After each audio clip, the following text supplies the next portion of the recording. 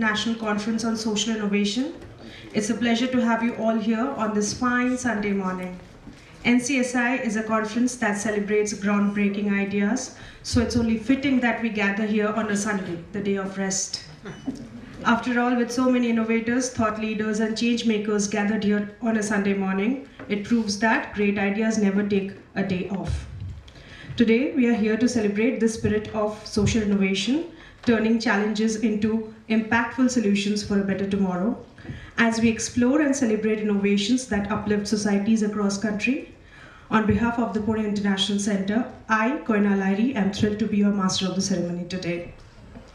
To commence the formal program, I now invite Mr. Prashant Girbane, General Secretary and Senior Fellow at the Social Innovation Lab, Pune International Center, to deliver the welcome address and extend a warm greeting to our distinguished guests.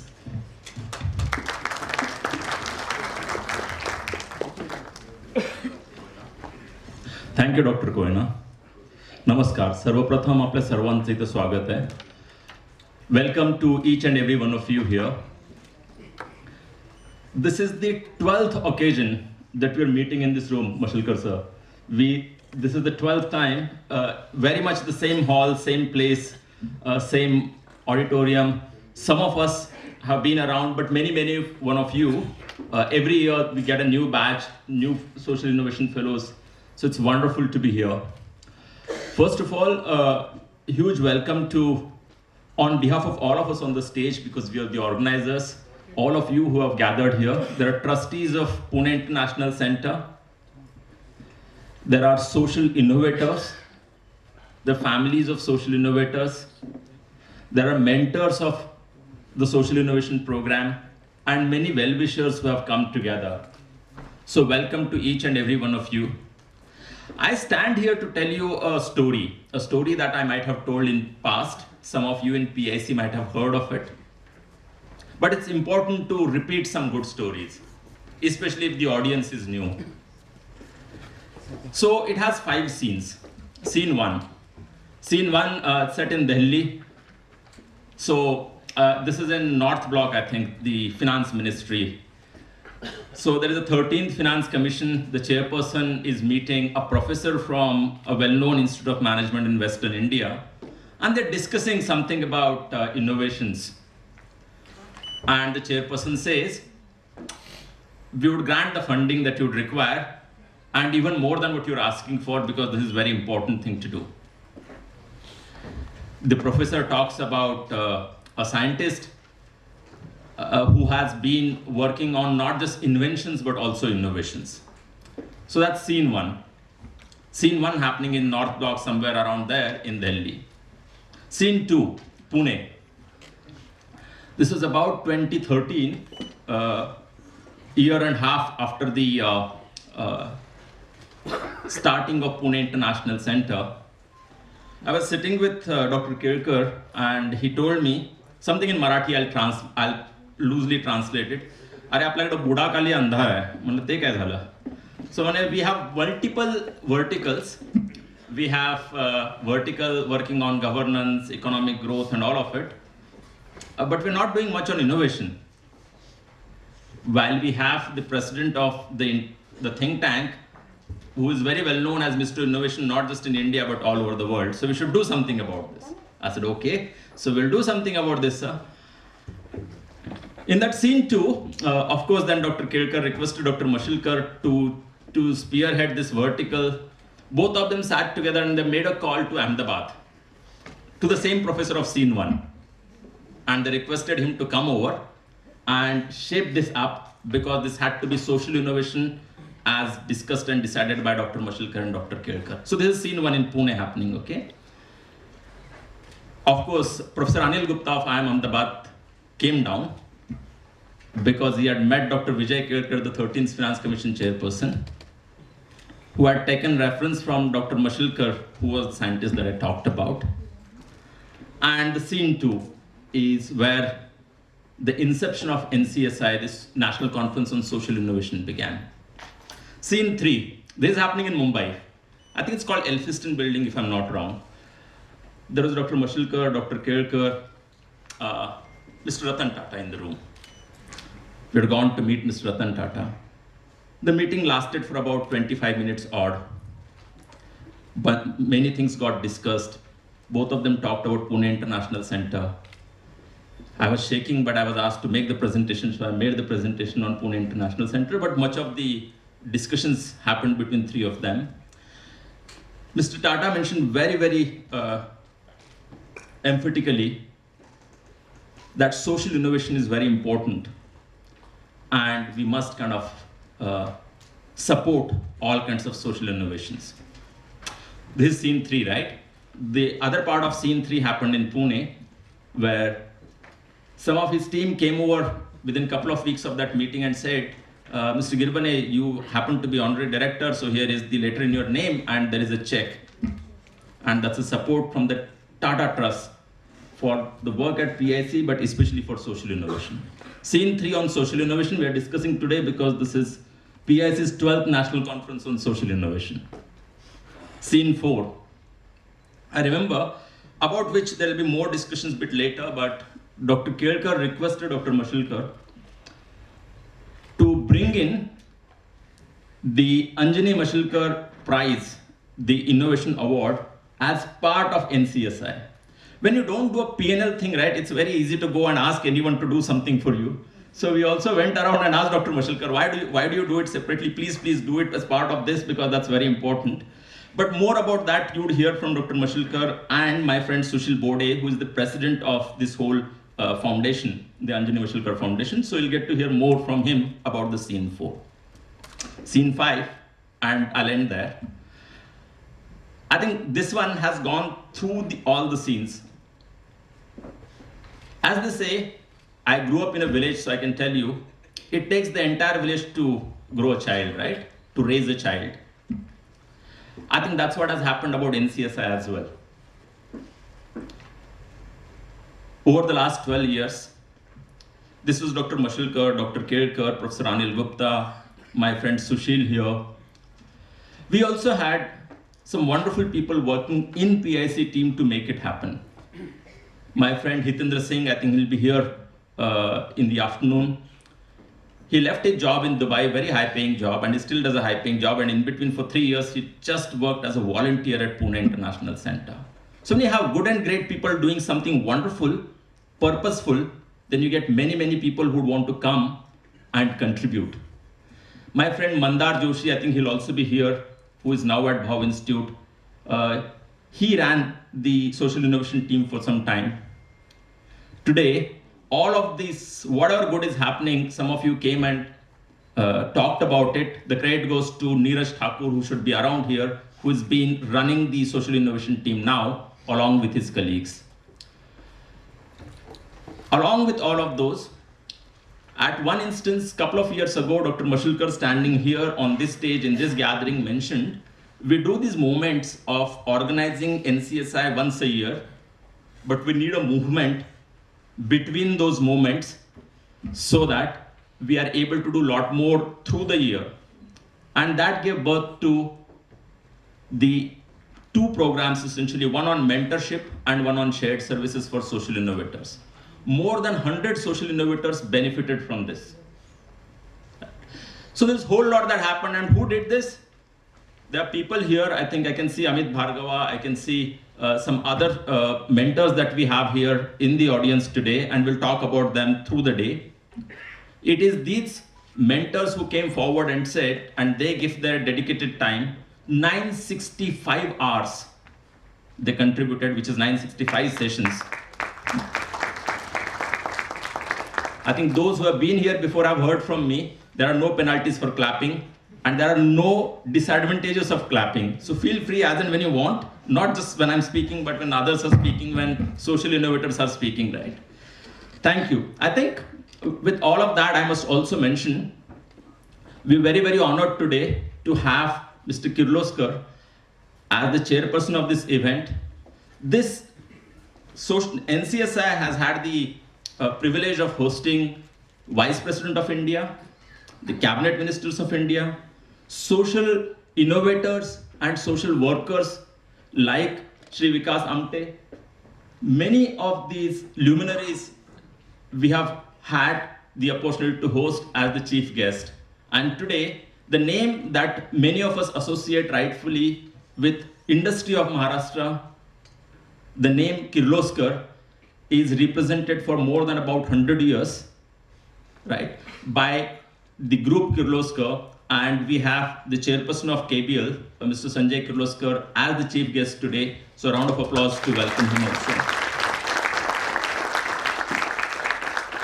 I know you all, like me, are very, very keen to listen to once a year opportunity that we have to listen to Dr. Mashilkar, and every year we learn.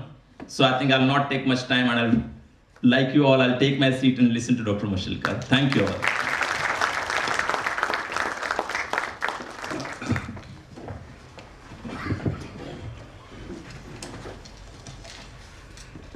Thank you very much, Dr. Vijay Kedkar, our most revered Vice President, Sanjay Kirloskar, our most beloved Chief Guest, Prashant, Sushil, distinguished eminence that I see in front of me, ladies and gentlemen.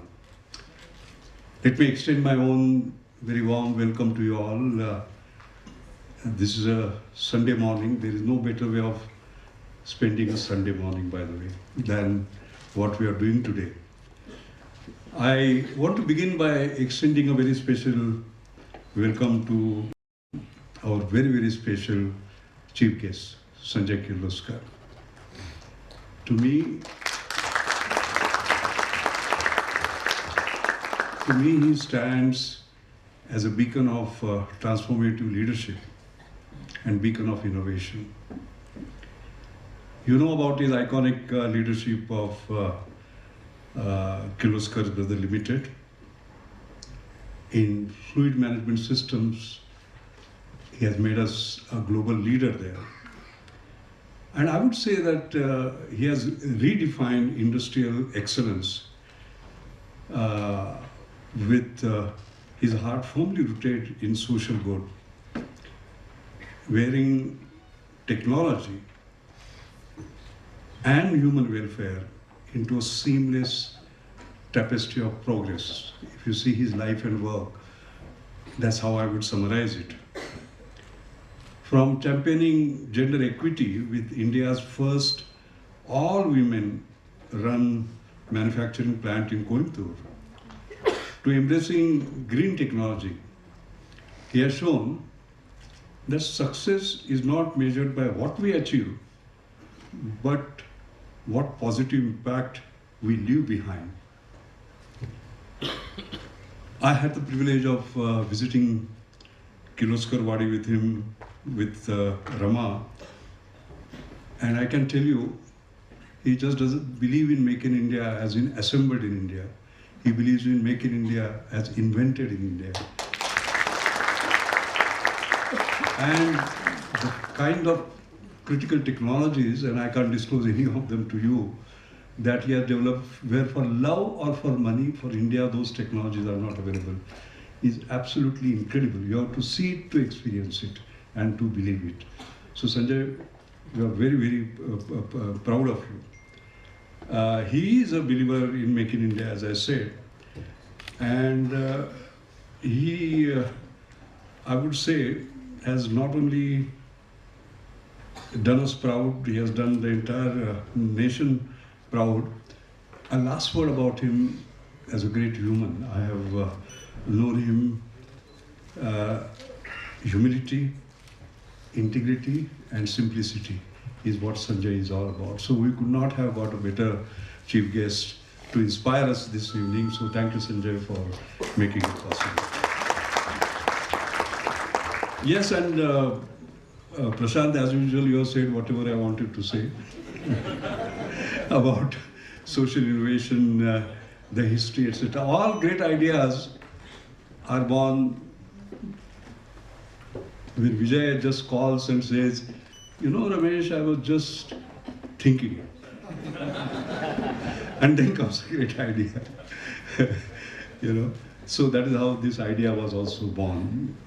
And I must say, and Prashant, you have covered it very well, so I don't want to again repeat. But you know, the future lies with the young, and I'm very happy to see Neeraj Thakur, Archita Joshi, Samruddhi Save, all these young people actually driving the agenda. You know, so I want to really thank them and congratulate. I must say that you will get a glimpse of what we have done, but there are many, many initiatives, like the Playbook series, which is a comprehensive guide from the insights and lessons learned about social entrepreneurship in different subjects, waste management, environment, healthcare, etc.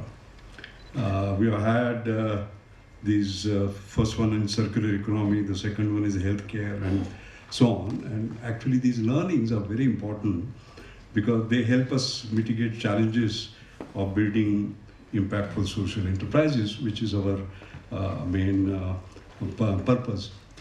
I want to specially mention about the CSR leaders. Several years ago, we got them around, and they have donated their time very substantially and very graciously.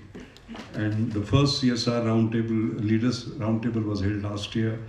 The second in education was held, and it was very, very insightful, by the way, because sharing those experiences told us the best way forward. We have been using also the digital media, because that's the only way you can, as a matter of fact, you know, go viral in conveying messages, in inspiring minds, and so on and so forth. This YouTube interview series, beyond profit perspective, how to bridge the gap between social innovators and the CSR community, has been very, very precious.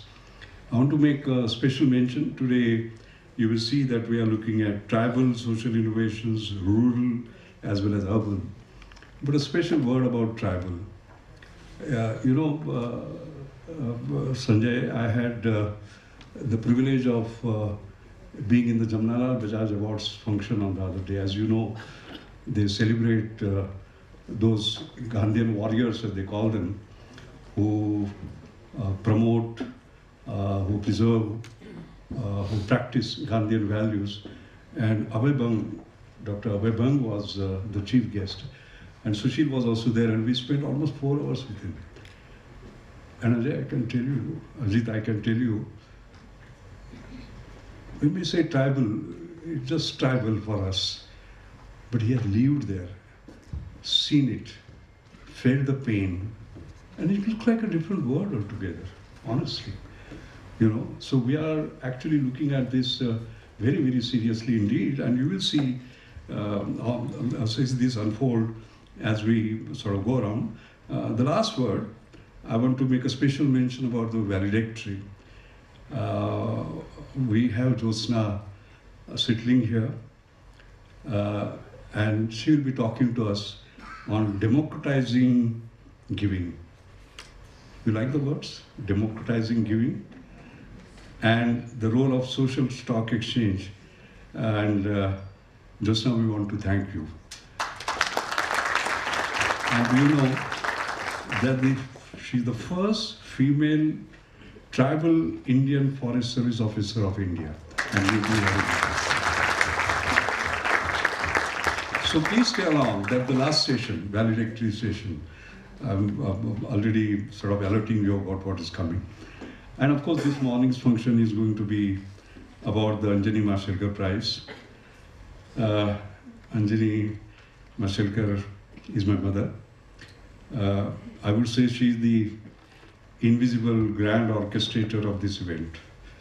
Although she's not there, she's everywhere for all of us. I've many times told you the story of how it all began, how I was working in Delhi as DG CSR. I would come and spend time in my labs every Saturday, Sunday. Whatever little money I had, I would give it to her. When she left, Shruti, my daughter who is here, was checking her saris, and she found all that money there. With a little chit written in Marathi that do something, who do science for the poor. You know, Sanjay, I always say it is not the power of budget that matters, it's the power of idea. It was not much money, but the power of that idea, do something for those who do science for the poor. That is how this foundation was born, by the way, 2011. And of course, we will hear much more about it, but I would like to basically just say that these awards are very special. As I always said, and I repeat it because it is worth repeating in India, I don't believe in best practice because you are following somebody's best practice. When you say I'm proudly, I'm doing the best practice, I believe in the next practice. C.K. Prahlad taught me that. Our next practice has to become the best practice for others. All these awardees are next practice. They don't do just renovation, they do revolution, as you will see. They don't just do incremental innovation, they do disruptive, game-changing innovation. And they make high technology work for the poor. All these awardees, you will see that, including the one today. There is a lot to talk about it, but nowadays, Ajit, what I found is that unless you mention AI, the speech is not complete. So I will only pick up those who use AI, for example.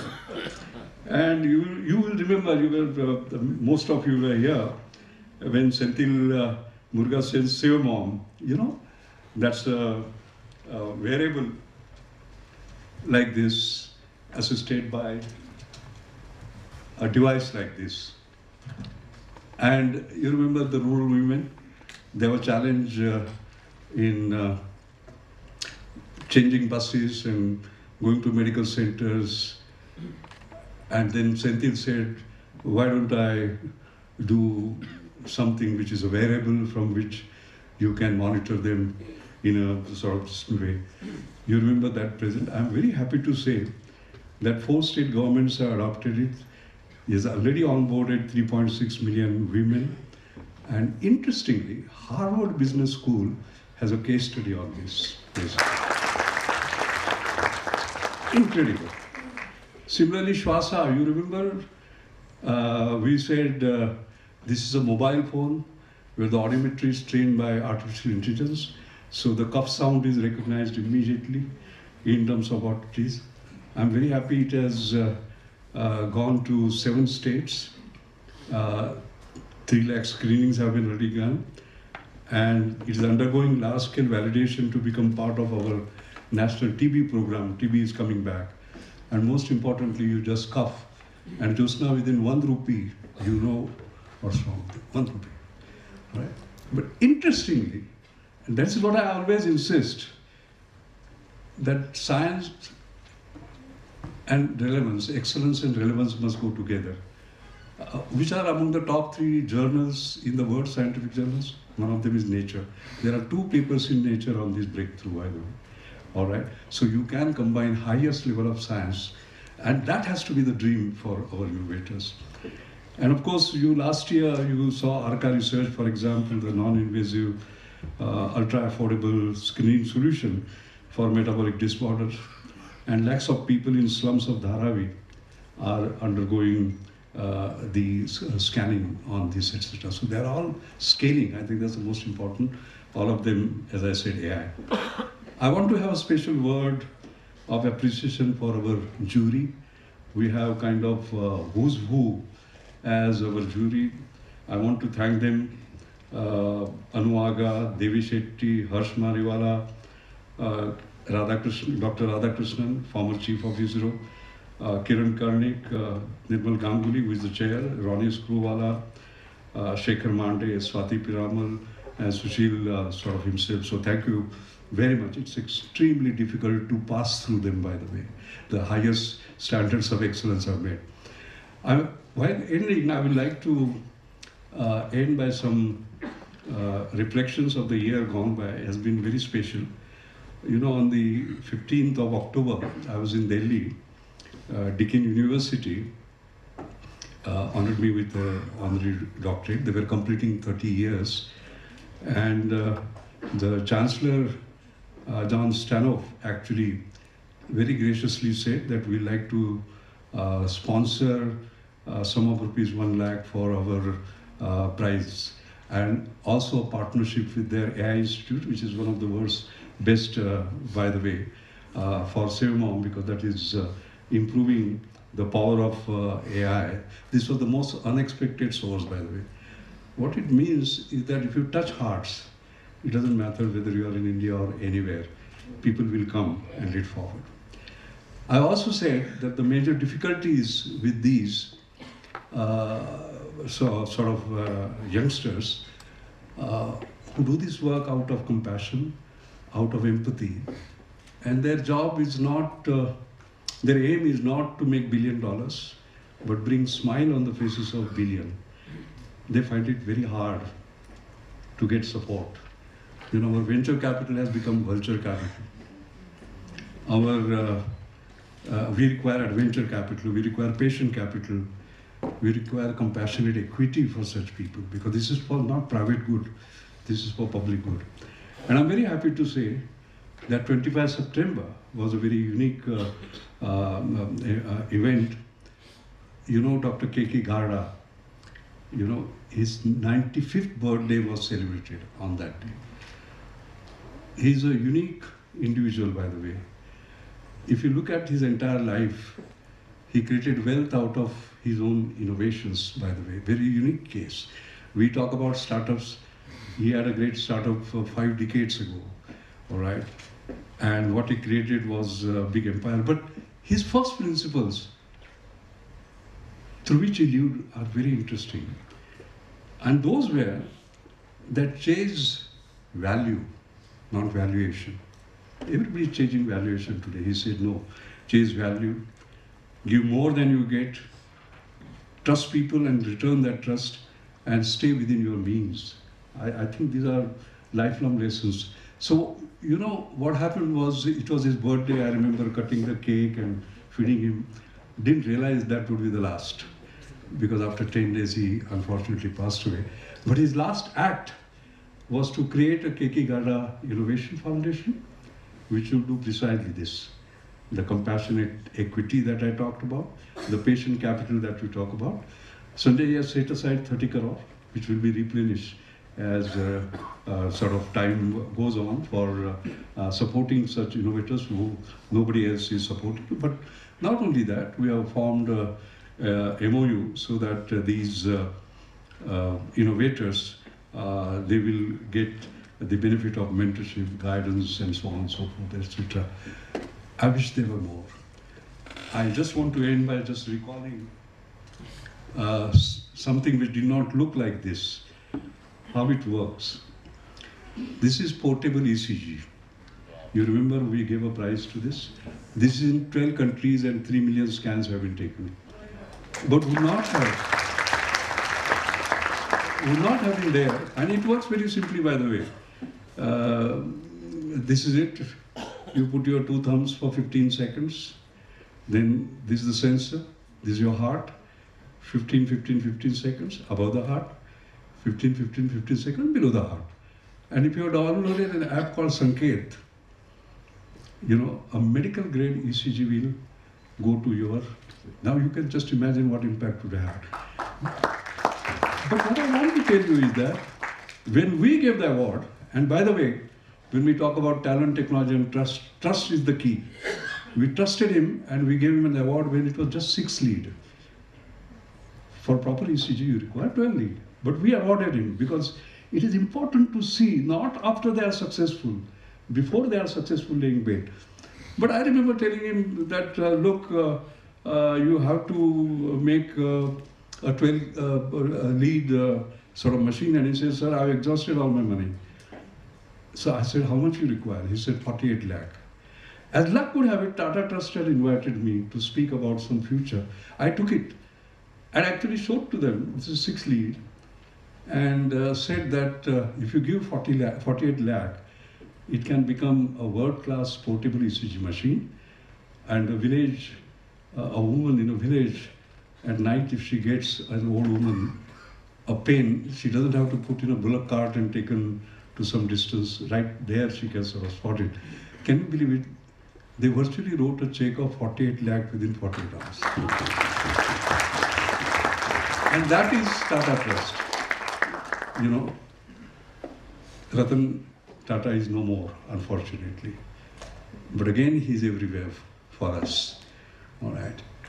The point I'm trying to make is that corporates with compassion of this kind is what we need, basically. All right, because they require this particular support. After all, what are we doing? Not making money, saving lives by early detection. That's all that one wants to say. I like to end again, Vijay. I don't know how many times in a day I should thank you, but it was his idea that this award is part of the inaugural sort of session of this national platform. Truly grateful to you. And our team, you know, Shrikant, Shraddha, Manmohan, Omkar, Kushbu, I want to thank all of them. They have been working very hard. And they are led by one and only Sushil Bode. He's my son-in-law, but he's my son, second son. All right? And he has given amazing leadership. So it's all to you, Sushil. Thank you very much.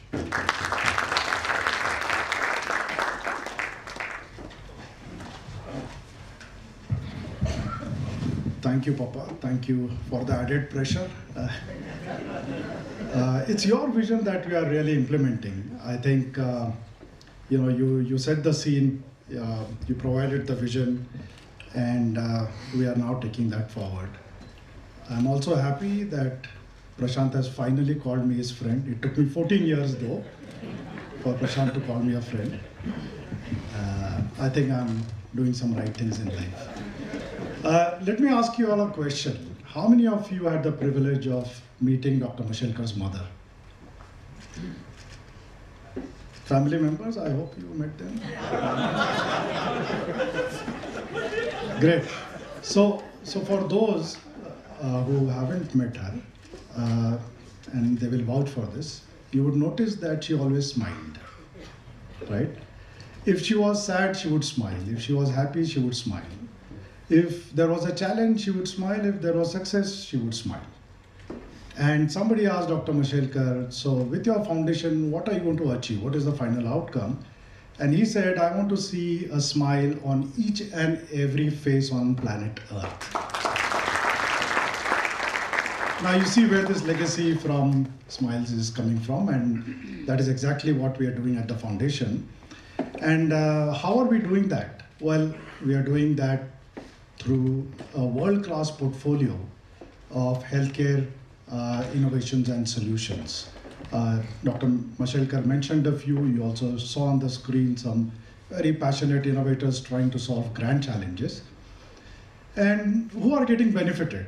Well, we are in healthcare, so of course patients. Patients go through enormous pain.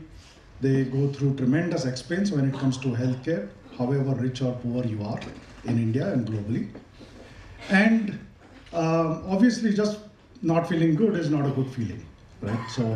So that's the one community that gets benefited. And then their family members, also they are caregivers. They get affected a lot. Most of the times they bear the expenses, and they also have to bear the loss of some family members. If you look at doctors, they of course get benefited through high technology to help them detect, treat, and monitor their patients and cure them. Hospitals, of course, hospitals get benefited because by integrating some of these innovations, they can reduce their costs tremendously and pass on the benefit to their patients.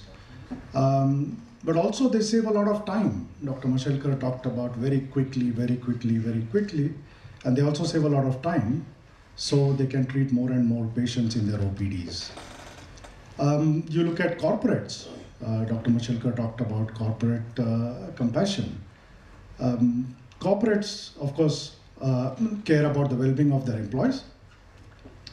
And they can now do it at less cost by screening, not a few, but all their employees at very low cost. But now through their corporate social responsibility, their CSR programs, they can also deploy these innovations to reach far and wide and include the most excluded people, again at a very low cost, right? So their program can really grow and their impact also grows. And finally, of course, government's mandate is to take care of its citizens, take care of their health, and that to end. So most of these innovations are very, very helpful to the governments as well. You would remember iBreast. This is iBreast. This was our earlier winner. What does iBreast do? Very simply, iBreast detects lumps in the breast, which then get diagnosed for lung cancer, right? Why was iBreast needed? Because now the current practice of detecting cancer, breast cancer, is a huge machine called mammography, okay? And that huge machine is expensive. I'm told, doctors here would confirm, I'm told that any good mammography machine would cost nothing less than 80 lakhs, right? And it's cumbersome. It's invasive. It's an X-ray, by the way. Mammogram is an X-ray. So you send X-rays through the body, which radiation is not good, as we know, to the human body. And not only the machine is expensive, but also the test. A mammogram would cost you anywhere between 3,000 to 4,000 rupees if done properly. Again, because it's an X-ray, you need radiologists, you need doctors. And all of this put together then is a problem. The most important part there, the most important problem there to solve is pain. Women and ladies in the room here would confirm mammography is extremely painful for them, right? So you have to solve for that. It's not good enough to only bring the cost of a mammogram machine down from 80 lakhs to 40 lakhs and the cost of a mammogram test, but also solve for all of this so that the compliance happens. Everybody says that if you screen women early and you detect breast cancer early, we can actually cure breast cancer and we can save lives. Why doesn't it happen? Because this is the current practice. And that is why our innovators did iBreast. What does iBreast do? iBreast, no pain. Why? Because you just move this over the breast and you get signals. It plots, is there a lump and where is the lump in the breast? Okay? Zero pain. It's portable, as you can see. It does not require internet. It does not require power. It works on batteries. And Amol, you have worked in the field, including with Dr. Abhay Bang. You will understand how important it is to solve for rural India as well. Something like this, a test at scale can cost not 3,000, 4,000, but 300 rupees, right? And because there is no X-ray here, there are just signals going from here to the computer to plot it, any local person can be trained to be an iBreast expert in less than 2 to 3 hours. So you solve for all of that, right? Not just solving for cost or for the size of the equipment, but you solve end-to-end problem. And this is now being used in many, many countries. There are more than sort of 20 lakh tests that are out there. iBreast also has solved the compliance issue, obviously, because of all the issues that I talked about.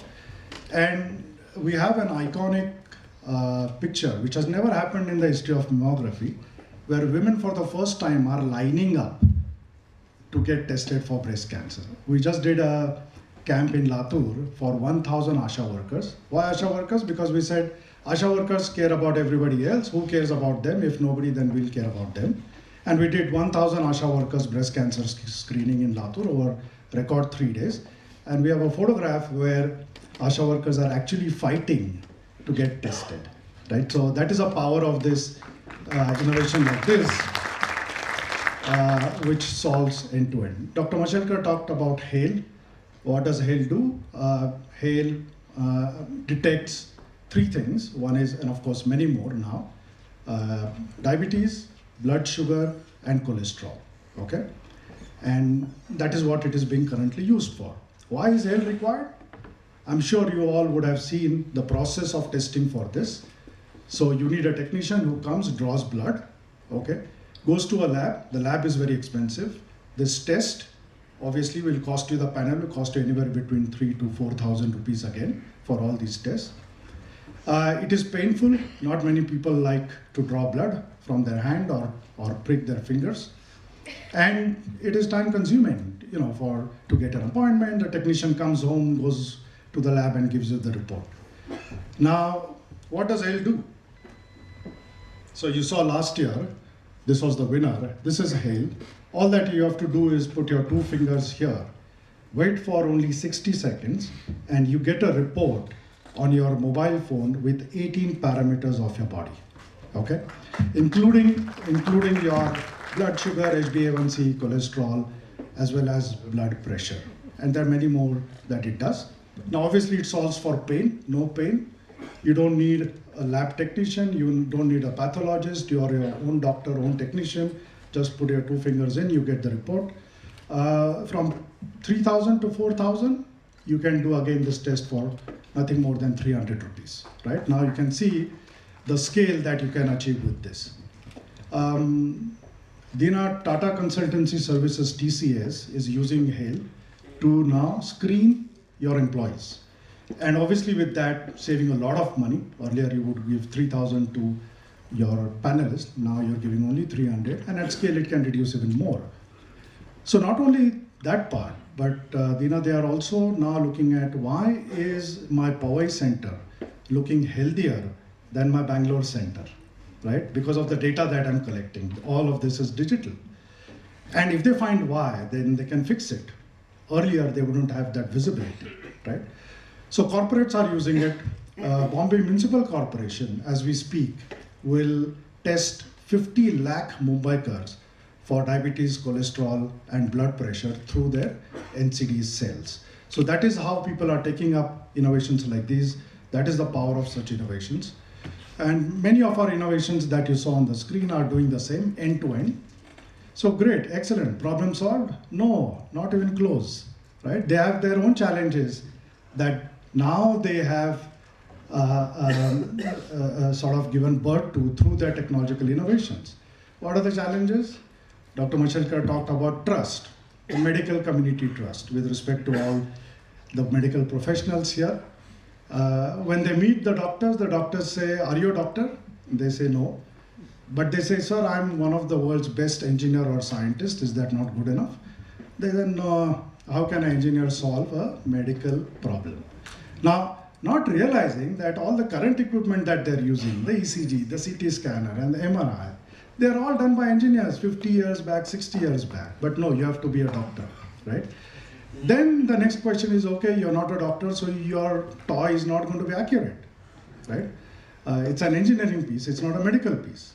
And they say, but yes, sir, I mean, to get a Mashelkar stamp and to really do some good work, we have to get all the certificates required, okay? We can't cut corners because it is human health. So we have CIDESCO and we have CE, and we can go as, some of them have gone as forward as to get a US FDA, which is the ultimate in certification, but it doesn't matter to the medical community. What they say is that our associations have not told us in their guidelines to use this, okay? And now you can see, associations are a little wary to include these innovations in their portfolio because of conflict of interest of their members. And their members are the ones who do not like these innovations because they have conflict of interest. So they have to fight those battles. Next problem, scale. Okay, now most of these are digital, right? They have to be digital because end to end you can scale on a digital platform. And when it is digital, you have to have a lot of data. Now, who owns the rights to this data? Who has the reach? Government, right? And you have to work with the government and you have to work with the medical community. Everyone wants a pilot. I don't know why. They have proven it in Johns Hopkins and Apollo has used it and British Candy has used it, but everybody wants its own pilot. Now this pilot, after a pilot, the startups take a long time to achieve that scale and to train their machine learning and artificial intelligence engines that Dr. Mashelkar is talking about, right? So how do they scale? Their journey goes on, and they keep fighting those battles. Last is funding. Of course, Dr. Mashelkar also mentioned that. with due respect to the venture capitalists here, the conventional venture capitalists say that, oh, you have government as your customer. We don't like such startups, we don't fund them. Now, government is not their customer. Government is a major stakeholder because it's their mandate. They have to work with the government because they have the reach, the mandate, the protocols, and of course the data. Okay, but the venture capitalists don't understand that. So now what happens? Dr. K.K. Garda says, okay, if nobody is helping you, he said, Dr. Mashelkar, I will help you put 30 crores from my profits into this wonderful initiative we started to invest as compassionate equity and patient capital. Patient capital means not for the patient. Patient capital means that I will have patience in deploying my capital as well as for returns. I'll wait with you and I will tread the journey with you as an innovator. What is compassionate equity? Well, compassionate equity means that this equity will ask for social returns first before we ask for financial returns. So you show your social returns. If you return my money 1x, great. If you can do more, wonderful, because all of that money will come back in the same pool and I can fund more and more inclusive innovators like you, okay? Now, what is different here? Well, the beauty of this initiative is that it sits in a non-profit setup. And Ajay-ji, you would know that in a non-profit setup, if a fund sits, there is no carry, there is no money going back to their promoters, it just grows the fund, it just grows the pool, right? And hence, nobody gets rich here.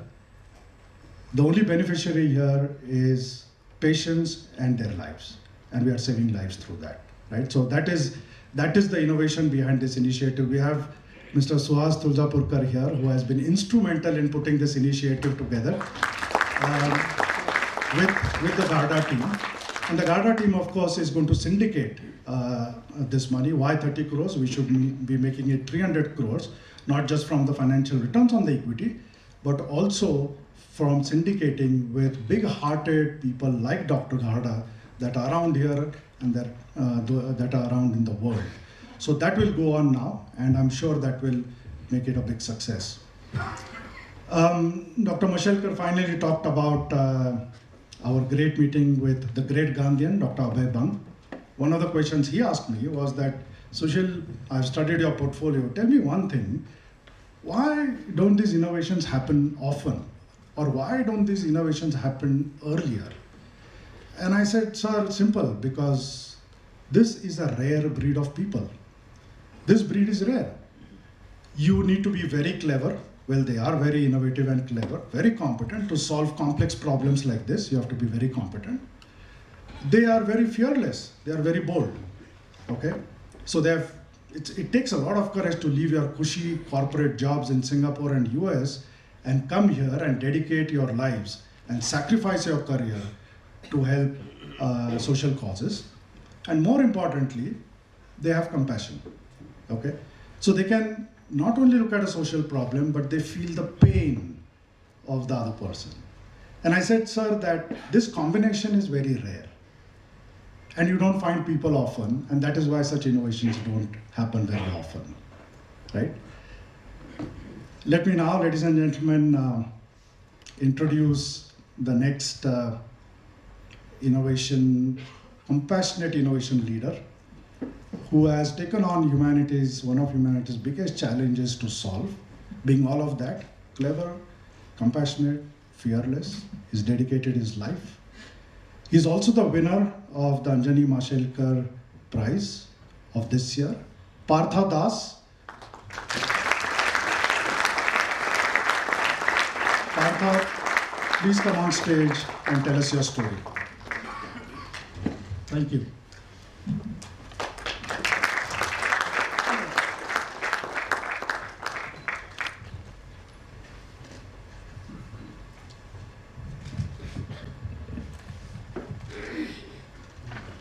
Good morning, everyone. Good morning. Exactly 5 years back, I traveled to the north side of Odisha. There's a district called Sundargarh. I met a lady called Ramana. In the part of the strategic check of my innovation, I just sitting in a rural CHC center, and just listen how she is talking to the doctor. Ramana asking to the doctor, 30-40 years back, I feel the same problem what my daughter is facing now. The doctor asked what the problem is. She told she is feeling fatigue, she is a respiratory issues, probably she have anemia. Doctor quickly asked, so if you are well aware, so then why you are not checked exactly 30 years back and why you are having this problem since today? So she told, I am the only earning member in my family and most of my working time I either sleepy, I am not so productive. So ladies and gentlemen, this is not only one story of one family of Odisha is. India is an anemic country. Our largest national problem is we are an anemic country in the world. If you see the number, globally, 1 billion people are having anemia. And especially in India, 2 out of every 3 women are having anemia. I was in Singapore and left my job in 2018 because of several stories. But I'll tell you one thing is, in the vision of 2020 written by Dr. Abdul Kalam, so he mentioned in his book, if India is anemic free, then we'll be a developed country in going forward. You know, first 1,000 days of every child have their fast cognitive development. If the child have anemia in the first 1,000 days, then the cognitive development will not happen properly. And the result of that, you see the tribal community, the generation to generation, they are only the labor. Government is pushing so much, corporate pushing so much, but we are basically losing the basics. If the cognitive development is not happening in a child body or the mind, then how he or she will become an engineer or the doctor? So we are losing the right spot of test, treat and talk about anemia is. Then in the adolescent girls, so they are fatigued. You know, like nowadays, the menopausal cycle is starting very early because of adulteration of the food, and it's directly impacting a huge blood loss of these adolescent girls. And out of that, in the pregnancy time, they are facing a lot of issues. And that's why the mother mortality rate, as in the country where we are talking about 5 trillion or several trillion dollar economy, we are really missing the small gaps. Then after this, pregnant mother become the reproductive mother, become the older, so then slowly started the bone problem, premature heart disease and the other issues. And you know what the root cause of anemia is? In India, till in 2024, 58% of the childs having anemia. And interestingly, this data by Government of India, so probably this data is coming out of the small or maybe lakhs of patient samples. It's not in 140 crore population data. But it's very alarming. 58% children, almost 54% adolescent girls or the school-going children. Around 30% of the adolescent boys, the reproductive mother have more than 50%, and you can see the spectrum always more than 50-60% of anemia we can see in the woman's whole life in India is.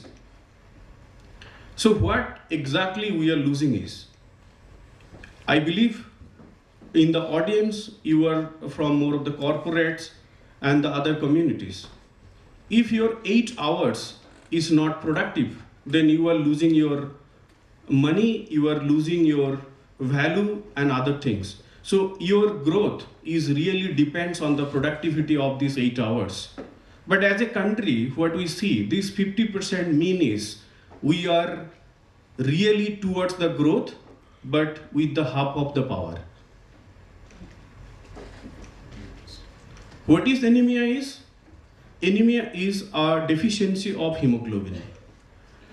So what it works basically, so hemoglobins carry the oxygen to the whole of the body, giving the oxygen to the all cells, all the organs. If it is stop or not giving the sufficient oxygen to all the organs, then everyone started creating problems. And that's why in a country like India, the older parents are bringing their young childs for the heart treatment or the other related issues. How it can be fixed? It can be fixed to providing sufficient nutrition, to started changing the lifestyles, just simply giving minerals, nutrition and the iron rich food, it can solve the problem. You know what Sushil sir explaining all these issues in the healthcare, really the innovators work for the patient, but we are talking with the doctors or the medical fraternities. That's a huge gap. But leaving aside, what is the problem of anemia is, we are talking about $5 trillion economy, we are talking about Chandrayaan and lot of things. But why after 75 years, still we are having more than 50% anemia? There is small gaps is creating a huge impact in the society. Number one, in our community, till the time they are facing problem, they never gone to the hospital or the clinics to check their hemoglobin and the other vitals. The another problem is, if it is invasive, so people have a fear to give the blood. So nobody is ready to check, volunteer their giving blood and understand their vitals. Number two, in the large country, we don't have the skilled manpower to go in each of the corner of India and do these large screening programs. It's very expensive and it's taking time. So you give the blood after 4 hours, and if you give the blood in a good hospital, it will give you a report within 2 to 3 hours. Most interestingly, when you are talking about digital, probably the 100% audience are here using Phone Pay and the Google Pay. But you know, if you ask a question to any of the community health center, primary health center, or any general hospitals, like this is the pregnant mother and she probably traveled more than 6 times in the last 10 months. What is the hemoglobin trend? Where in the specific district, identifying each individuals and see the trends, it's very difficult. So we do the test, but we never maintain the data in our repository. That's a big gap where we are identifying is.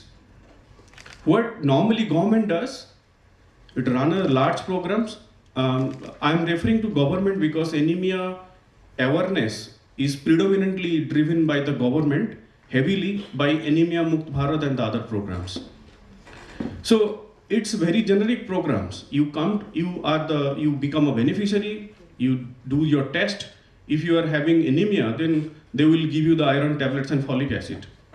So what you are getting in a severe anemic patient, you are also getting when you are identified as a moderate anemic patient. So why I am trying to give you this example is, so the test should be a evidence-based practice. Based on the value of the hemoglobin, your treatment plan to be defined. It's not like a very generic to giving the iron tablets and the folic acid is. And last is, there are a lot of procedures are used by various different programs, but primarily most of the innovations are not so accurate. So I'm from a rural Bengal, from a middle class family. When I was in college, my mom got a premature heart disease, and so far she gone for a three times operation of the to treatment this heart problem. So often I was an engineering student, so I asked to a doctor, like, when suddenly my mom got this problem is. So you'll be surprised to know the response is, your mom are the severe anemic patient since a long time, and that's create the problem and become the heart patient. As an electronics graduate and work around 10 years in the industry, work for many companies in IoT, artificial intelligence, data mining, data warehousing. So I took a bold decision in 2018 to back to India and start this venture. What my venture does, so our innovation is a non-invasive hemoglobin device called EG-Check, which can detect anemia within less than a minute time and without taking a single drop of blood from the human body. Hence it's non-invasive, so it's infection-free and painless. It's just 300 gram device and just lithium ion battery operated. It shows you the results. So how it works, basically it connects to the mobile app through the low energy Bluetooth. After 40-50 seconds, you can see the results in the mobile. Why it's mobile? A lot of doctors ask the same question, why you are using mobile? Because the mobility is shown many success in India. So if I am capturing the data in the mobile and I am storing it, so I can show the trends any given time. I can tell which location, which age groups, and which individuals have what kind of patterns of hemoglobin is. It's a high precision. The accuracy is more than 92%. It used by any of the semi-skilled manpower. So it gives just 30 minutes to train any individuals to run these devices. It takes less than minute time and it's a battery operated. So you go to any areas in the rural where there is no internet, there is no power, so it gone for 8 to 10 hours with the battery. It will work as an offline. And the cost is absolutely 10 rupees. You compare the similar kind of precision and see the cost. I quoted the cost of the government spend around 35 rupees per test, including all these expenses. So just see the test of 10 rupees. Today, the cigarette cost, the one glass of juice also more than 10 rupees is. How it works? It's just simple. You just place your left hand ring finger into the device and it will take 40 to 50 seconds. It show you the results. It's not the results like show you anemic or non-anemic. It show the exact value and the flag of red, green and amber. And then you can quickly send the report to any of the messaging services or WhatsApp, Viber and so. I'll show you the small video to explain you.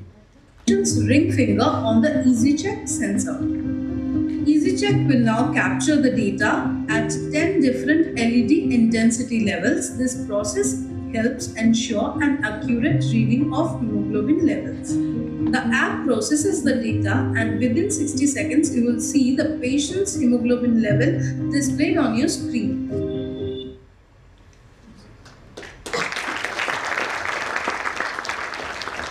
Now the often common question, initial days in my journey, people ask, you are from which IIT? So I said, no, I am not from any IIT.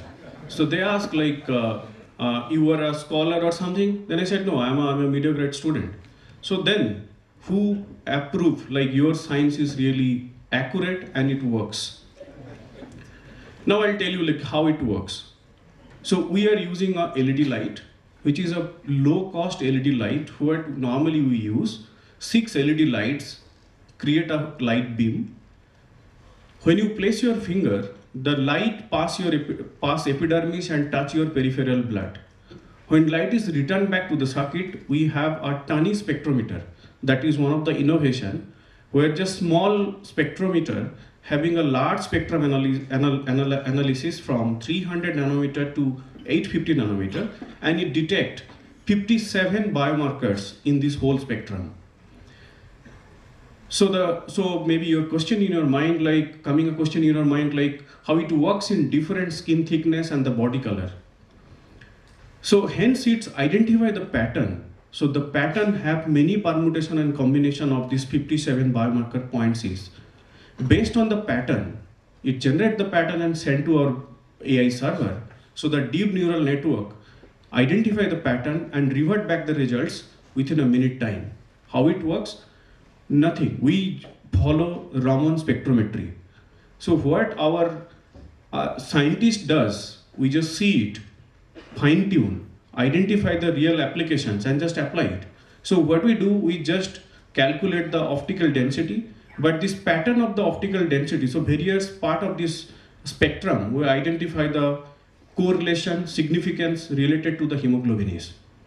And then it really analyze the data and show it in your mobile app within these 40 seconds. So the bigger challenge, and I believe this is not the challenge, this is the opportunity to showcase your innovation, how it is strong, how it is comparable, and how it's global standard. So when I finished my trial in Odisha and visited western part of the country, then people ask, did your trial in the western side of the country? I said no. So we started validating in a multi-centric validation, started in Odisha, validated in Maharashtra, Himachal Pradesh, West Bengal, Assam and the other part. And then outside of the country, we done validation in Africa, Myanmar and Indonesia. In the collaboration of ICMR, we have done a validation where we see the 92.3% are the accuracy of the devices and sensitivity and specificity is more than 93%. So maybe a question coming in your mind like why the gap of this 8% is. You will be very surprised to know when you go to any lab, the lab results also vary between 0.5 to 1 gram per deciliter with the global standard hematolyzer. What it means this 92% is, compared to the CBC, my device is showing almost in a variation of 0.5 to 1 gram per deciliter. Beyond this 92%, around 5 to 8%, it shows beyond 1. And if we do the protocols rightly, so then it will come in a right kind of results. So the common question, who validate, did any scientific peer-reviewed journals, your validation, your innovation is published or not? But you know, the good journals, it took more than 2 to 3 years to publish in a good reputed international journals. But I'll be very happy to tell you that now we have published 7 publications, which all are international. Our PCT got published. We filed 17 international filing of our patent. Out of that, 2 are the granted patent from Africa and Russia so far. We had 3 granted design patent also. In terms of the certifications, we completed CDESCO, our facility got ISO 13485. We are IEC 60601 and IEC 60601-2. We completed the biotoxicity test of the plastic where the patient placed the finger, and also the data security part. Now we applied for US FDA, probably within a year time, we are going to have US FDA 510K.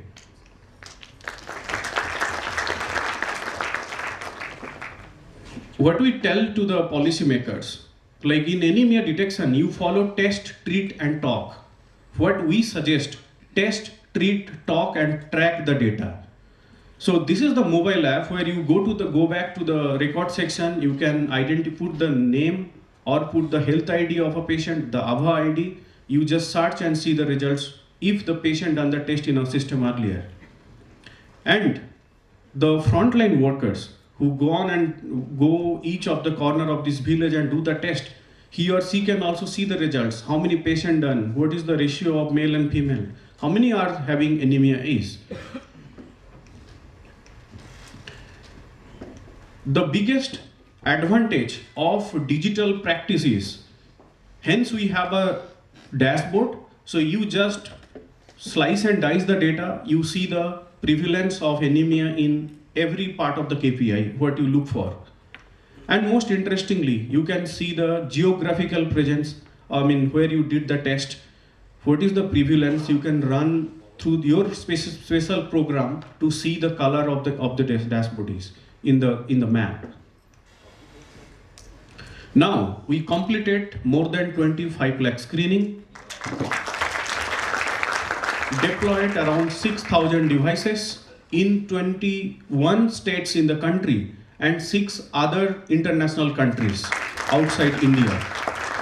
We are strongly operating outside India is Southeast Asia and recently started our operation in Africa. See, only saving lives is not only the one task. The other are the important areas. We are pretty affordable, so we are saving money. We are not generating any medical waste. Hence, we are not generating medical waste. We are creating carbon credits, and you can see the number. As a country like India, when one of the medical fraternity are always look for the blood, we have a huge shortage of the blood. So one of the impact we are doing is saving blood and saving time as well. Closely we are working with the governments, closely we are working with the development agencies, CSR, NGO partners.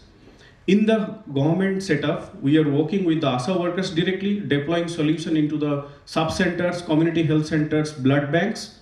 In the CSR or the NGO partners, they deployed our solution in their factory in nearby the villages. Also, we are closely working with hospital, pharma companies and the insurance providers. It took us around 5 years to get the confidence from the community, and very happy to share you that we raised multi-million-dollar from India's largest pharma company, Sun Pharmaceuticals Limited.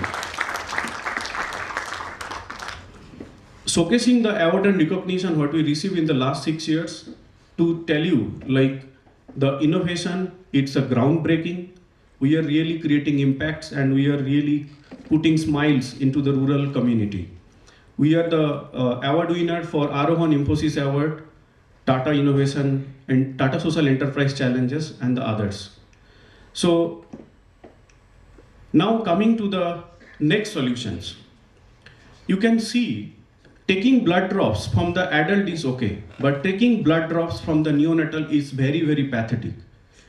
It needs multiple prick, a neonatal heel to generate the blood and then it gone for a testing. And 1 out of every 10 childs today are having hyperbilirubinemia. And we are losing 1 children in every 5 hours in our country now.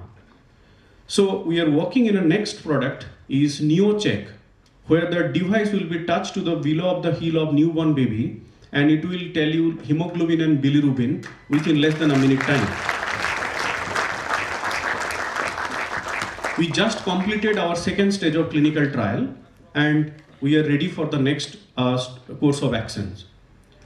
Another innovation we are working in non-invasive glucose monitoring. So it will take a long time to validate, test it and getting the confidence from the community is. These are the 2 innovations we are working now. What exactly we are looking for is, we are not hurry for the valuation. We are not hurry for the other award recognitions is. We want India should be anemia free.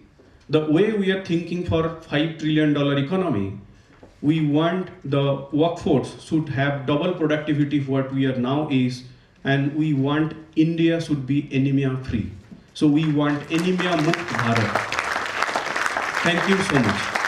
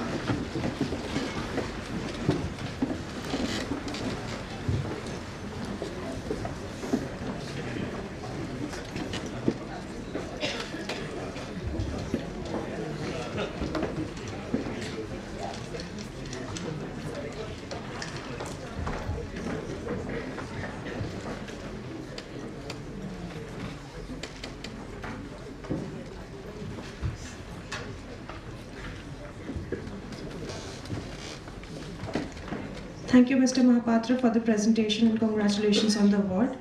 I now invite Mr. Girbane to present an overview of NCSI 2024 and introduce our esteemed chief guest.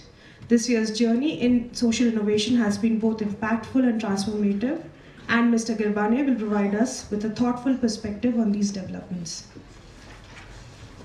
Thank you, Dr. Koena. I promise you it will not take more than 3 minutes. Wow, this was amazing to listen to you, to see the innovation, to see the impact. Amazing.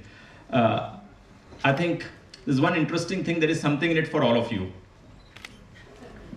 As you step out in the breaks, they have offered to do the test. You don't have to do Google Pay. Thank you so much. There's some benefit of coming here. Okay, thank you so much. On a lighter note, since it's interesting, right? This award is about innovation. The Anjali Mashalkar committee talks about innovation, ideas, India, inclusion. But there's one eye they don't talk about, invasion they don't like. Anything invasive, right, they don't like. They always keep rewarding things that do not require anything invasive, right? That's the kind of trend that I've observed over the last few years. That's wonderful. I think I'll not talk much about it because you would have this video on the YouTube, you'd get to test yourself for what it is.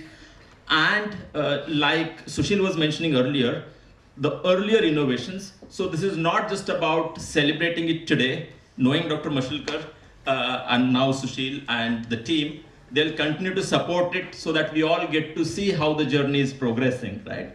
And that's a wonderful part of it. Now today, you would get to hear there were about 200 applicants that we had, that's what Neeraj tells me, this year. We had a jury and that came about 21 other social innovators you will get to hear today. And there are colleagues like Dinanath Kolkar, Raman, Hitendra, Shashank, Saujanya is here, Amit, Dr. Sujata, Ram, Premnath, Vishwas, all on first name basis because all of this kind of form the community. As I was telling you, it takes the whole village to grow, to raise a child. And these are the individuals who are doing it. They all would be conducting multiple sessions through the day. As Dr. Mashalkar mentioned, we'll get to hear Dr. Jyotsna Sitling. In the very early days, when she was Joint Secretary in Government of India, she kind of came forward and supported and looked after this program. So it's very befitting that we would have you to do the valedictory. The day started with what Dr. Mashalkar mentioned. The day would end with what Dr. Kelkar has to say. So we all would be here till that concluding session of Dr. Kelkar at around 5:15, 5:30 today evening. Now, coming to introducing Mr. Kirloskar, I think Dr. Mashalkar has already done that. I'll just mention a couple of things. Mr. Kirloskar is Chairman and Managing Director of Kirloskar Brothers Limited. As you know, KBL was established in 1888. When they celebrated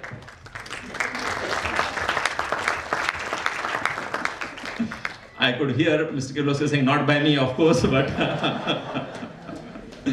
it takes, I mean, we all hear about how after 100 years, right, I don't have stats handy, but very few of the firms survive or exist.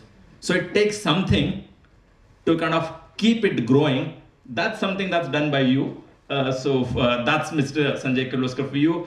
It is India's largest centrifugal pump manufacturer, and it is a truly global because it has manufacturing facilities in Netherlands, South Africa, Thailand, UK, and USA. I think he sits on multiple boards. The innovations that his company is nurturing, that Dr. Mashilkar talked about, is only one thing left to say. He's also president of the Maratha Chamber of Commerce, Industries and Agriculture. Some of us are the board members there. That I must mention. All right. I think the other interesting thing before I invite Mr. Kirloskar is we did not even get an opportunity to introduce Dr. Mashilkar because he rushed us out to do that. But I think it's a wonderful thing to mention to people who haven't heard about it. I'm sure you know of Dr. Mashilkar, the innovator. I must say a couple of lines now that I got the mic. I think it's not just the Padma, Padma Bhushan and Padma Bhushan awards about Dr. Mashilkar. It's not just the multiple awards that science fraternity through very rigorous peer reviews would have given him. It's not just about the Bhatnagar Award and all the way up to the Fellow of Royal Society, which very, very few people get it.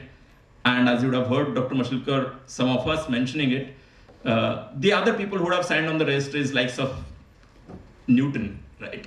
We all studied the formula. Nobody's giving you a quiz question to ask the 3 laws or 4 laws of Newton. But yeah, that's where he ended up signing as a Fellow of Royal Society. It's not just about all of those. It's not just about the inventions. It's not just about the polymer science and the other sciences, right? I think it's beyond that. For somebody to have transitioned from the invention and then a long second stint on innovation, and innovations not in the corporate world, but also parallel in the social innovation world, right? Like Dr. Kelkar keeps telling me, एकच व्यक्ती इतकं सगळं कसं करू शकतो, right? How does one individual does all of this? I think this has been an inspiration for all of us. We didn't get an opportunity to introduce Dr. Mashilkar earlier, but it means a lot. Before I let you go and before I invite Mr. Kirloskar, I should also mention this. We are 12-year-old as a social innovation. We would be entering teenage next year. We're growing up. As we grow, we would move to another facility. This is the last time you would be sitting in this wonderful facility for the NCSI. Next year's NCSI would happen in our very own facility in the Pune International Center campus.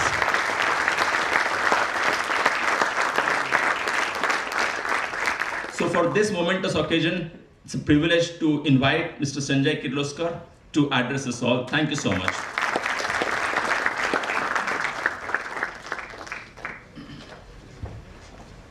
Morning, everyone. Good morning. Respected Dr. Mashilkar, Dr. Kelkar,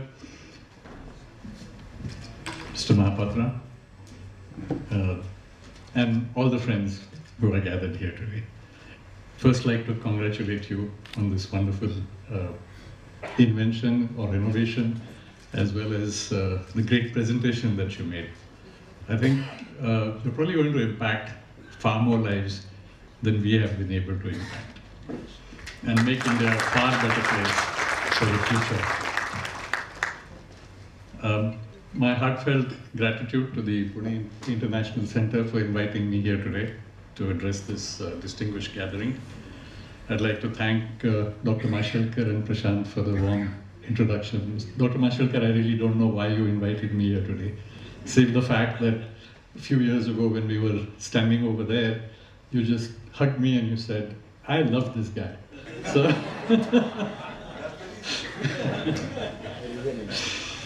it's indeed a privilege to celebrate the inspiring work of social innovation and honor all the individuals who have been instrumental and who will be instrumental in shaping a better future for all of us. You know, you mentioned you're not from IIT. And in all the work that I've done, and my apologies to Dr. Ranade, who's from IIT. In fact, I'm also from an IIT, but I wasn't smart enough to go to the Indian IITs. I graduated from Illinois Institute of Technology, which over there was also called the Indian Institute of Technology for some reason. But we work with a lot of organizations, especially Nuclear Power Corporation, and we find most people are not from there.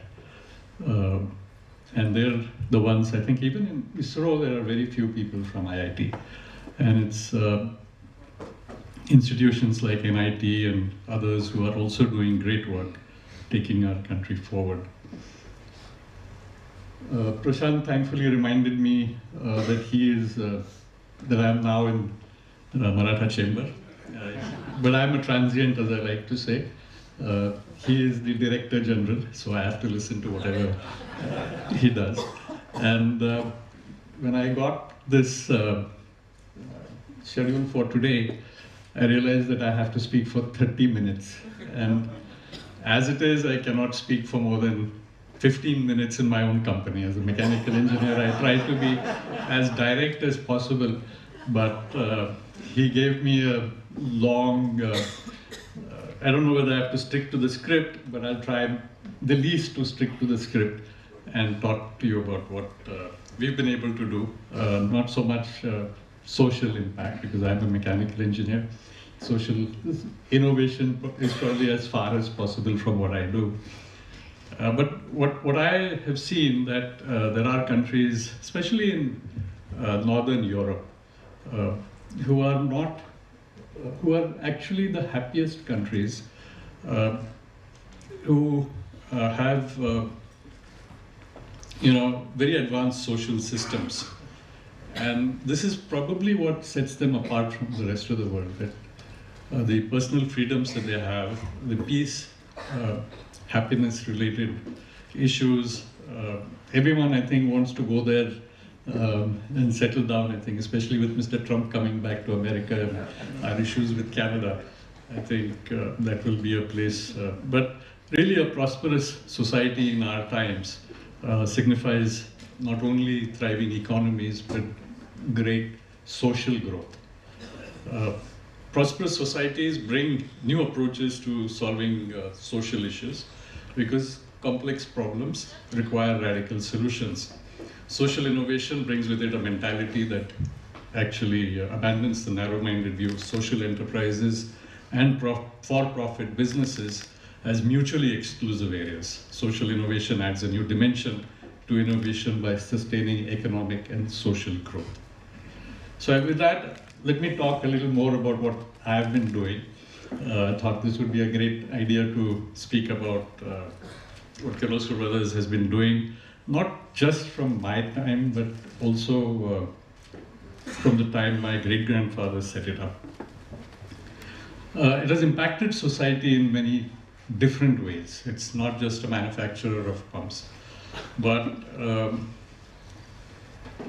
they've had to look at different social challenges across the years that we've been in business. Like you said, since 1888, when we were first set up in Belgaum, and then moved to Kirloskar, thanks to the Raja of Aund. Dr. Kelkar's family and my family were neighbors, I guess, at that time in Aund. But this was a Raja who was forgotten now, but was a great social reformer. Loved to teach others Surya Namaskar, patronized the arts in many ways, and was the first, I think, kingdom. Aund was the first kingdom in India that adopted a constitution. It was, I think, approved by Mahatma Gandhi as well. In fact, he went to Wardha to get it approved, and then had free and fair elections in his state. But my great-grandfather was asked to leave Belgaum because his foundry was polluting residential area. Even in those days, there was something called pollution. And this Raja of Aund invited him to set up this industry for ensuring that his subjects could gain employment. This is very different from most Rajas.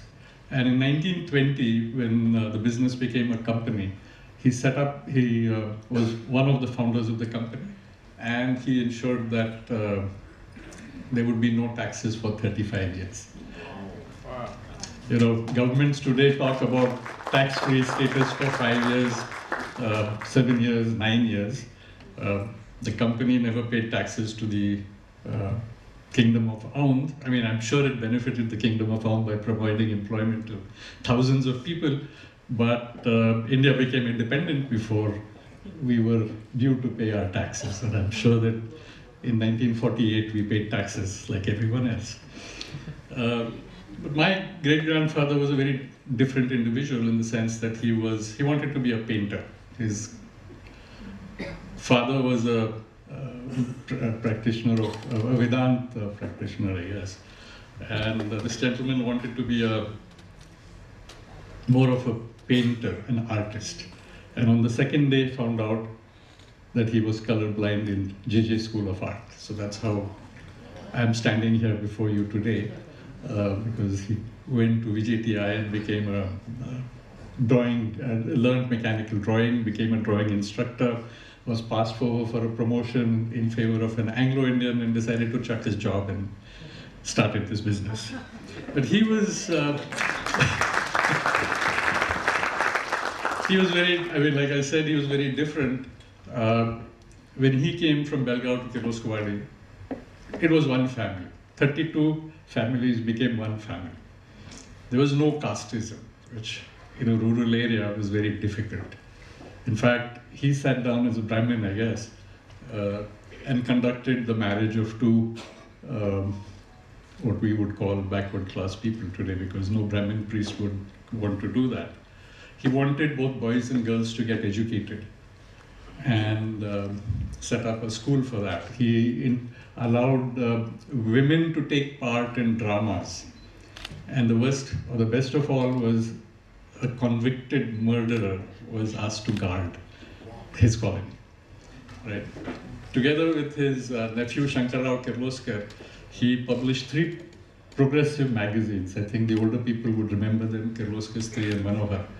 And maybe I'm conceited, but I think that's why places in Maharashtra are very different, where women can freely move around, because they believed in rational thought, education of the girl child, and widow remarriage. In those days, I think it was not allowed or looked down upon, but they promoted that. So, this is in a rural area.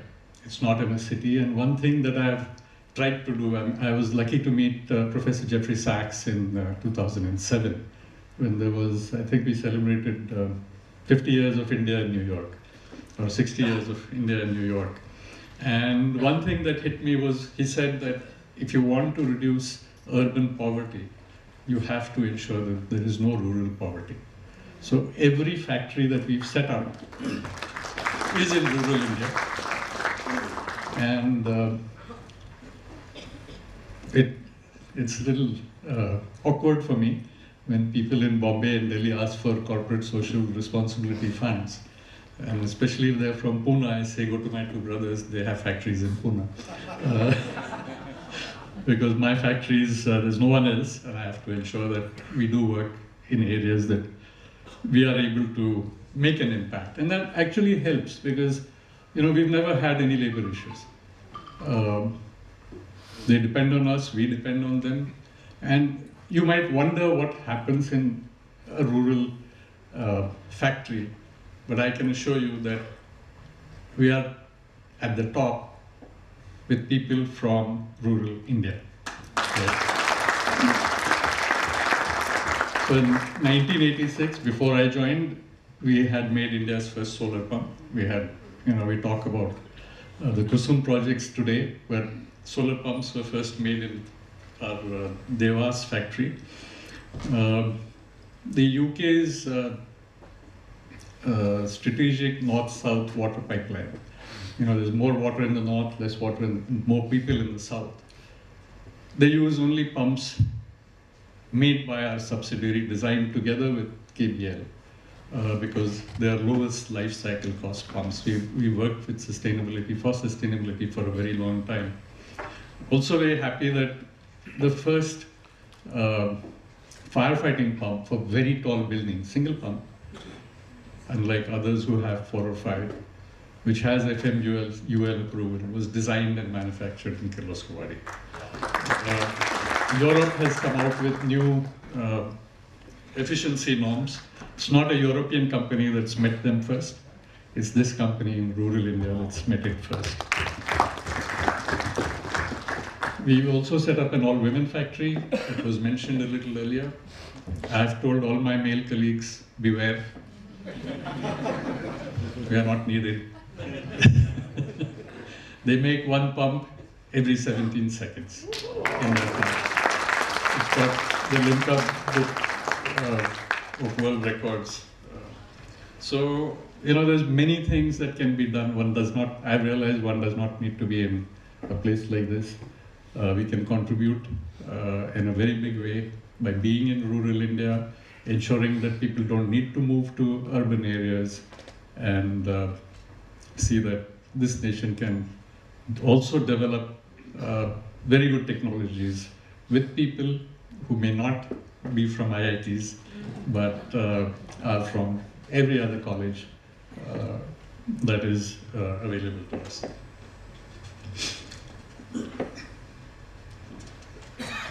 So I'd like to, I realize that we are going beyond time. So I think what I'd like to end by saying that a glowing example of commitment, this is great commitment to social innovation, is the Anjani Mashelkar Foundation.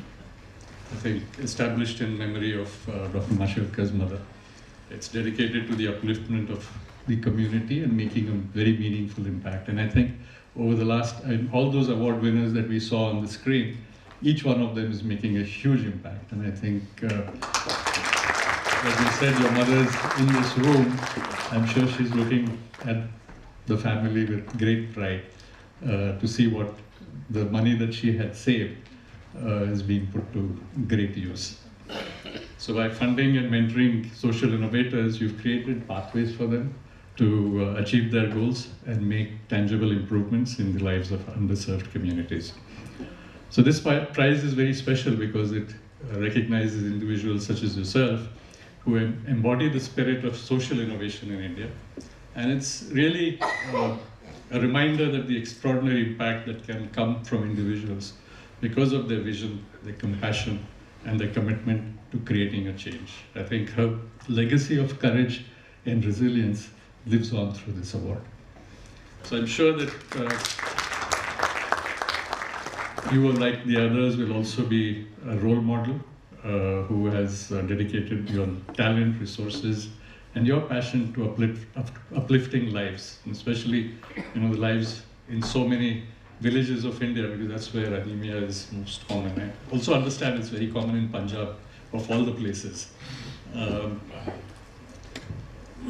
Your work will definitely inspire many others to contribute to the collective mission of building a brighter and a more just world.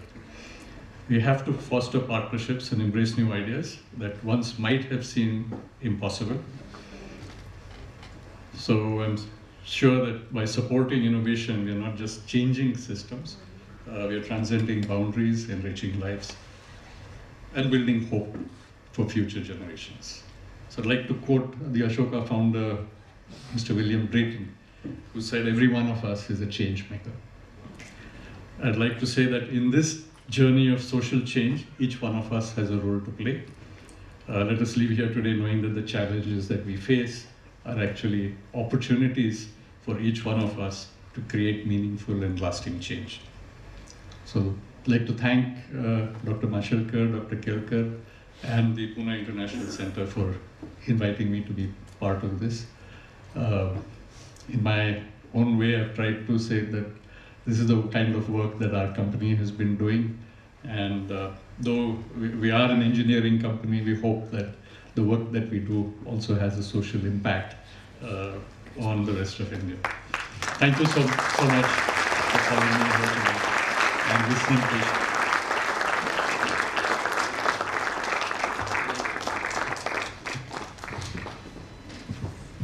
Thank you, Mr. Kirloskar. With this, we come to the end of this very special segment on Anjani Mashelkar Prize. I would extend my thanks to Dr. Mashelkar and Mr. Borde for introducing us to all the past awardees of the Anjani Mashalkar Prize. I extend my thanks to also Mr. Kirloskar and Mr. Girbane for their wise and enlightening words. I know we all are in need of some caffeine, so there's tea served outside in the lawn. Please enjoy that and be back in 10 minutes. We will reconvene. I hope so the tea helped. We now move on to the Tribal Innovation session, which highlights transformative ideas that address critical challenges in tribal communities. We have the chair and co-chair with us. The chair of the session is Ms. Beena Joshi, CSR head at Forbes Marshall, and the co-chair is Mr. Dinanath Kholkar, professor of practice at COEP Technological University and a member of PIC. Ms. Joshi and Mr. Kholkar will guide us through this session and introduce our tribal presenters. Let me take a moment to acknowledge the distinguished jury members of this session. We have with us Ms. Ritu Malhotra, Trustee and Executive Director of Wakefield, Dr. Rajshri Joshi, Program Director at BIF Development Research Foundation, and Mr. Raman Nanda, CEO of STEP Transformations. With that, I hand over the proceedings to Ms. Joshi and Mr. Kholkar. Thank you.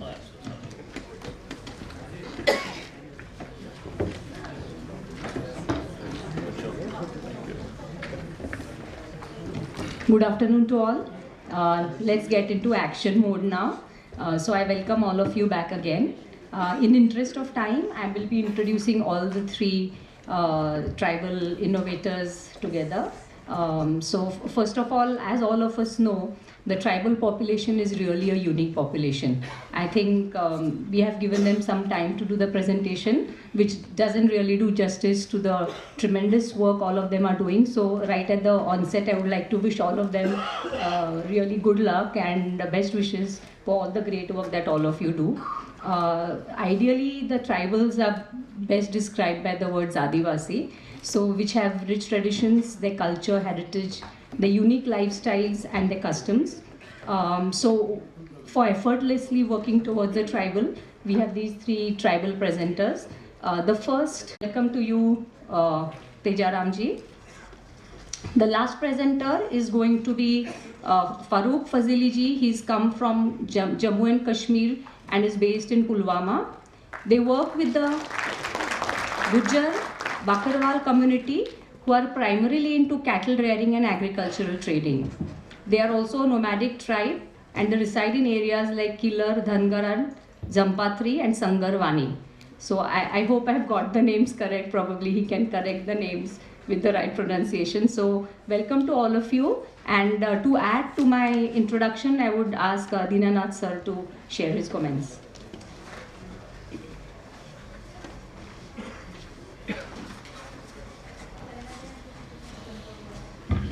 Thank you, Beena, and good afternoon to all of you. I just would like to add some things that we did over the last 1 year to ensure that we get the right participation in this particular section of tribal innovation. One of the challenges we found was we were not really able to reach out to the innovators which were focused on the tribal section. So last year, Dr. Kelkar and I were having a discussion and we said, let's see how we can address this. And we realized that we were just doing the NCSI year to year and there was nothing which was happening in between. We were not necessarily in touch with people who are working in the sector. So we actually organized a CSR roundtable with CSR heads just to get a feel of where are their touch points? Are they really extending their work into the tribal areas? And we found that was pretty much blank because most of the CSR folks who were involved and connected with us were largely working in either urban or in some cases they were having their factories in the rural area but not necessarily touching the tribal sector at all. So we decided to organize a focused roundtable specifically on the tribals and what work which was happening. And in the month of July, we organized a roundtable and we got a good set of people who are working in that sector, and that's given us a very good boost in our ability to reach out to the right people. And we have these three speakers out here telling about their work. It's been an outcome of that particular effort, and I'm sure that we will continue with this effort going forward. What we also learned was the different problem areas that were being faced in the tribal area. And obviously, well, we were thinking of education as a first topic. What came to us was the type of challenges that were there in the health sector, and it was great to hear about the winner of the Anjani Mashelkar Prize, which is an amazing piece of work which will have a very big impact. So, given this background, I felt that I should also encourage many of you in this particular audience that do refer to us such innovators who are touching tribal lives in a big way, so that this particular section, which was almost coming to a state where we were saying that we are not getting the right type of participation, we'll get many participants, and that's a section which really requires a huge amount of support from the entire ecosystem. So all the best to all the three presenters, and let's go ahead.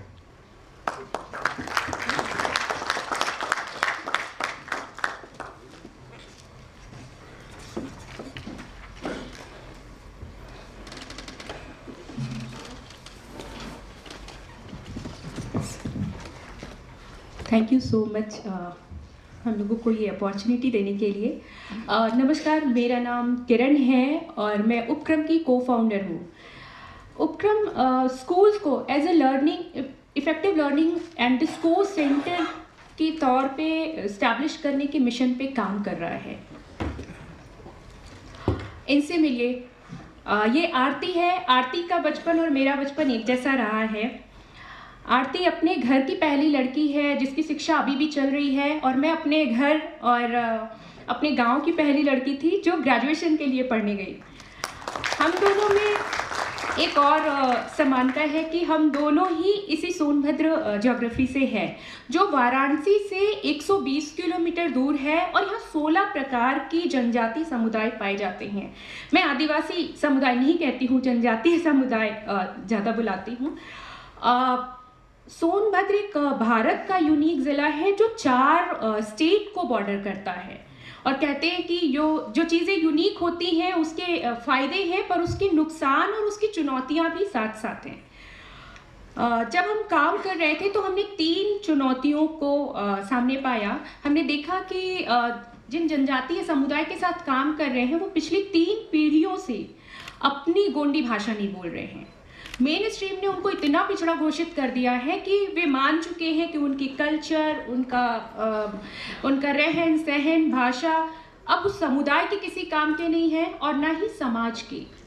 जब इस तरह की भावना किसी भी इंसान में या समुदाय के भीतर आने लगती है तो वो उदासीन हो जाता है, और उदासीन समाज अपने लिए मिलने वाले अधिकारों या जो सरकार द्वारा दी गई विशिष्ट सुविधाएं हैं उसके बारे में जागरूक नहीं रहता है।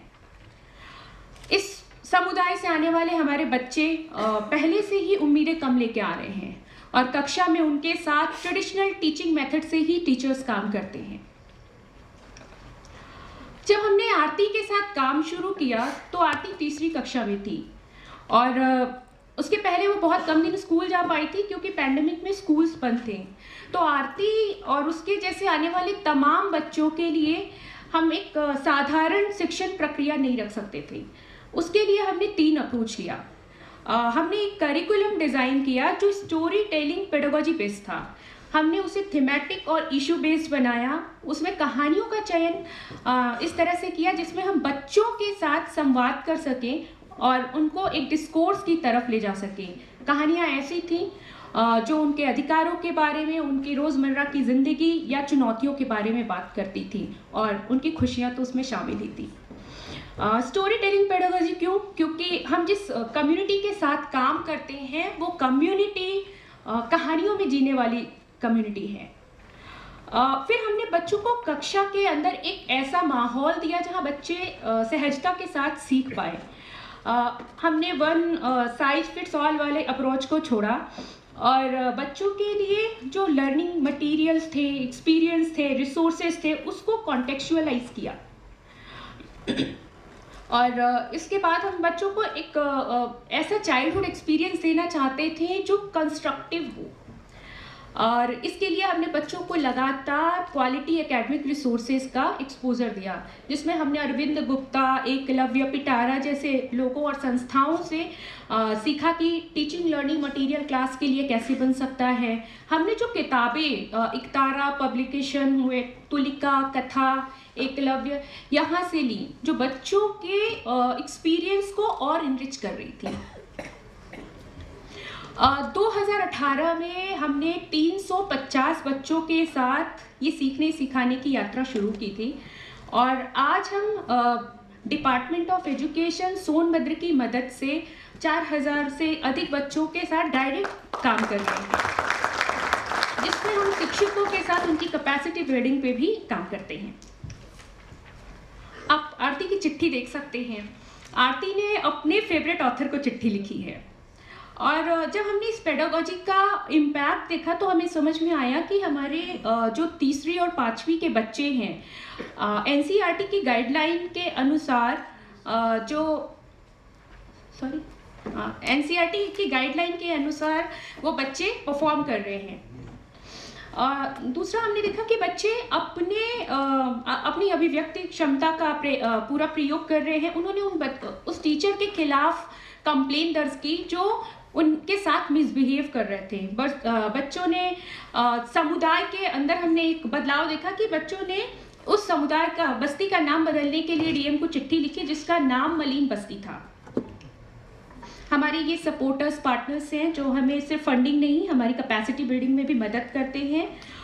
कमलेश जी, राजेश जी हमें एकेडमिक कैपेसिटी के लिए सपोर्ट करते हैं। नेहा सीईओ हैं प्रवाह की, वो हमें हमारी ऑर्गेनाइजेशन बिल्डिंग में सपोर्ट करती हैं। हमारी टीम मेंबर्स हैं, ये हमारी फील्ड टीम है। 70% लोग स्थानीय हैं, लोकल हैं, जिनकी वजह से हम आज इतने बच्चों तक पहुंच रहे हैं। हमें आप जैसे सपोर्टर्स की मदद चाहिए ताकि हम अपने ज़िले के प्राइमरी ग्रेड के 1 लाख बच्चों तक पहुंच पाएँ टीचर्स की कैपेसिटी बिल्डिंग करते हुए। आरती अपने फेवरेट ऑथर की जो किताबें भेजी गई हैं उन्होंने भेजा है, उसके साथ बैठती है। आज 6th ग्रेड में है और वो बड़ी होके टीचर बनना चाहती है। वो अपने बच्चों को वही एक्सपीरियंस देना चाहती है जो उसने खुद देखा है। हमें एनसीएसआई से सिर्फ फंडिंग का ही सपोर्ट नहीं चाहिए, हमें सपोर्ट चाहिए कि हमारी कैपेसिटी बिल्ड हो, ब्रांड को कैसे ब्रांड मैनेजमेंट कैसे हो पाए हमारी संस्था का, हमें फंडर्स के साथ किस तरह से कनेक्ट किया जा सके। अभिव्यक्ति प्रोग्राम को मैंने रिप्रेजेंट किया है। हम 15 लाख रुपए हमारा डिफिशिएट चल रहा है, इसलिए मैं 15 लाख की बात करूंगी यहाँ पे। Thank you.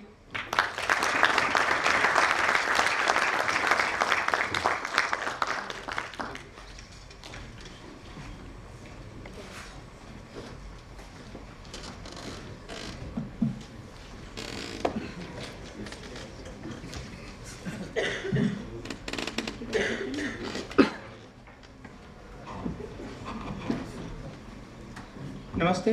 नमस्कार। मेरा नाम तेजाराम है और हाँ मैं चालू करना। तो मैं मंथन संस्था कोटरी राजस्थान में फाउंडर, और मैं अभी आपके सामने बात कर रहा हूँ।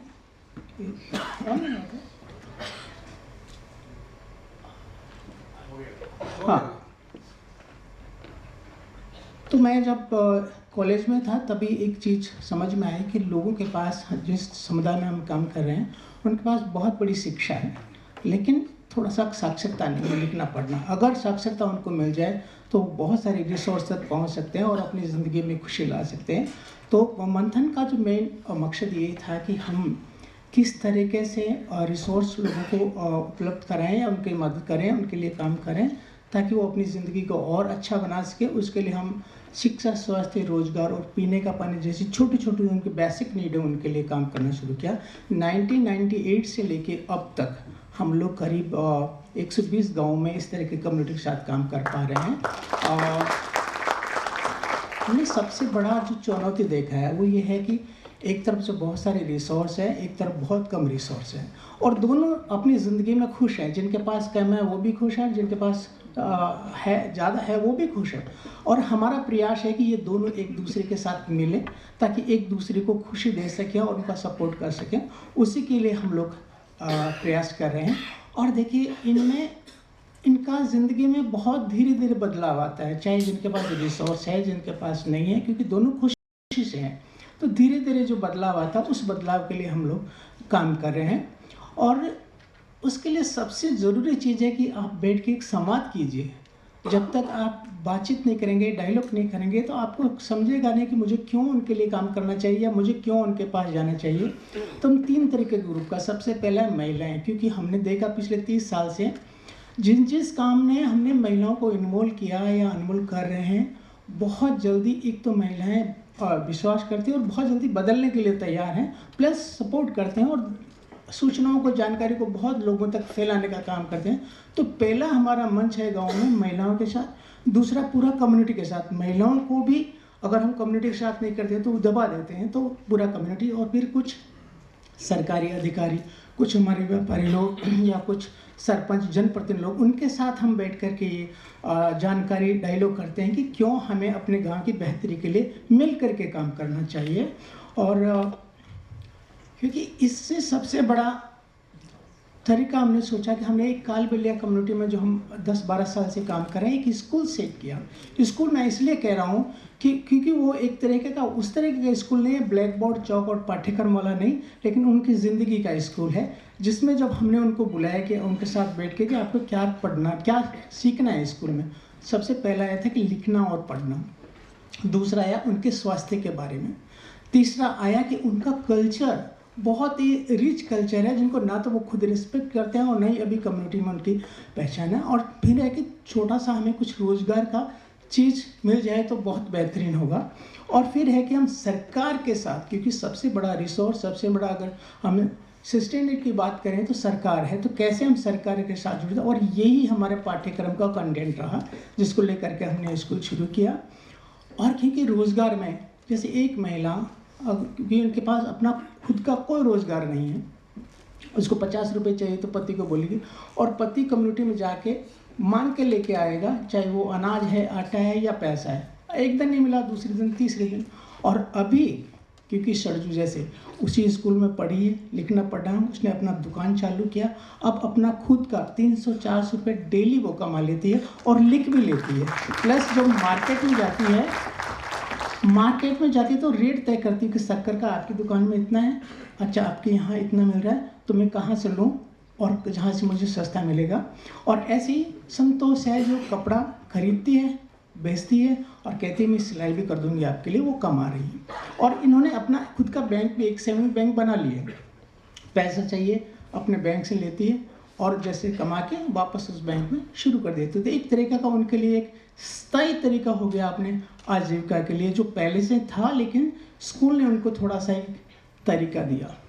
और एक सबसे स्कूल का एक है कि हम हमारे लोकतंत्र में कैसे इन्वॉल्व हों, तो उसके लिए हमने एक शुरू किया था, वोटिंग करके, बैलेट करके एक सरपंच का इलेक्शन उन्होंने किया ताकि ठीक से समझ सके।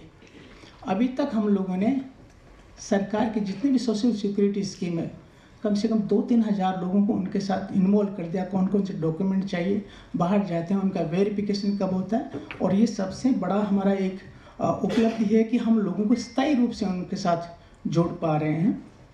चैलेंज है कि समाज, कुछ लोग हैं जो बदलना नहीं चाहते हैं, उनके लिए बड़ा चैलेंज हम लोगों के लिए है। लेकिन क्योंकि हमारे पास एक अलग अलग तरीके के, कुछ कॉलेज यूनिवर्सिटी से पढ़े हुए लोग हैं, कुछ लोग हैं जिनका रिश्ता गांव में है, एक अच्छी टीम है जिससे हम इस चैलेंज को कर पा रहे हैं। और अब तक हमने 600 महिलाओं के साथ 200 से 300 रुपये हर दिन कमाने के लिए कर दिए हैं। और हमारा प्लान है कि 3 साल में हम 600 महिलाओं के साथ और ये काम करेंगे ताकि वो रोजगार भी कमाएगी, प्लस बैंक और मार्केट से उनको लिंक करेंगे। हमारा है कि हम 50 लाख एक साल के लिए 10 स्कूल के लिए 200 महिलाओं के लिए करेंगे। ऐसा 3 साल के लिए हमारा एक प्लान है। एक छोटा सा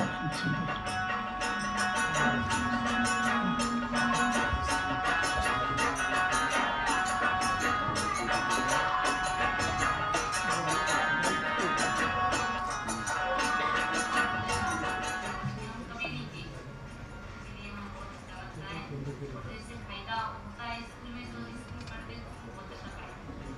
शहरीकरण भी आ गया, ये बच्चा को भी शिक्षा भी आ गया। ये देवपुर जा रहे हैं तो ये देवपुर का नाम पढ़ लेंगे, नाम की देवपुर की गाड़ी जा रही है, देवपुर जाना। हाँ फायदा है तो हमारा शहर नहीं गया, नरेगा गाँव तो पैसा लगावा तो साइड पास पैसे लगा लेते हैं, उठा देते हमको तो हम देते ही चलता हमारा। सिलाई मशीन से हमें ये फायदा हुआ कि हम बाहर जाते हैं जहाँ शुरू में लेते हैं सिलाई, अब हमको ये फायदा हुआ कि हम खुद सिल सकते हैं। हमारे पंचायत के बारे में भी जानकारी हुई, बैंक के बारे में भी जानकारी हुई, तो डॉक्टर के बारे में भी जानकारी हुई। इसे करके थोड़ा थोड़ा सभी जाने। Thank you.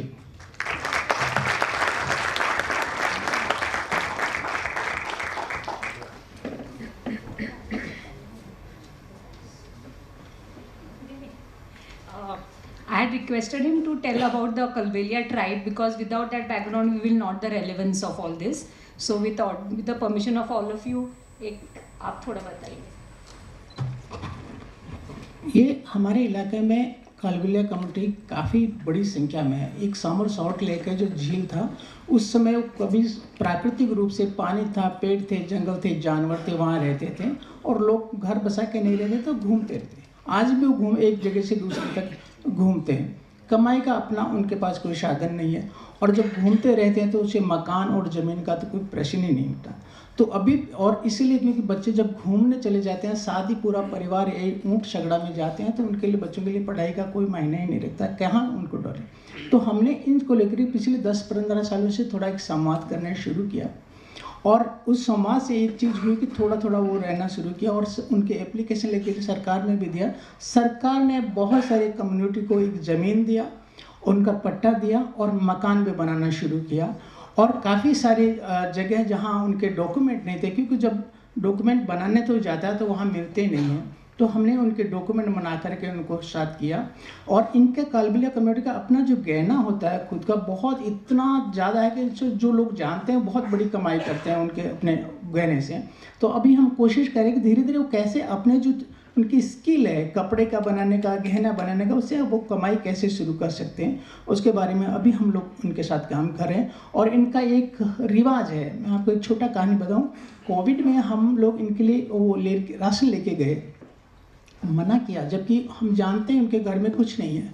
उन्होंने मना किया, यार तेजराम जी हम लेंगे नहीं, क्योंकि उनका कायदा है कि हम चल के कम्युनिटी में जाके मांग के ले गए, वो हमारा है कि मतलब हमने कुछ किया है और लेके आए, तो हम यहाँ नहीं लेंगे। नहीं, हमने कहा बच्चों के लिए, तो हमने बच्चों के लिए ज़रूर एक रसोई चलाया 1 महीने के लिए, 2 महीने के लिए, लेकिन उन्होंने वो राशन नहीं ले दिया। मैंने कहा ठीक है, अब आप वहाँ जाके रूपनगढ़ में जहाँ हमारा है वहाँ राशन रखा हुआ, आप वहाँ से तो जाके लेके आ सकते हैं। वो गए और राशन लेके आए। तब हमने सोचा कि इनकी ज़िंदगी में छोटा रोज़गार के लिए क्या हम कर सकते हैं, क्योंकि अब कम्युनिटी में जाके मांग के खा के लेके आना ना उनको अच्छा लगता है और पिछली जनरेशन तो बिल्कुल नहीं अच्छा लगता, लेकिन करे क्या, उनके लिए कोई रास्ता नहीं है। तो एक छोटा छोटा हम रास्ता दिखाने की कोशिश कर रहे हैं और करीब करीब अब बच्चे भी स्कूल जाना शुरू हुए। और ये महिलाएं, क्योंकि हमने महिलाओं को क्यों चुना, क्योंकि ये महिलाएं बहुत खुश है कि इस तरीके कम से कम सभी डिलीवरी अब हॉस्पिटल में हो रही है। पहले 8 से 7, 10 तक बच्चे थे, हॉस्पिटल में डिलीवरी हो रही है, बच्चे स्कूल जा रहे हैं और उनका स्वास्थ्य कैंप भी वहाँ रेगुलर हो रहा है। तो ये एक कालबेलिया कम्युनिटी का जो अपने जगह से खुश है, उनके पास कुछ भी नहीं है, उसके बावजूद भी जैसा सर ने कहा कि खुश है वो। लेकिन क्योंकि ये खुशी कब तक रहेगी, जब तक हम दूसरी दुनिया से नहीं जुड़ेंगे, दूसरे तरीक़ों को नहीं अपनाएंगे, तो शायद आने वाली पीढ़ी के लिए खुशी नहीं होगी। इसीलिए हम लोग कालबेलिया कम्युनिटी के साथ काम करें। पहले ये सांप आपने जाना होगा, स्नेक और से है वो, उसका काम करते थे, लेकिन आजकल क्योंकि वो भी बंद हो गया इनका। जड़ी बूटी लेके कम्युनिटी में देते थे, अब जड़ी बूटी का भी क्योंकि है ही नहीं जंगल में, तो वो भी बंद हो गया। अब दूसरा तरीका उनको ढूंढना है। तो ये छोटा सा एक नए तरीके से किस तरीके से हम आजीविका का सोर्स अपनाएं, उसके लिए हम काम करें। शुक्रिया। आभार।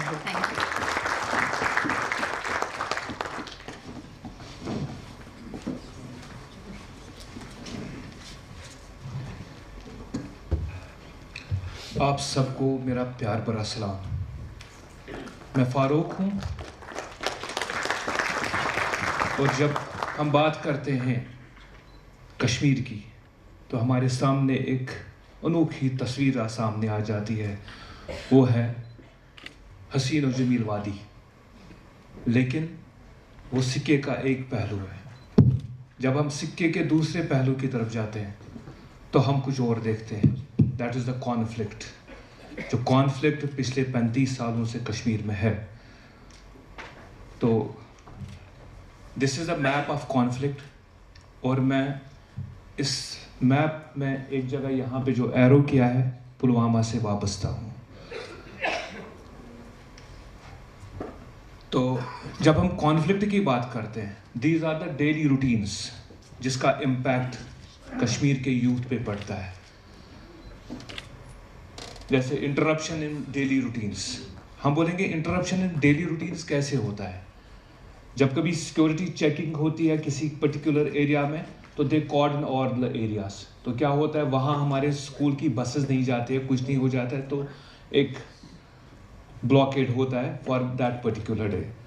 और जब हम स्कूल में आते हैं, जब हम बच्चे को बोलते हैं बेटा आज आपने होमवर्क क्यों नहीं की, तो उसका जवाब होता है वहाँ से क्रैकडाउन था।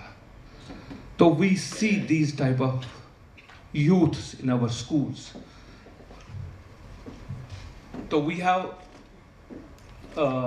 out of 20 lakh children, 8 lakh children are school going students from 9 to 14 years age, enrolled in 1 lakh primary and upper primary schools. I am Farooq Fazli. I will tell you a small story of my journey. It was 1992. I was a student of class 10th, a distinction holder. And in one go, my school was burnt because militancy started and the first target was education. They burnt all the schools, majority of, out of 80, I can say that 80% schools were burnt because it was occupied by the security forces as the camps. So that वो campus को use ना करे, इसलिए वहाँ पे जो लोग इस टेररिज्म को चलाते थे, they burnt these schools. And I can say that I was a victim of this violence. And I failed in class 11th. This is my journey, start of my journey. But when I saw the flames of my school, I took an oath with myself that I will establish another schools in Pulwama district. And it was a very tough journey. It was not possible because यहाँ से strikes थे, curfew थे, बाकी चीज़ avenues नहीं थे मेरे पास। I was from a middle class family. My father was making watches. He was repairing watches and like उस पे हमारी ज़िंदगी चलती थी। तो he used to teach me that. वो सिखाया उसने मुझे वो काम। And what I used to do, I used to repair the watches. And I started making some money for this my own dream to establish a school. और मैं जमा करते करते गया and when I reached to a limit of 2 lakh rupees. It was 1997, I was a student of class 2nd year and I established a girls' school there because the Islamic radicalization were not allowing girls to read in a co-ed school. So that I established a school only for girls. But my journey didn't stop. In 2002, I started a college of education for teachers also. And in 2008, I established 2 institutions. One was Dolphin International School in the name of, another was the KCF Law College. तो मेरा मकसद था कि जो लोग जिनके पास avenues नहीं है कमाने के, बाकी चीज़ों के, जिनके बच्चे जेल में जाते थे बाकी चीज़ों में, so that they will get a financial assistance, this legal aid assistance. तो मुझे याद है जब राम जेठ मलानी जी कश्मीर आए तो मेरी उनसे एक ही दरख्वास्त थी।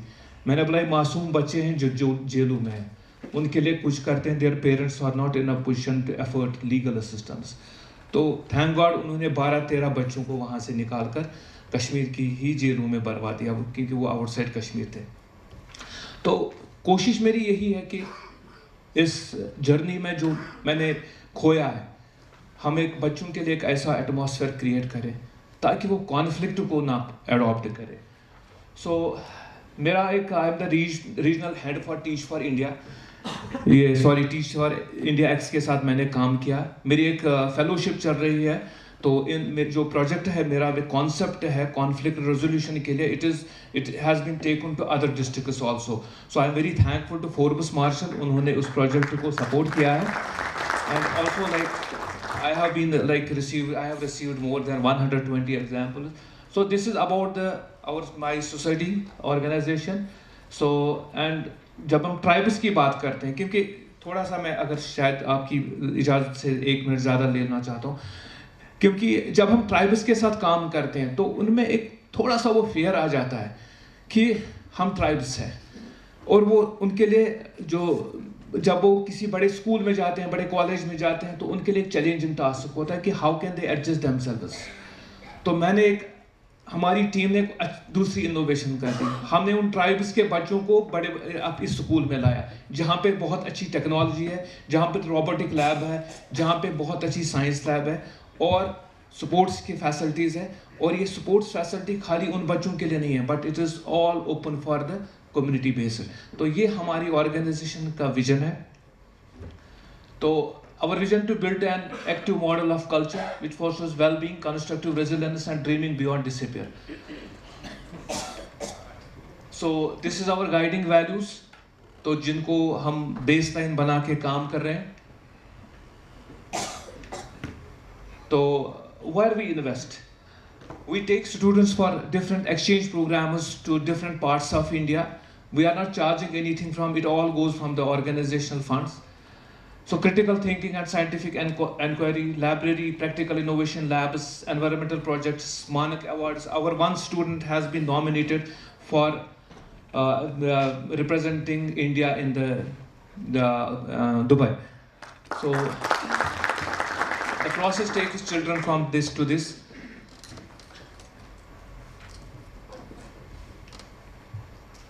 And we have this is our achievements from last years. This is our team.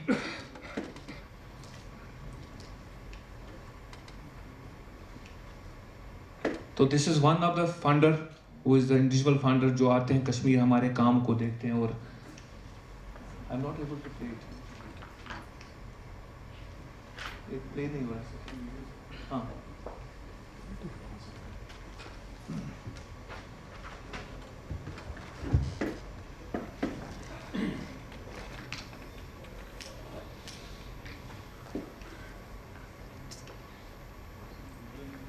Okay. So I'm going.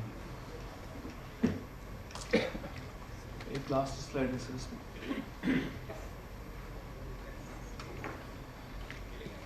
So we have around 1,000 students on board, and we provide like 20% scholarship, 20 to 100% scholarships for the students who are deserving.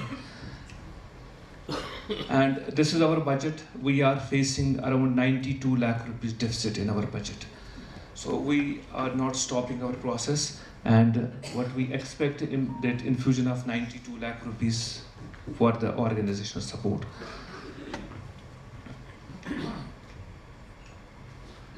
So thank you very much and have a great day.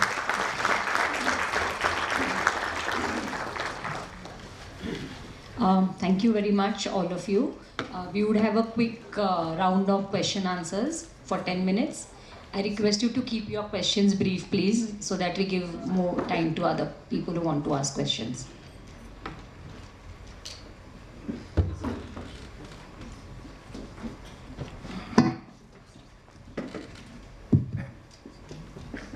Yes, please. Thank you. एक common question से ये लोगों ने जब ये तय किया कि हम लोग को एक कम्युनिटी के साथ जोड़ना है, तो वहाँ की तरफ से कुछ रेजिस्टेंस आया होगा. हाउ दे हैव ओवरकम कि उनको पास जाने के लिए भी कुछ बोलते हैं ना, वो प्रयास में भी उनको कुछ तकलीफ आई होगी शुरू में कि वो लोग ने भरोसा किया नहीं किया. How they could onboard them. Thank you. तो वहाँ का रहने का एक फ़ायदा हुआ कि कम्युनिटी ने थोड़ा विश्वास किया मुझ पे।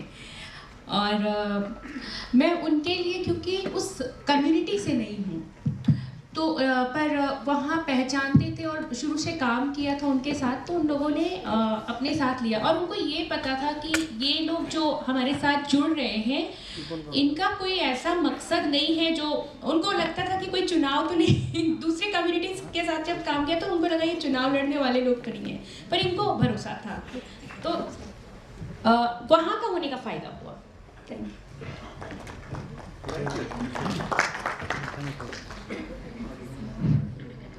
मेरे ख्याल से 2-3 चीज़ें सबसे इम्पॉर्टेंट चीज़ें, जब हम कम्युनिटी में जाते हैं तो आपको ऐसा नहीं करते हैं हाँ आइए, वो भी आपको परखते हैं, देखते हैं, समझते हैं कि आखिर आप क्यों ये सब कुछ। खुला हमारा कैंपस है कि वो भी आएँ और देखें, और सिर्फ हमारी बात सुन के ना रहें, हम क्या कर रहे हैं वो भी आके देखें, तब जाके ये स्थिति बनती है कि अब आप बोलें और हम सुने और बोल के। Actually trust building is very important. You know basically Kashmir ने जब कॉन्फ्लिक्ट देखा तो 6-6 महीने इंटरनेट बंद था, बाकी चीज़ बंद था, ये चीज़ देखा हमने, फोन्स नहीं चल रहे, because there was no schools, no education, nothing was there. तो 6-6 महीने, 8-8 महीने कर्फ्यू लगता था, बंद होता था। अभी जब 2016 की बात है तो हमने क्या किया, हमने कलेक्टिव रेस्पॉन्स करके पैसा थोड़ा थोड़ा जमा करके हमने पेन ड्राइव्स लाई और वो कम्युनिटी सेंटर्स पे रखी, ट्राइब्स को दे दी और उनको फैसिलिटीज़ वहाँ पे दे दी कि अगर किसी के पास फ़ोन है नहीं चल रहा है तो OTG केबल्स दे दी, बाकी चीज़ पेन ड्राइव्स दे दी। So I think that we distributed more than 20,000 pen drives during this conflict period. अभी जो 2016 की मैं बात कर रहा हूँ, more than 20,000 pen drives. And the work was like, जो यूनेस्को ने उस चीज़ को अप्रिशिएट किया, क्योंकि यूनेस्को के साथ बात हुई थी, उनकी टीम आई थी हमारे पास, तो they appreciated this. That is the main reason that these community people, that tribes have trust on us कि नहीं जी ये काम करना है, ये कोई और काम नहीं करना। Thank you. एक चीज़ मैं इसमें ऐड करूँगी, क्योंकि उसी कम्युनिटी में जब हम जाते हैं तो कम्युनिटी के पास उनको पता है कि अभी कोई है ही आपको पैसा देंगे, तो उनको भी अभी ज़रूरत महसूस हो रही।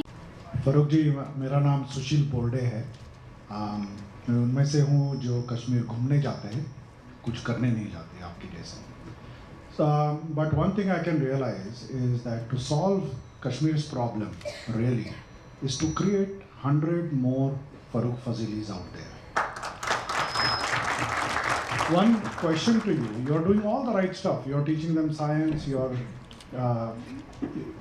teaching them critical thinking, very very important, and you have maker lab, robotics, all of that. इसके बाद क्या होता है? Once they finish school, how do you ensure they get integrated in the mainstream?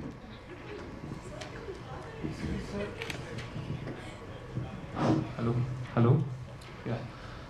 Basically, we have incorporated some more things in our daily education. That is, one is the art-based therapy. Second is the mental health programs, because these students are coming from that places where death has been celebrated, and we are keeping them with us up to class 12th. And one more initiative which we are taking with them, that is taking them from out of the Kashmir to different places. Then it increases their vision. No, conflict से बढ़कर भी और दुनिया है कहीं, जहाँ पे लोग हैं, जहाँ पे मोहब्बत है, जहाँ पे ये चीज़ है। क्योंकि हमारे बच्चों ने ना बहुत बुरी लाइफ देखी है, बहुत बुरी लाइफ, और उनको बाहर निकालना बहुत ही इम्पोर्टेंट चीज़ है। क्योंकि जब तक वो आउट ऑफ बॉक्स नहीं निकलेंगे, तब तक उनके माइंड में इस चीज़ को दिखाना, इस चीज़ को संभालना बहुत ही मुश्किल होता है। So we do practical things, and is an opportunity for the children of your school through inspiration and maybe exposure to inclusive innovation with some of our startups, so that they also know that this is one way of not only building a career but also solving problems. Great. I'd just like to add to your question. There is a very interesting program that my business unit actually launched called Udan when I was in TCS. It was primarily to create a channel for the Kashmiri youth who will come out of these programs to get into the mainstream. So I'll share more details on that.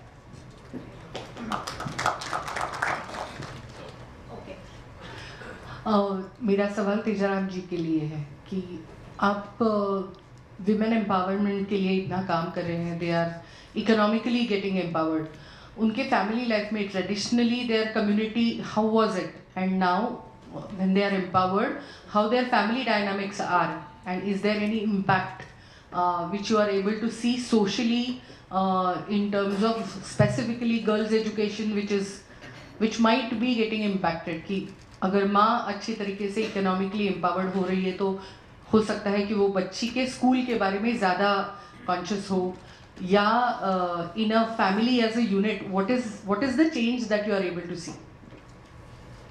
मेरे ख्याल से बहुत बड़ा change आया है, और क्योंकि जो आपने देखा होगा ये सही है जो आप कह रहे हैं कि women's empowerment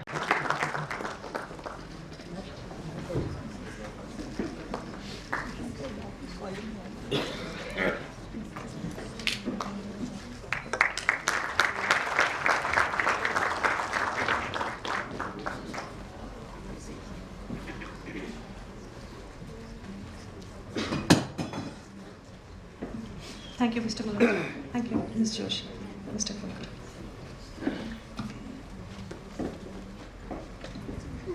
Now we move forward to an engaging panel discussion featuring some of the most visionary minds in social entrepreneurship. The session is titled Success Stories of Leading Social Entrepreneurs. It is our privilege to welcome the founders of the respective organizations to this panel, Mr. Mayur Shetty of Black Frog, Mr. Ajinkya Dharia of Padcare, Ms. Dr. Lata Ghanshyamnani of R. Nisarg Foundation, and Ms. Akshita Sachdeva of Trestle Labs. What makes this discussion even more special is that all our distinguished panelists have previously graced the stage at NCSI as presenters, and today they return to share their journeys of success and growth. Guiding this enriching dialogue is our esteemed moderator, Mr. Hitendra Singh, Senior Director at MCure Pharmaceuticals. Mr. Singh also helped set up the Social Innovation Lab at PIC.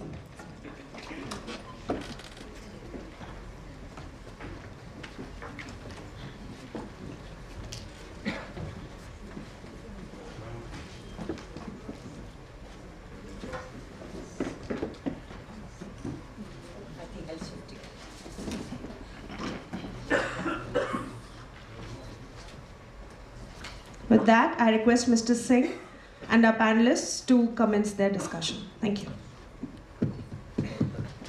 Thank you very much. It feels wonderful to be back at VSC. Hello, sir. Dr. Mashilkar, Dr. Kelkar, having had us, Sir Preep, sir, so many familiar faces, so many people to catch up with. And it feels wonderful to come back to this program, which I had a very tiny part for a small period in helping contribute to and curate to. So I'm not going to take much time. I know we are running a little bit late, so I'm going to get straight into the heart of the conversation. I would want to invite all our founders and entrepreneurs to give a one-line introduction about what your venture does, currently what you are in terms of revenue or scale of impact, and what year of NCSI you were part of. So we can start, Mayur, with you. Yeah, thank you, Hitendra. Hello everyone, I'm Mayur Shetty. I'm CEO of Black Frog Technologies. We are a healthcare technology startup company based in a small town called Manipal in coastal Karnataka. We were part of the 2019 NCSI. We were winners of the urban category back then. A lot of things have changed since then.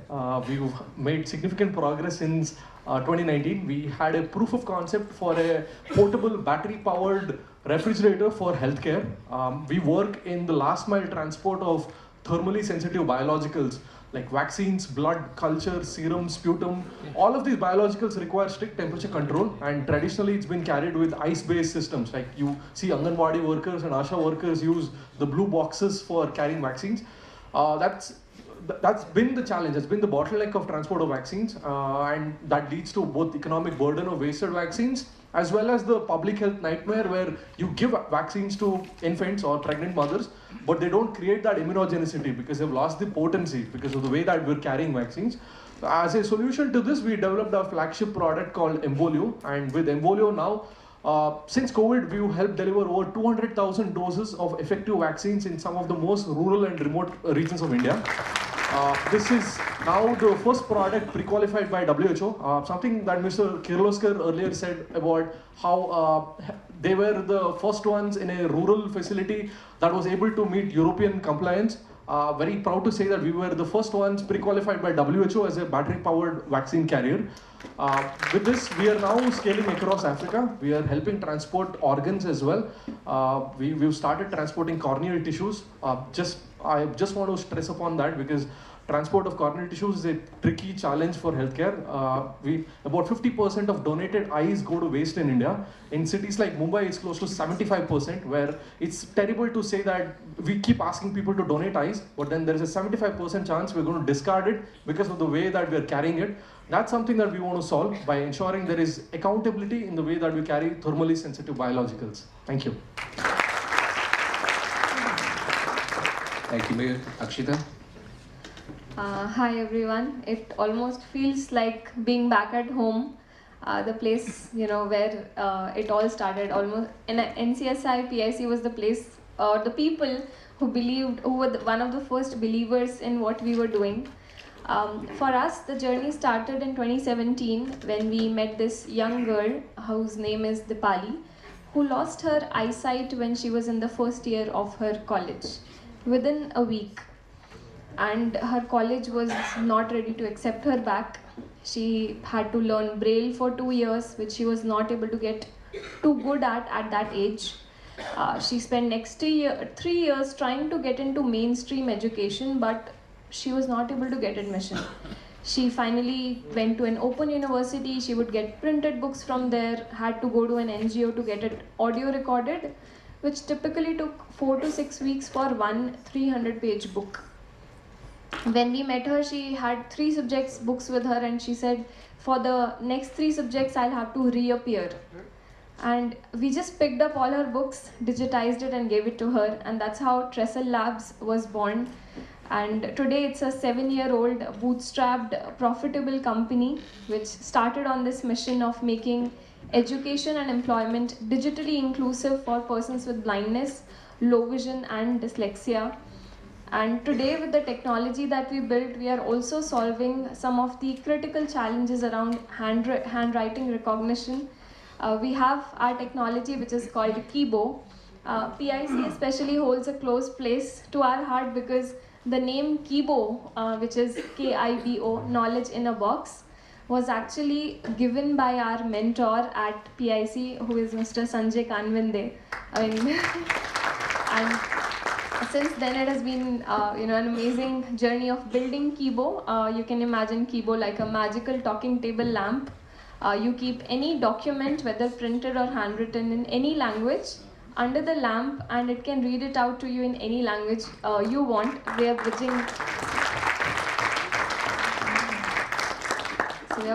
not only print disability barrier, but we are setting up Kibo today with Karnataka government in 2,000 rural public libraries, bridging the literacy and language gap in those communities. And that's the empowerment that wouldn't have been there if PIC would have not supported us in those. PIC NCSI award in the urban category in 2018 was our first award, and that just paved the way for this 7-year-old journey and continuing to grow. Thank you so much. Thank you, Akshita. Dr. Lisa. Good afternoon, everybody. It's like Kochi said, it's a pleasure to be coming back home, and these sessions are so inspiring that you get humbled and you feel there is so much to do and so little a time. I am a practicing ophthalmologist since last 25 years, based in Thane city of Mumbai. 10 years back, my relationship with this social sector started as an ignorant citizen, from being an ignorant, privileged citizen, to how do I contribute to my own city. Being a practicing doctor, we are not trained in the jargons of social sector or finances. It's a totally different segment of education. But these 10 years have been enlightening, and I think the things which we have learned are so much more than what we spent our lifetime getting skilled. I don't know how to express this, but I think many of you all here could resonate with this thought that what we teach ourselves is so important, and what company we keep ourselves in matters so much. The space in which I started working was in environment, and menstrual waste was very high on my mind. There is where, using my healthcare approach, we trained the ASHA workers to go into the community in urban slums, rural and tribal areas. And I'm so happy to say that in the 5 years of my journey as in this space of menstrual health and hygiene, I have been able to touch and convert 10,000 women to using menstrual cups. And the most satisfying part was the tribal area, 100% conversion and acceptance of menstrual cup, where in urban cities it is very, very poor. There are so many stories around this and so much of learning. I wouldn't say this was the only place where I'm working. I'm learning every day how I can become better and do a lot to the planet, because ultimately all of us have to survive on this single planet, and that is my focus area. PIC, I would just definitely say they taught me so many things which I just didn't know, and thank you so much for having me here again. Thanks. Namaskar. I run a startup called Padcare Labs, and we have developed this world's first technology to recycle the used soil pads as well as diapers. So I was one of the winner of NCIC 2018, and that time we were a young graduate from out of college, just working on some mechanical projects with the gears. This is something I got to know and got chance to work with the PIC mentors. And since then, right now we have one of the first factory which is in Baner. It can handle up to 1 metric ton pads and diapers on a daily basis. And what we do that with our patented 5D technology, we recovered scientifically proven pulp and the plastic. And we recently started working with this kind of pulp to utilize into the fibers into different kind of cellulose derivatives. And then plastic we utilize to convert into this plastic granules back. Since last 7 years, right now I've scaled this journey almost in 23 cities in India. We are serving more than 1,200 client sites, impacting almost 1 million women in terms of their health and hygiene. And last financial year alone, we have recycled almost 100 metric tons of pads and consumed more than 300 metric tons of carbon equivalent. And we are aiming to take this indigenous technology across the globe, because this is just not about Pune problem or Maharashtra's issues. This is a global problem to maintain and provide sustainable solutions to tackle this kind of materials. Thank you.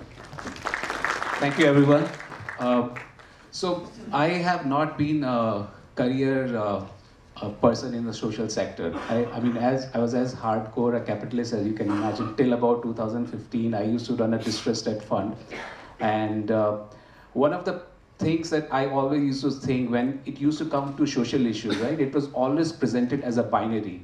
That, either you can do for profit or you have to do charity or rely on donation.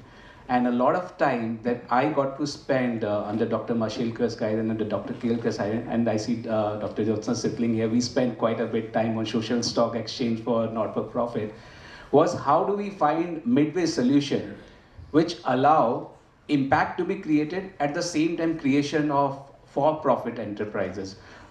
In this journey, I think when I was associated, I was working on a day-to-day basis, and I think I saw close to 1,000 applications written. The intent is always there, but how do you translate that intent into impact? Ajinkya, I have met in many avatars, so I, through the organization that I'm associated with, we are also investors in Ajinkya. Ajinkya has also appeared on Shark Tank India, for those of you who have seen it.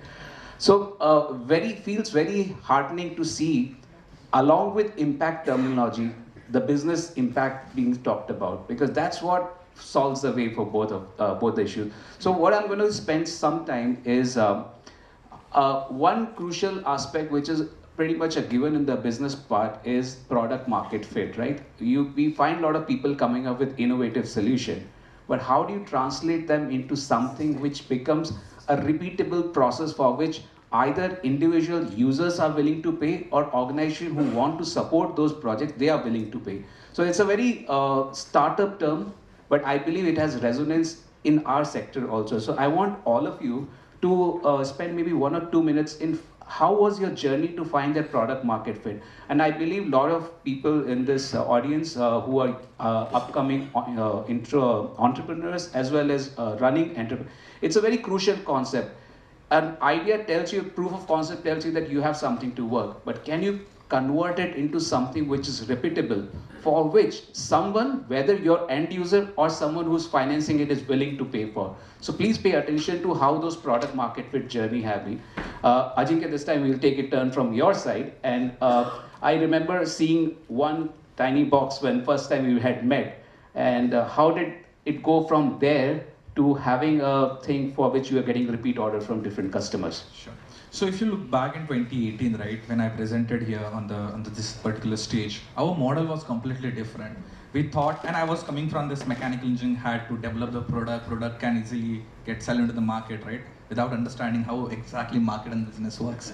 So where the model was quite simple, where we deploy the machine at a different sites, where I thought if I can make or manufacture the machine similar to a kind of hand dryer mechanism and can deploy into individual woman's washroom, the purpose is getting solved, right? And assume that woman will come out from the individual woman's washroom or cubicles and will dispose the pads in the one common pit area.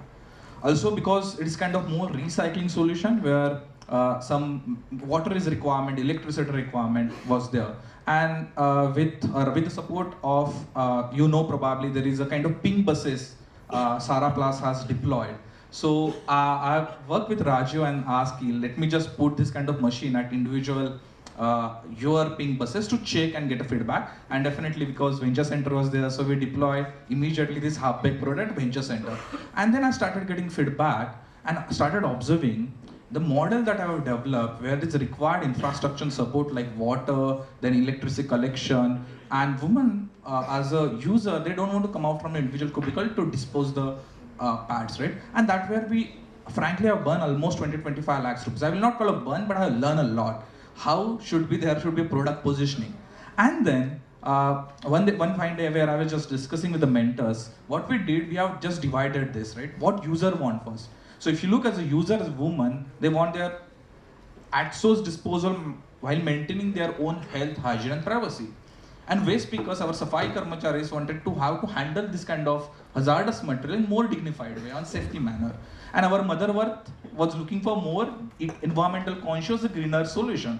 So we changed that mechanism. We developed a pad care bin that goes into individual women's washroom. So right now across India, we have more than 20,000 bins has been deployed. And these bins are uniquely designed in such a way that this material can be stored there for 30 days without any odor and bacterial growth. So there is a pickup mechanism that what we've developed. Then there is a recycling center separately, which is a little bit centralized model. And then we started acting as a service model for picking up and the recycling at central level. And then there was a problem. How we can generate a value from extracted material? Yes, I am getting the pulp, I am getting a plastic. How I can generate the awareness? How I can sensitize the people to touch this particular extracted material? Again, there is a story, right, where exactly is coming from. But in last 5 years with rice sensitization, with support of Cummins as well, we deployed almost in 100 different kind of schools. And right now, we are working with Aditya Birla Group, and they are trying to take this material as a part of recycled pulp because to utilize for their fabric and manufacturing. So in entire journey, we have focused on three. I have generally tried to work and get center of this 3C model of cost, convenience and consciousness. For any way, if any product is getting middle of that particular point, automatically you will get that kind of repetitive order because you're solving customers' problem, the cost is getting matched and convenient, but it is an incremental process. We have to go to that down cycle and continuous iteration cycle, and specifically in hardware industry. Thank you. I have invested in close to about 45 to 50 startups at various stages, many of them getting to Series A stage. And I must say that Ajinkya's MIS report is one of the most clear, lucid report that lands in your inbox every day. There's every month, and there's an invitation to discuss. So the reason I keep on saying, and this is the problem that I saw, when you work on the social side, a lot of time it becomes a lament. I'm doing everything, but no one is supporting me. So this is where this process of iteration, continuously listening to what the customer, because no one is going to do a favor to you. You have to solve their problem. That's when the magic starts to happen. With that, Dr. Lata, do you want to talk about how magic unfold? How did that flywheel movement for this 10,000 impact journey got created for you? So, in the last session, we really heard many people talk about it, that the community to which we are going, they are clueless about their problem. We are the ones creating the awareness in them that they have a problem to begin with. It's such a difficult situation to educate them that, look, you're living in some problem there. That takes a big chunk of your time to make them understand, and you have to pitch it in so many angles. Maybe in my case, it was about the menstrual waste, but I had to highlight the health aspect of using cloth pads or the rags, and availability of safe sanitary products. So there are 3 reasons a woman will change. One is for her health sake, second for money, and third for the environment, which is last. So where you go and how you pitch and try to educate is where you have to understand, to strategize and tell them. Once if somebody would be convinced with all 3. Now, if you have that kind of an audience where you've convinced them, how do you deliver them with the right product, handhold them, and see that they are on it sustainably? Now, when we talk in this space of social sector impacts, I'm so sorry to say, it disturbs me. Because impacts are not so easily seen. These are behavioral changes. They take ages. And I can't just throw some figures, because even if I say 10,000 here, the impact could be much more, because one lady getting educated, she's going to educate her child, her incoming daughter-in-law, and furthermore. So it is a very slow process. It takes a lot of time and patience and internal reflection. You doubt yourself whether you're really in the right place, doing the right work. You have to validate repeatedly through a lot of parameters, understand the processes, go back, change the drawing board, come again, and again you communicate. And trust me, when you go to tribal and rural areas, they get intimidated by you. They will not open up to you. So you have to really start going down there with them, be very consistent, have a lot of patience, because social change is behavioral change, and it is across any socio-economic strata. So, and as a human, convenience is your choice, always. So I think the challenge in social sector for doing any innovation is convincing yourself first that you're doing the right thing, because there are sometimes system thinking what we say. Sometimes you think you're doing the right thing, but probably after 3 years, 5 years, you realize that this was not the right thing. So sitting down, reflecting, and then putting up yourself there and being consistent, networking, talking to people subtly, expressing your ideas subtly is the way you have to go, and you have to have loads of patience in this space. That's all my take. Thank you, Dr. Zab. Akshara, I'll turn to you. And one of the things when we are trying to formulate, even Dr. Sitling, when we had gone to meet Dr. Krishnan and he had opened, okay, so I know the economics, what is the thing that you're solving for? And issue in India is people who are, let's say, disabled, they also come with economical disadvantage. So even if you create a technological solution which is fantastic, which can compete with the best in the world, the challenge is how do you bring the price point down to be allowed it to be used by a person who wants to solve it. And I'm happy to say Akshita personally has went through this journey, and I remember some calls that I was a part of with, along with Sanjay. So Akshita, you want to talk about how, yes, you can find a technology solution, but how do you make it happen for people to be able to use it, for it become to relevant for Indian, and for you to sustain as an organization, right? In the process, you can meet the other two, but if your organization shuts down, then all the good also goes out of the way. So, Akshira. Sure. I think this was a challenge that we were facing initially, especially when we were trying to build a product market fit. So just like, I think Ajinkya and Miss Lata also shared, we started with an engineering mindset. We said we want to build a product that can, read text. Of course, this was, like a engineer's thought. But to be able to validate it or to find the product market fit, like our team, we traveled across 5 different cities. We sat with almost 150 visually impaired individuals, all the way from early grade learners to people who are pursuing PhD, visually impaired individuals who are like parents, working at a bank, preparing for UPSC. I think all of those instances made us realize that the aspirations for persons with visual impairments were, hey, I want to become an IAS officer, I want to become a taxpayer, I want to buy a house for my parents. I think this was what Dipali had shared when we met her.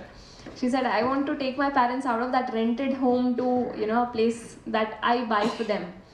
And today I'm so happy that 7 years, like it has come, life has come to a full circle.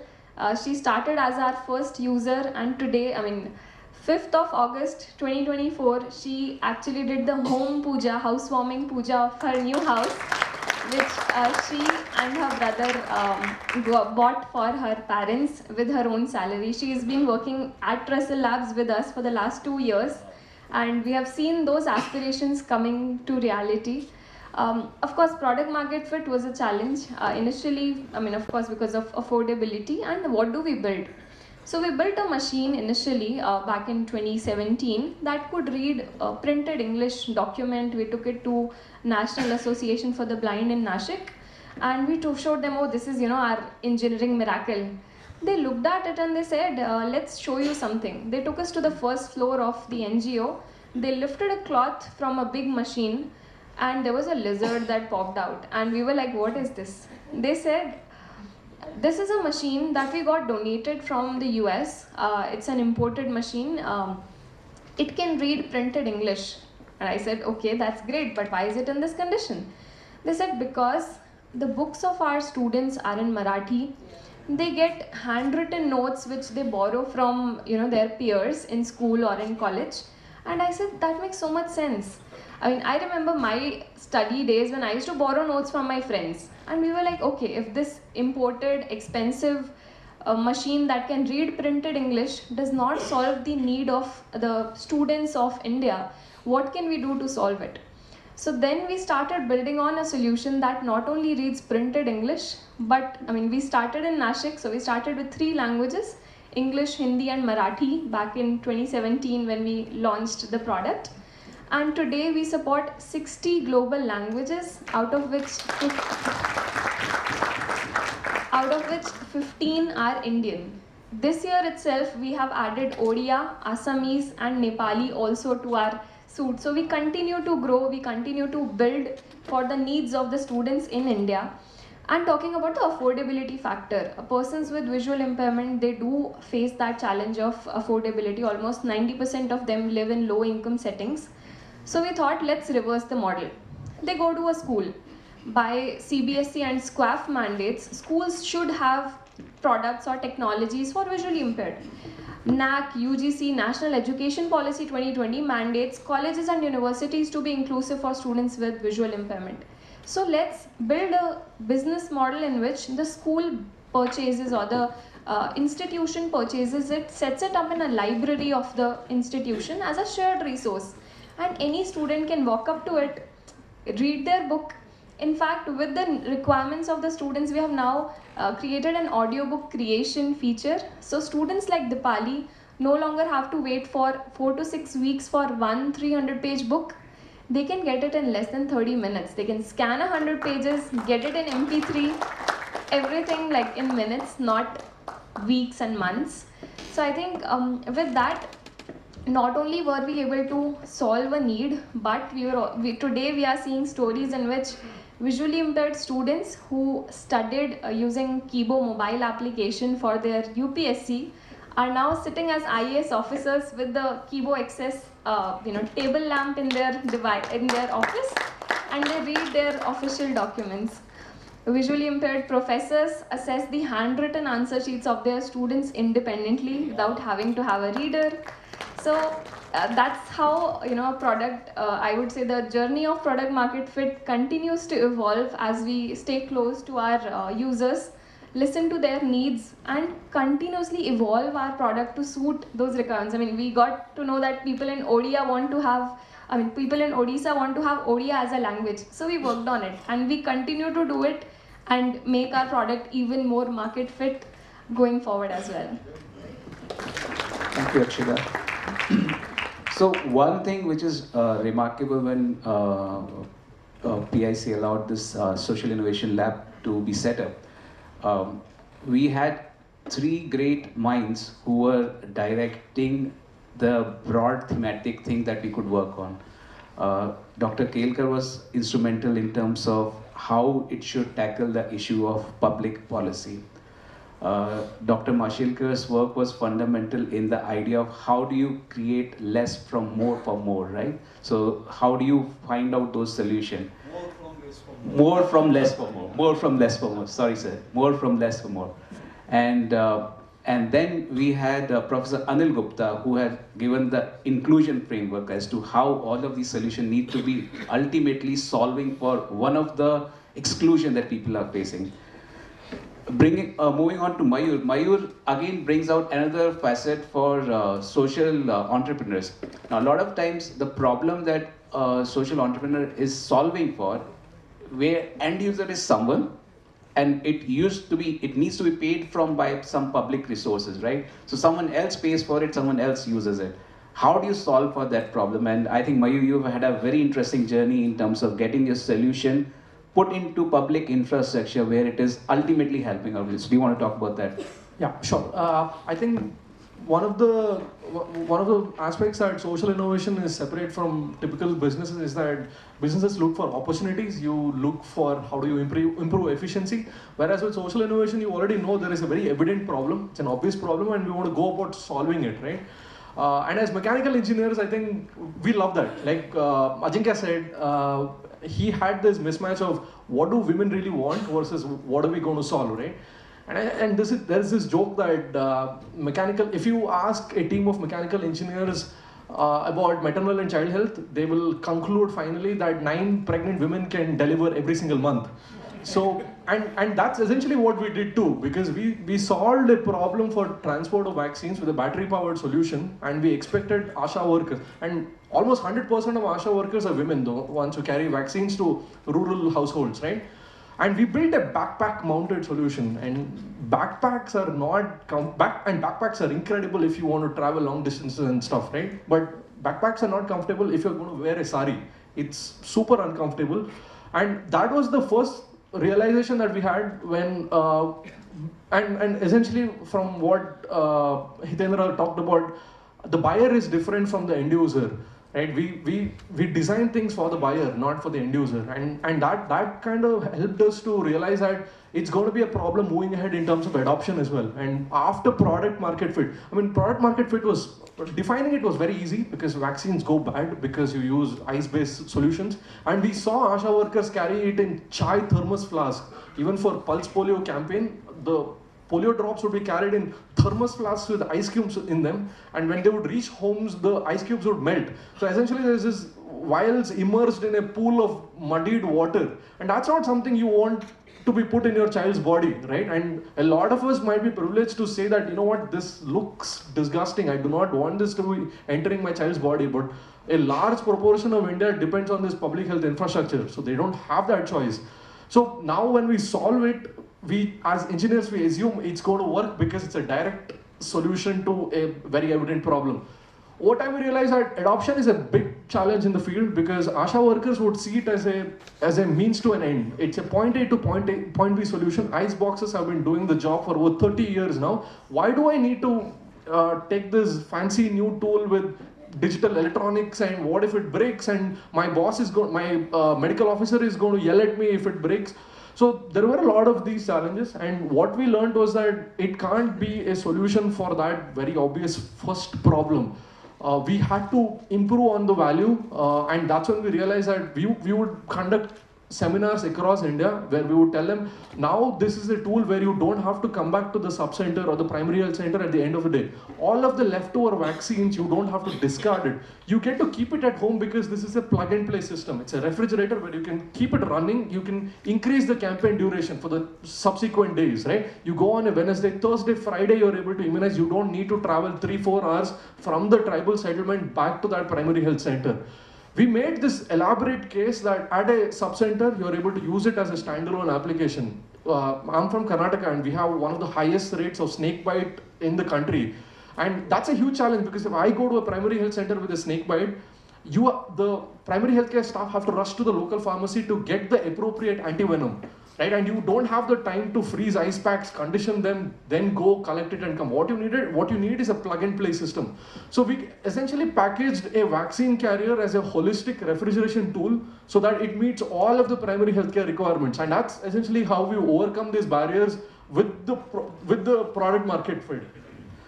So thanks, Mayur. And in all the stories, I want to reiterate one point that if you find a good solution, then don't complain to the world that no one is buying my solution. World is not obligated to you to make your solution work, no matter how well intentioned it.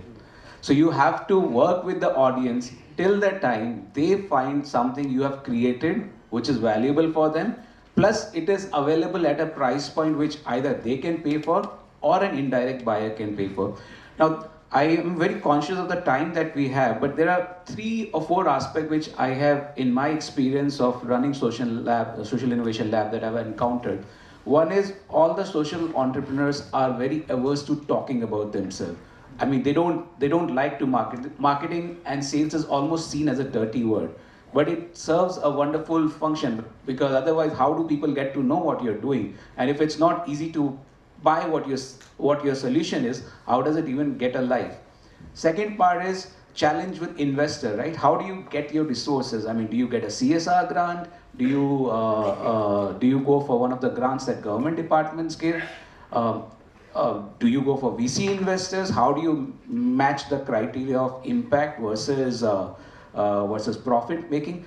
Organization, right? How do you set up the organization? You will find a lot of well-intentioned people, but are they the right people to do the organization? And how do you attract the right people to work in these? So these are 4 very big questions. Each one of them deserves a session on its own. But what I'm going to do is I'm going to take each of these questions to each one of you, and if we can quickly address to that question as to how you solve that particular problem, because I know all of you have solved that problem.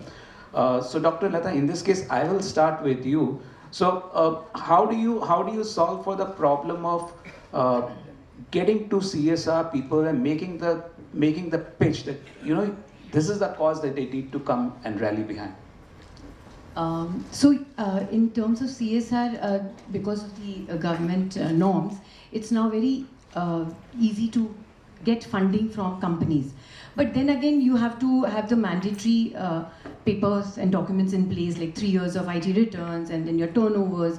So keeping all the essential mandatory documents in place and then trying to align your innovation or your work with the company's alignment of vision of where they want to work.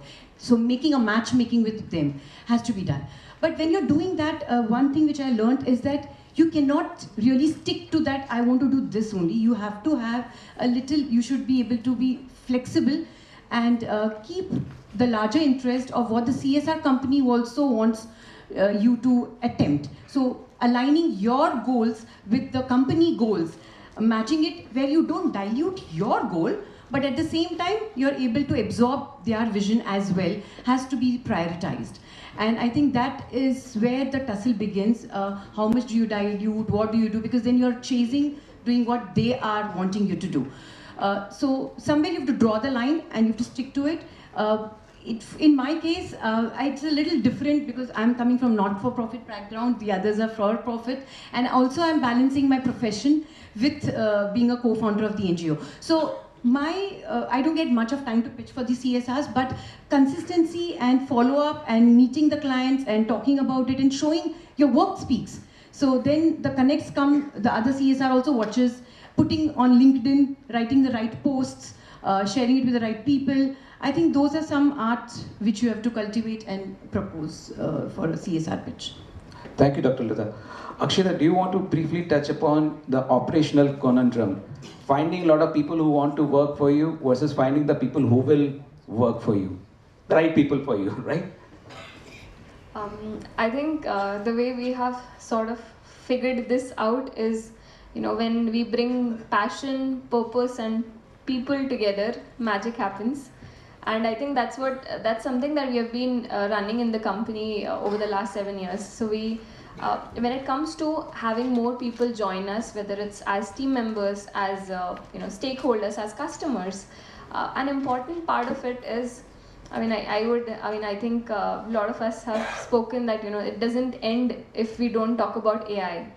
But I want to bring a new perspective to AI, or a new full form to AI, which is amazing individuals doing appropriate innovations to create actual impact. And I think that's the new definition of AI that we have been leading in the company when it comes to running the operation. So currently we are 7 years old. We have 650 B2B institutions as our clients. We are not empowering because people are already empowered. We are actually touching the lives of almost 180,000 visually impaired individuals, not just in India, but across 25 different countries, with a small 15-member team that's running the entire operations of this. And what really makes a difference in them is the passion that they have. The passion that got them in supporting our mission. We are very blessed or fortunate to have a kind of team that takes ownership for whatever they are doing, because they are internally motivated to be able to drive this impact. They see the change happening in people's lives. In fact, we are also scaling this impact to different countries. Today we have distribution partners in across 30 different countries, actively exporting to 15 different countries. So we have visually impaired students in Ghana and Kenya studying with Kibo, while we also have people in US working as productive employees in the US as visually impaired individuals. So I think scaling that impact and the journey of operations cannot be a one organization thing. We had to bring in the right stakeholders, the right distribution channels, the right team, the right people to be with us in this mission and take this forward. And I think all of us in this room are those amazing individuals who can definitely come together, in some way or form, whether it's bringing, the government support together, or bringing funds, bringing people, bringing just the right mentorship, just like how PIC got in, to be able to help, organizations like us scale. So I think solving the operational challenge is finding like-minded people in the new AI full form to create actual impact. The remarkable thing is Akshita is doing all of this with 15 people. So you have to really think, what kind of roles do you need? Are you getting the right people? Just because someone is well-intentioned doesn't mean they are necessarily going to be the best resource for that role. So you're wearing a dual hat. You're doing good for society, but if you let that seep into the organization and you have wrong people at the wrong places, then your mission will get affected. So you need to be very careful with that. Mayur, with that, I want you to address the question of this almost reluctance of social entrepreneurs to marketing is a dirty word, right? Or I don't have the resources, I don't do the sales thing. Can you talk about that? So I think as social entrepreneurs, you're fundamentally trained not to talk about your profit margins, EBITDA, or your revenues, right? So, I know Hitendra asked me to speak about our revenue when we introduced ourselves, and I just unintentionally skipped over that. That's definitely a challenge, because we're trained to talk about our story, right? And even as a private limited company, I am answerable to our board and our investors, but what drives us more is the impact from what we're creating. And it's specifically a challenge because we're in deep tech, where the gestation period for developing the product itself is so long, it's so capital intensive, and if I focus so much on the story, Dr. Premnath once told me, it's just kind of, you have to dial down your impact a little bit, because you're scaring private equity investors away. That's a huge challenge for us because even today my dad tells his friends, Mayur, yeah, he runs some NGO, which is nice because everybody likes an NGO except for private investors, right? And that's something that we are overcoming now. And one of the avenues we've taken to mitigate this concern is that we're focusing more on B2B. I hate it. I fundamentally hate it that I have to sell to private companies. We sell to pharmaceutical companies for their clinical trials and samples. You know, I work for a pharma company. So sorry. I do. Yeah, but I have to do that because I have to show B2B revenue and kind of roll back on public sector, on public health, so that I can demonstrate that there is a larger use case where I'm not overly reliant on CSRs and development agencies and government procurement. I have a steady source of income from life sciences like Indian Institute of Science or AIMS and all of the CROs who want to use portable refrigeration. So I think that's kind of how we de-risk this worry of social impact with private investors. Thanks, Mayur. And I want to put in one word. I had the privilege of working with Dr. Jyotsna Sitling on Social Stock Exchange, which is live now.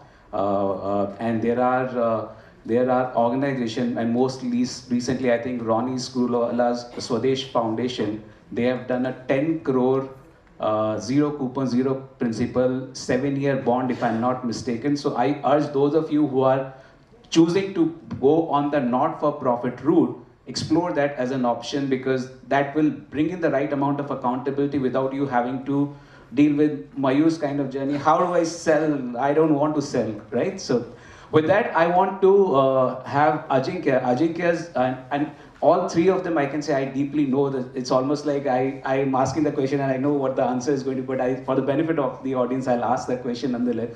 Ajinkya, I know, has gone through a gamut of investors, right? So to say, he's been part of DBT's program, he has had not-for-profit, he has had impact investors, and he has had private equity investors. So Ajinkya, how do you manage to be everything for everyone at one all?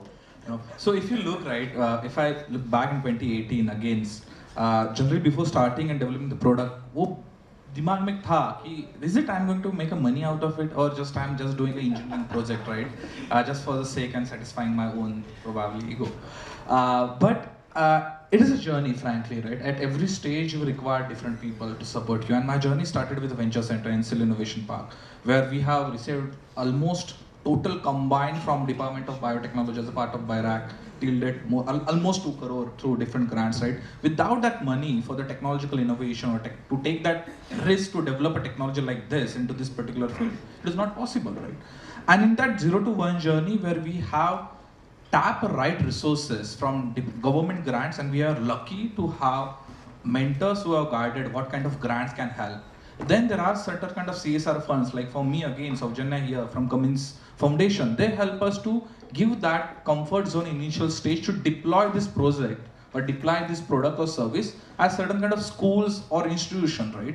Where CSR funds are bridging that particular gap from that MVP, minimum viable product, to actual deployment and take it on the next level. Then it started where I observed, right, I'm getting comfort zones, right, into this government grants and then CSR funds. I have to run this independently. And the base thing that probably Akshita has managed, right, how to run this with the existing business model. How best revenue or best to manage your own cash flow is getting money from your customers. And that's where we started building our own entire business model. But there are, again, it is very founder-centric, right? What kind of mindset you are looking for? You are hungry, you want to replicate immediately in short period of time.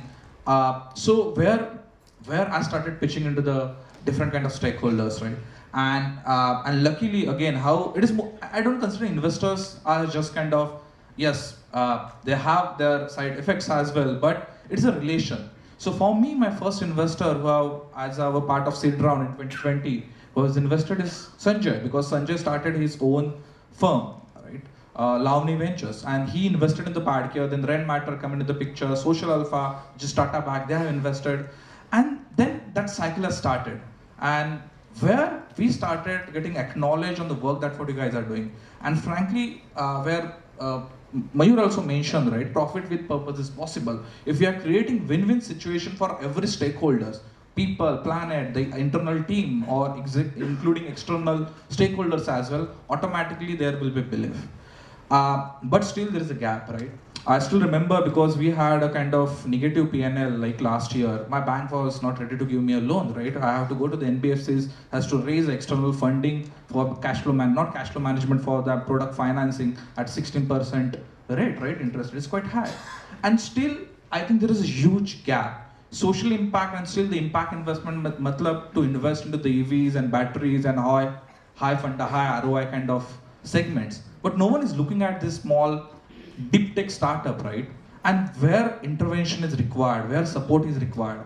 And still, frankly, social stock exchange is there, right? But still we don't know as an entrepreneur, to be frankly, how to utilize that particular platform to get necessary resources to amplify our impact. So yeah, this is the entire journey where the different ecosystem helped me to take it forward, and we are raising our pre-series A round as well to take this on a global level. And I can see the global investors also quite interested to deploy their funds into indigenous or Indian deep tech startups. Great. Thank you everyone. I know there would be a lot of questions, but I've just been informed. So what all of us, all the founders are going to be available after the session. So I think we are going to skip the Q&A part of it. I would like to thank all my co-panelists for bringing out various insights. Thank you very much, Ajinkya, Dr. Lata, Akshita, Mayur. Thank you very much. Thanks a lot. I would like to invite Mr. Pradeep Bhargava to felicitate our panelists and our moderator. So.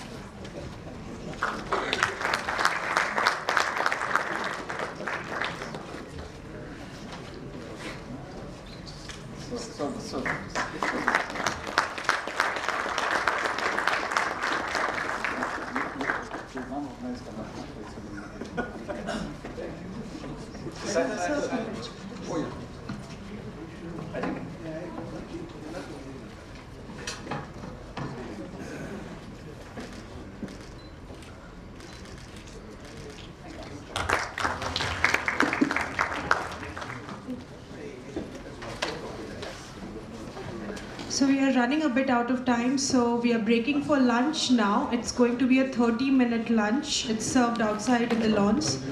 Please.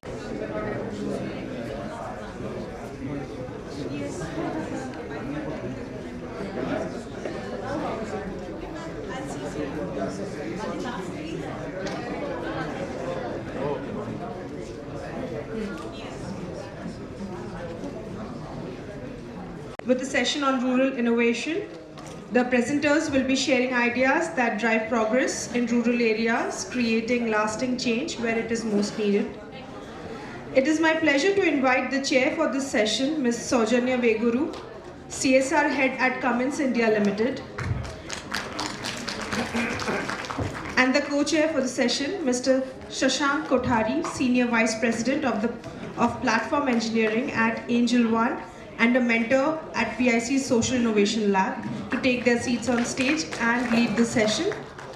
I would also like to acknowledge the distinguished jury members for this session, Mr. Pradeep Bhargava, Chairman of Automotive Stampings and Assemblies Limited, Mr. Pradeep Lokhande, Founder of Rural Relations, Ms. Priyanki Shah, Senior Project Manager at Pune Knowledge Cluster. With that, I hand over the session to you, Ms. Veguru and Mr. Kothari.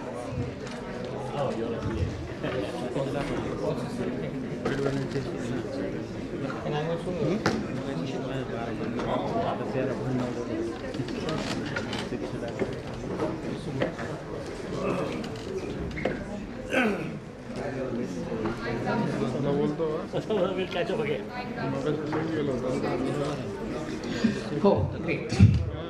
Hi, good afternoon. Nice to be back. Shashank and I have the very enviable job to keep you all entertained right after lunch. So please be patient with us.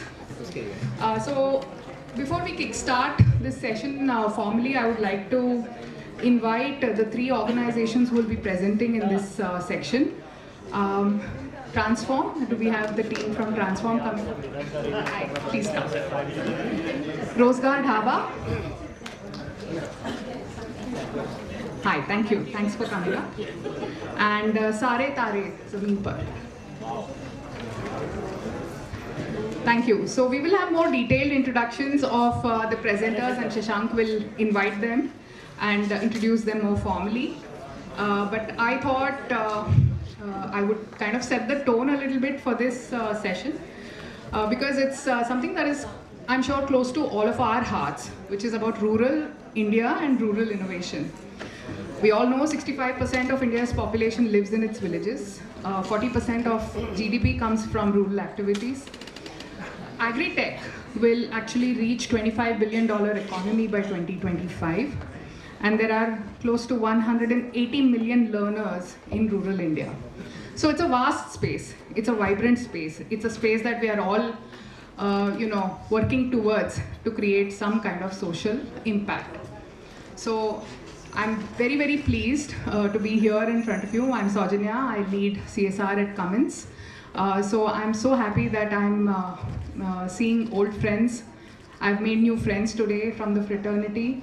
I have seen some of my heroes here and all of my co-travelers in this space. So welcome to the Rural Innovation Session. So today we've heard from many innovators already about the issues plaguing India and especially rural India. So we've heard about 50% of our population being anemic, which is an alarming kind of a statistic. Especially in the education space, those who have been working in this area know about the teacher shortage, the quality of education, the gaps in foundational learning, and also the physical infrastructure. About 65% of schools do not have digital learning systems.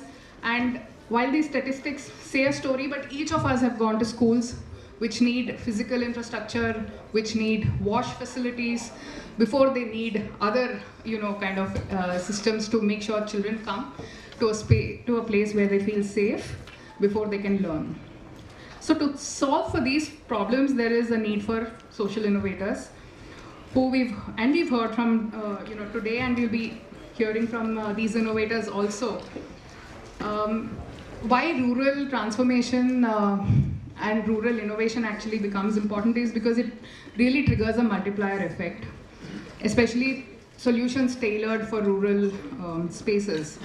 They will transform physical infrastructure, they'll transform education, they'll transform health outcomes, and finally transforming lives. So my very best to our rural innovators who are trying to reshape the rural landscape and drive equitable and inclusive growth. So with that, I invite Shashank to share his comments and introduce our presenters. Thank you.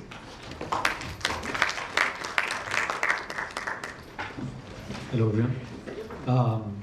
I think Sojan has told the post-lunch joke, so I'll skip that one. So we had 200 plus participants across all categories, 90 plus in the rural category. We have 6 finalists, 3 will be presenting today.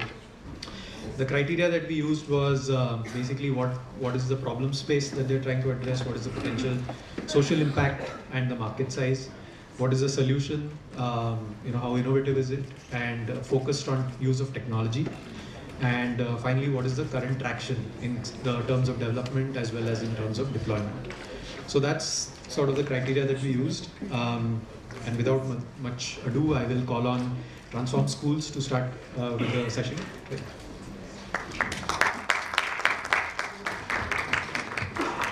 Hello, I'm Pallavi and I'm the Director of Development at Transform Schools. I'm here to talk about our work and our proven at-scale program, Transform Learning. So we've seen that in education, there has been a lot of provisioning when it comes to foundational literacy, early childhood care, but the space that doesn't get a lot of focus is secondary education. So that's grades 6 to 10. We see that 50% of children are dropping out of school. Another 25% can't read a grade 2 text. And we see classroom sizes are large, teachers are less, and children are being left behind. But we have seen many opportunities in the space as well. Thanks to organizations like Pratham, we've seen that targeted instruction as a tool can work for students in accelerating their learning gains. Research has also shown that there are intergenerational changes as well when you invest in secondary education. Women who continue secondary education are getting married later. There is a delayed age at which they give birth. So these are positive impacts that we see. And finally, we have seen that government systems can also deliver. Coming to what we do at Transform Schools. So we work with a system of actors to build and pilot education solutions that once they're tested and we know their efficacy, we can take them to scale. By scale, I mean we partner with state governments, we sign MOUs with them, and these programs then get scaled statewide. So on your screens on the left, you'll see the programs that we are working with direct intervention. Those are our education innovations. And on the right, you see the programs that we take to scale. And I will be talking about the Transform Learning program today. Just quickly with our reach, so we have currently reached about 98 lakh students across the country. This is across 8 states. We currently work in state partnership in Odisha, Tripura, and Karnataka, with direct interventions in West Bengal and Telangana. And we work with some of the most marginalized and underserved groups of children who come from tribal areas, scheduled caste, scheduled tribe. So what makes Transform Learning really special, right? So this program has shown unprecedented gains, and I'll come to that. But what we realized is that children are not at grade level because they don't have the competencies for that grade level. So what is required is to spiral these competencies to them again in grade 6 to 10. So we work with state governments where we provide them the curriculum, we provide them the management and technical capacities to be able to roll out this program statewide. So children are learning, but also district and state level stakeholders, their capacities are getting built as well. And we use robust methodology to ensure that the program is being run across the state. And during COVID, one of the things we realized was that, obviously, like a lot of other education organizations, we realized that it was very important to invest in blended learning, right, to invest in technology, which is when we started developing 2 products. One is called the Palooza app, which has Transform Learning resources on a gamified app, which allows students to learn out of school as well. And we are also building a teaching and learning ecosystem through accelerated learning via tech, where teachers will also have access to their classroom details and how students are performing on particular grades and subjects. And quickly on the subjects that we work with, it's English, math, science, and the local language of the state. Oops. So in 2020, we conducted a randomized control test with an external evaluator, JPAL South Asia. And this is where we saw that the program really works. We saw that it gave students up to 1.5 years of additional learning gains. And when we compared them to students who didn't get Transform Learning, we saw gains across subjects, as you can see the numbers on the screen. Teachers also expressed more contentment with teaching because they were able to understand the tools. They had better leadership in their classrooms. And the RCT also told us that this was one of the most cost-effective programs at scale, and this can go even lower with the larger the scale that there is. Coming to our business model, and this is how we've been working since 2019. So 80% of our program funding comes from government funds, that's public funding that they are mandated to use, and 20% of funding comes from CSRs, foundations, HNIs, and recently our latest stream, which has been service contracts. So in Tripura, we've working with the World Bank to develop a teacher professional development program statewide. Going forward, our goal is to reach 2 crore students by 2030, and that's 25% of students in secondary school. And to do this, what we've been doing this year is we've been going deeper in the existing states where we've been working. We want to make sure we are working not just in government schools, but aided schools and affordable private schools as well. And then we want to be able to scale up into new states, which brings me to where the funding gap is. So for something like Transform Learning to run at scale, we've given the figures here for Maharashtra's government school students, which is about 37 lakhs. It would be about 1.2 crores. And if this number remains more or less the same with any given state. And if it had to run in direct intervention, we would layer some of Transform Learning's teaching elements and put it with an innovation. So in one of my earlier slides, I showed you a slew of our innovations as well. We layer these programs. And that would be about 90 lakhs to be able to do that in direct partnership with schools. I've also listed out some of our funders there. And we are also cognizant of the fact that 1.2 crore of funding towards this program can unlock around 9 crores in public funding. And that's just a huge amount for the government to be able to provision for this program. Finally, this is our team. We have our founder and co-founder, Pankaj and Tanushri, who can be with us here today. And yes, thank you so much.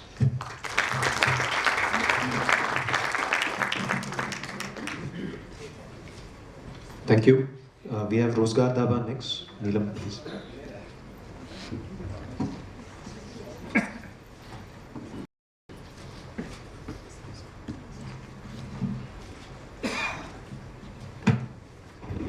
Good afternoon, everyone. Let's have more energy in the room. Good afternoon, everyone. Good afternoon. Thank you. I'm Neelam Pathak, and I'm the co-founder and CEO for Rozgar Dhaba. But before I take you on the journey of the Rozgar Dhaba, I have a story to tell you. Now, this is the story of Rahul. He's from a very small village called Bhusawla. You might not have heard this. So this village is in a district called Gazipur in the eastern UP village. Very small village. Now, Rahul was an ITI passed out, and he was searching for a job. Now, the village, you can see at the left side of it, it's a very village which has hardly any connectivity. And then Rahul was thinking, यार चलो मैं भी अपने दूसरे लोगों की तरह दिहाड़ी मजदूर की तरह चला जाता हूँ. Bihar and UP are the states which are known for the migrant labours, we all know. And then he was, even though being an ITI, he was thinking of चलो दिहाड़ी मजदूर करके जाता हूँ and I'll work and do this. The middle picture is of their household. They are a family of 4 people, the father, mother and an elder brother and Rahul. You can see his father's monthly income was hardly 5,000 rupees, and he was a farmer basically. So sustaining with the 5k rupees per month is a difficult thing. And that is when we at Rozgar Dhaba did a camp into Rahul village. We work in one of the, few of the remotest areas of the places in India. And we did a Rozgar camp. Rahul registered with us. We understood what his skills are, what he can work in, and that is where a Rozgar Dhaba team registered him and also told him that these are the skilling things which you have a gap to have this job. The last picture which you can see is actually Rahul in Tata Motors line, where he's receiving Best Team Member of the Award in December last year. So we met Rahul in May 2023, and the last picture is Rahul in December 2023, where he is actually getting Best Team Member Award from his line supervisor. Now today Rahul earns a very good sum of money, and his family income has also increased. Not only that, that's not important. The important thing is he has become one of our volunteer champions to tell to other people in the villages and in his nearby community that okay, you can also change and transform your life. And this is what exactly we at Rozgar Dhaba do. So the problem that we are working on is the unsafe rural migration that is happening from the rural Indias to the cities. And when the migration happens, people are forced to live in unsafe and unhealthier conditions. Just to tell you, I also lost my cousin brother when he went as a migrant labor. I came from this, I'm from Bihar, and I've actually have done my initial education from there only. And I've seen the plights of the migrant worker. And that is the reason that left my 22 years of corporate career job, even being a mechanical engineer, and started this organization to help support migrants. So when there's migrant so the problem that we are trying to work is how can we reduce the unsafe migration and also the unemployment from rural India? And that is what the solution is about Rozgar Dhaba. What Rozgar Dhaba does is, We give a one-stop platform. We are saying, sorry, I don't know why it is moving it fast. So we are giving one-stop platform where one can come, get the skilling, get the guaranteed jobs, get the documentation and welfare scheme support for them and for their family members. So if you are a rural, if you know anybody, if you are somebody from those rural backgrounds or tier 3 cities, you can come to. And we realize one thing, if you're working in the rural India, you just can't be only on tech. You need to have a face because it's all about community trust. You need to build that trust. And that's why we operate in hybrid model. We have our offline centers as well as our tech platform and Google Play Store as Rozgar Dhaba. So one thing which we realize is that what we give as a guaranteed is that it's not only that you get the skill with us, we will also give you guaranteed jobs. And that's why in a very short time we were able to make that. So how we work in, every time I'm changing it, it is moving 3 sliders. How we work is, so if there is somebody who has, who is impacted by unemployment or, who needs a job, we conduct welfare camps, we conduct Rozgar camps, we do skilling. And, in the morning I heard, fund is not the everything that when we started skilling, we didn't have much of funds. So what we did is, we called volunteers, and we called volunteers from corporates, from students who can be our skill champions. And I'm proud to say that we have more than 3,500 volunteers, listed volunteers today, who work here. And our enablers are, naturally, we have corporate partners. We have more than 22 corporate partners who also hire from us for their skilled workforce. We have our volunteer champions, we have our tech platform, and also we have our offline centers through which we communicate and engage with the community. Now, if you see, there are, as per the government data, there are more than 5 crore youth who are unemployed into the rural areas, which actual situation is more than that. We are targeting that we wanted to reach to at least 10% of this by 2030. We are a very, new organization, just 2 years old organization. So we are saying by 2030 we want to reach it to at least 30 lakhs or 3 million people and empower them and help them. Now what we did so far is, now this is our team. I take care of the business part. My co-founder also take care of the operations part. And the bottom line, which you see, is the most important people of our actually organization. They are the people from that same village, same community. We actually hire from the local for local. We don't go outside and hire and deploy to the other area. And that is how we are also creating the employment opportunities for the local communities who are engaging. And that is why, if you see whether it is Umesh or they are from those villages. So these are the people whom we are, and they are our community coordinators. Now what we have done so far, since April last year, we connected around 50,000 people. We offered safer jobs in organized sector to around 3,000 people and almost helped 18,000 people for their documentations and welfare schemes. We conducted around 43,000 volunteer skilling hours, and these are all volunteer skilling hours. Out of that, we also have a focus because, men still can go to the nearest factory to work. But what about rural women? They only get that time between cooking the food and the next time, and that is the time they wanted to utilize. And they said, no, we cannot go outside, or we cannot go. What we want to earn and learn is here only at our own place. So we said, why not to do rural entrepreneurship programs for the rural women, and that's how we supported more than 75 rural women, where we help them, the women who are digital savvy, for the digital trading, and that is where we have partners who help them to even to that, while for the women who are not digital savvy, we help them for the learning the trade skills. Now suppose if I help them learn the trade skill, what next? No, we also tied up them that, suppose, I'll give you an example of cooler making. We help them learn how to make the cooler. We also help them get the machine, a very simple mechanical machine which can make around 600 cooler per day, and then tying up them who is going to buy from them. So there is not that I leave them at the skill. I need to give them how are they going to get this sustainable livelihood. And that is the aim for Rozgar Dhaba. That will give them more safer livelihood, and that's how we will be solving the problem. Now, what is our expectation from NSCI? So, one is surely, currently we are operating in 245 villages, approximately 25 districts in UP. We are working in Bihar, we are working in MP and a part of Maharashtra, and now we are going in Vidarbha. We also want to go into the northeast and Orissa and West Bengal. Now you know all the regions that I said.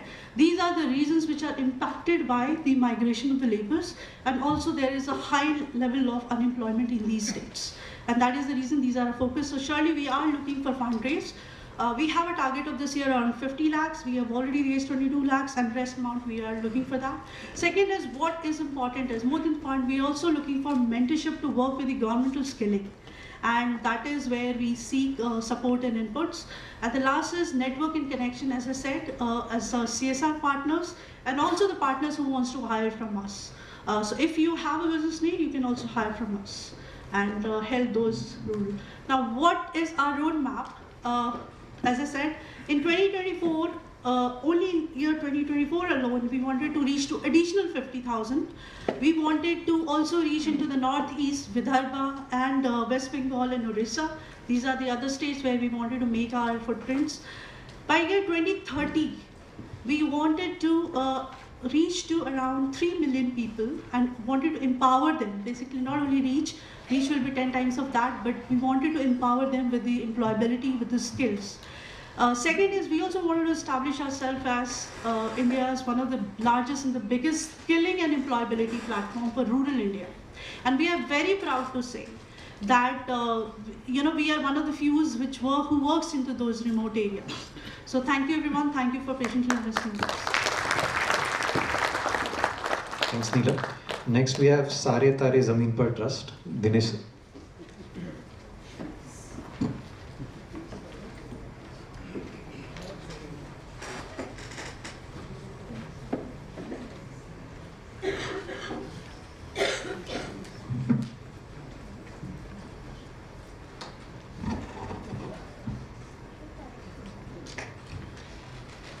Good afternoon. I'm Dinesh Badgandi. My second name is Badgandi, which is actually a name of a village in northern part of Karnataka. I'm a mechanical engineer and MBA. Did my schooling. Luckily, I got into Sainik school. Otherwise, I was studying in a government school in a village which had a population of less than 1,000 people. Even now, it's a very small village. The reason why I'm telling you this is relevant to what I'm presenting today. Look at the product that we have, the services that we have. These kids in a rural India, they are excited about astronomy, enjoying, they are getting very close to the stars, planets and things like that. Amazing experience. And if you actually look at India, I mean, a lot of speakers today have spoken about rural India. One end, we are talking about 5 trillion economy, superpower and all that. But reality is, we are still, our rural India is still stuck into many social issues. And let me tell you, education to a kid is a big thing. And especially when I graduated in '94, none of the companies outside India treated us well. We were pictured more as a country of snake channels. But Chandrayaan and things like that have really transformed India. But still, the rural India is yet to be transformed. There are 20, when you went to a planetarium, somebody took you to a planetarium or Nehru Science Center in Mumbai, you came out with a big dream. And the reason why you are sitting in a powerful seat today is because of the big dream that you had. And you came out with a big dream saying, I want to become an astronaut, scientist and all that. But even today, there are 20 crore kids who will never get an opportunity to do dream. And you had many examples of dreams and how they have made it. And if you are not, you land up in a long. In fact, many of my classmates, they are daily wage workers just because they could not get a bigger path in life. And these 20 crore kids are like, if you are able to give them an opportunity to learn, create an infrastructure to learn, give them a science and maths teacher, especially when you are talking about a 5 trillion economy, nobody is actually looking at who's going to deliver it. I mean, there are so many skills required, and unless we hit it at that ground level in the school education, I mean, we are not going to make it happen. You have had, China is a good example. And but is it possible to arrange this kind of infrastructure at each and every place? Arrange teachers, that's a big thing. I mean, is it possible to do that? And it is so difficult to look at it. I mean, our population is spread like this. I mean, there are 1.26 million schools in rural India. I mean, that's a big number. And some of the villages are still not reachable. And we have we are working towards this goal actually. And this is what we have done.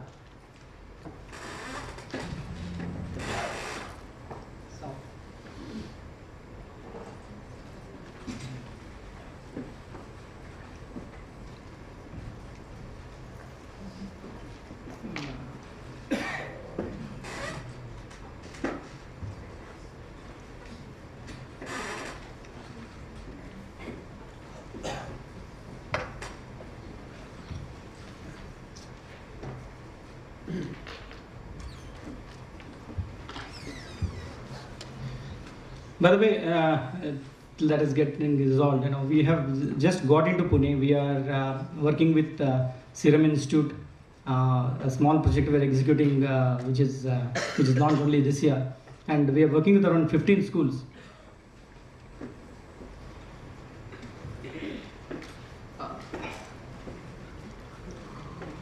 And you know, we are also working in Leh, Ladakh, Kargil with the Indian Army. They have a project called Operation Sadbhavana, and we have worked with all the places, mostly in terrorist affected areas, taking this mobile planetarium and science lab to this. Is it getting resolved? All right, I'll just take you through this. See, Tare Zameen Par is an initiative where we take an inflatable dome planetarium. I mean, we reach out to last mile of the country, and an inflatable dome, like what you see in Nehru Planetarium, it's a dome-shaped civil structure. Here, what we do is an inflatable dome. When I blow it, around 50 kids can sit inside this inflatable dome, and we project 3D shows related to astronomy. And in fact, we have gone into human anatomy as well, and creating this immersive experience opportunities. And we are partners of ISRO, and we have been highly appreciated by. Unfortunately, I could have shown you some of the videos that NASA and some of our beneficiaries are appreciating it, but unfortunately, I am not able to show that video. But this is one of our product, and we also make and take this mobile science lab. On one side, we have a 75-inch TV, internet connected, and a lot of scientists from Baba Atomic Research Center and ISRO participate in this and interact with kids, take their questions, answer them. Kind of an inspiration to the kids actually. And the other side, we have the science experiments platform. And we make these science kits, and these are age-wise from 6th standard to 10th standard. They all the experiments covering their syllabus. And together, all put together, we run a program called Spark of Curiosity. It is a 9 months long program engaging students on immersive learning, taking the planetarium, experiential learning, taking the distributing these science kits, and inspiration learning, and making them talk to some of the top scientists of India. And we also organize a quiz program called Kaun Banega Sopati, in line with Kaun Banega Karodpati, where we make a girl child sit on the hot chair, start with 1 rupee, and ask her simple questions to make her win. But the idea is the whole class gets so excited they start participating in class, and we have seen a lot of improvement in the class actually. And we make them play small skits and dramas related to science. And there are a lot of activities that we do, and this just costs what you spend on a small dinner outside. I mean, and the impact has been phenomenal. We did a study, and 15% increase in the attendance, and no dropout in those schools, and the amount of mass scored is also increasing. The important thing is the kind of questions asked, participation in the class has dramatically increased. And entry barriers to our initiative, this is a very innovative initiative, highly technical. The dome, the way we have designed it, my mechanical skills have come handy. Though I mostly worked with KPMG in London for 10 years, I want to do something here. My mechanical skills came in handy, and the way we were designed. And another thing that we've done is no planetarium in India has done it, which is integrating a virtual reality inside the dome. I can actually make the kids with a joystick. I can give them experience of touring the space, touring inside the body, heart, lungs, and all that. This kind of an experience I can provide. And we have big scale. At any given day, we are reaching on a working day 10,000 students on every day. We also work with NCSM, National Council of Science Museums, running their mobile science exhibitions around 20 planetariums. And we have we are official tutors of ISRO, and we have reached 30 lakh students so far working in these areas, around 11,000 schools. And this year we have plans to reach around 1.5 million students. And this is our model. We actually, interestingly, we found this model a year ago, where these are very exciting tools, even for our private schools. They cannot afford even our urban schools. We charge them heavily, almost 10, 15 times of what, and they are paying. And the same amount we are spending on rural kids. And that has been a great, this one. And PPP model is government, where we are working with government of Karnataka, and we are trying to get into many this one where we invest in the infrastructure, and the government has to pay the operation cost. And CSR partnership is another thing, and we also sell these things that we do. And this is our team, and thanks to Dr. Shivaprasad Kaned, who was a former director of Nehru Science Center, Mumbai Vishweshwar Technology Museum, and he was a founding CEO of Pradhan Mantri Sangrahalaya. He has been mentoring us. And initial mentorship was provided by Dr. U.R. Rao, who is no more with us sadly. And this is what we want to do. We want to go to around 1 lakh villages in the next 5 years, benefit 50 million kids, and create the way kids are learning, and create these hotbeds of innovation. And in fact, there is a lot of learning from today's talks. I mean, amazing. I mean, I'm happy to be here, and this is going to have a very, very positive impact on our trust. And this is our ask, where if you can introduce us to CSR heads. We want to scale up, connect with ministries and different governments. Introduction to chain of private schools. There are many big chain of schools would like to get introduced, and the same profit that we make is to be spent on rural kids and HNIs, and that's another thing. And these are several awards that we won, appreciations, and some of the key people who have visited us. And one of the important asks that I had today was we are launching this program in Pune. I wanted to ask Dr. Mishelkar to be a part of that, bless that as a chief guest. But unfortunately, he's not here. If somebody can help me make it, that would be grateful. Thank you. Thank you, Dinesh. We'll open it up for questions for all participants. Yes. And then we asked them, how did you get 90% marks? They said, we have not gone to school, college. We just got this degree. This is also one of the challenges that we are facing while working. This might not be the case in Maharashtra, but there are cases like this in some of the states. So now you can understand the skill gap. Thing is, they have the degree, but they don't have the skill to do the work. And since we are working, most of the people are from the blue-collar workforce or from the technical workforce, they need to work. They need to understand the work. Else it is a safety issue. Also, when they go in front of the machine, they cannot work if they understand. So the thing is, we have to give them practical training also. So that is why, so in our skilling, we have 6 verticals. One vertical is completely dedicated. It's called Trade Skill Shala, where suppose if it is an EV electrical operator or a technician, we have to actually give a 3 months of minimum training to that person, how he or she should handle the machine. And then only we deploy. So there, in some areas, there are huge skill gap. In some areas, like for the non-technical jobs, like the facility management jobs, there it is not so intensive in the technical skills. So there, even with the 3 weeks or 2 weeks of training, they can be easily deployed. So yes, there are huge, depends on which sector we are talking. Yes, please.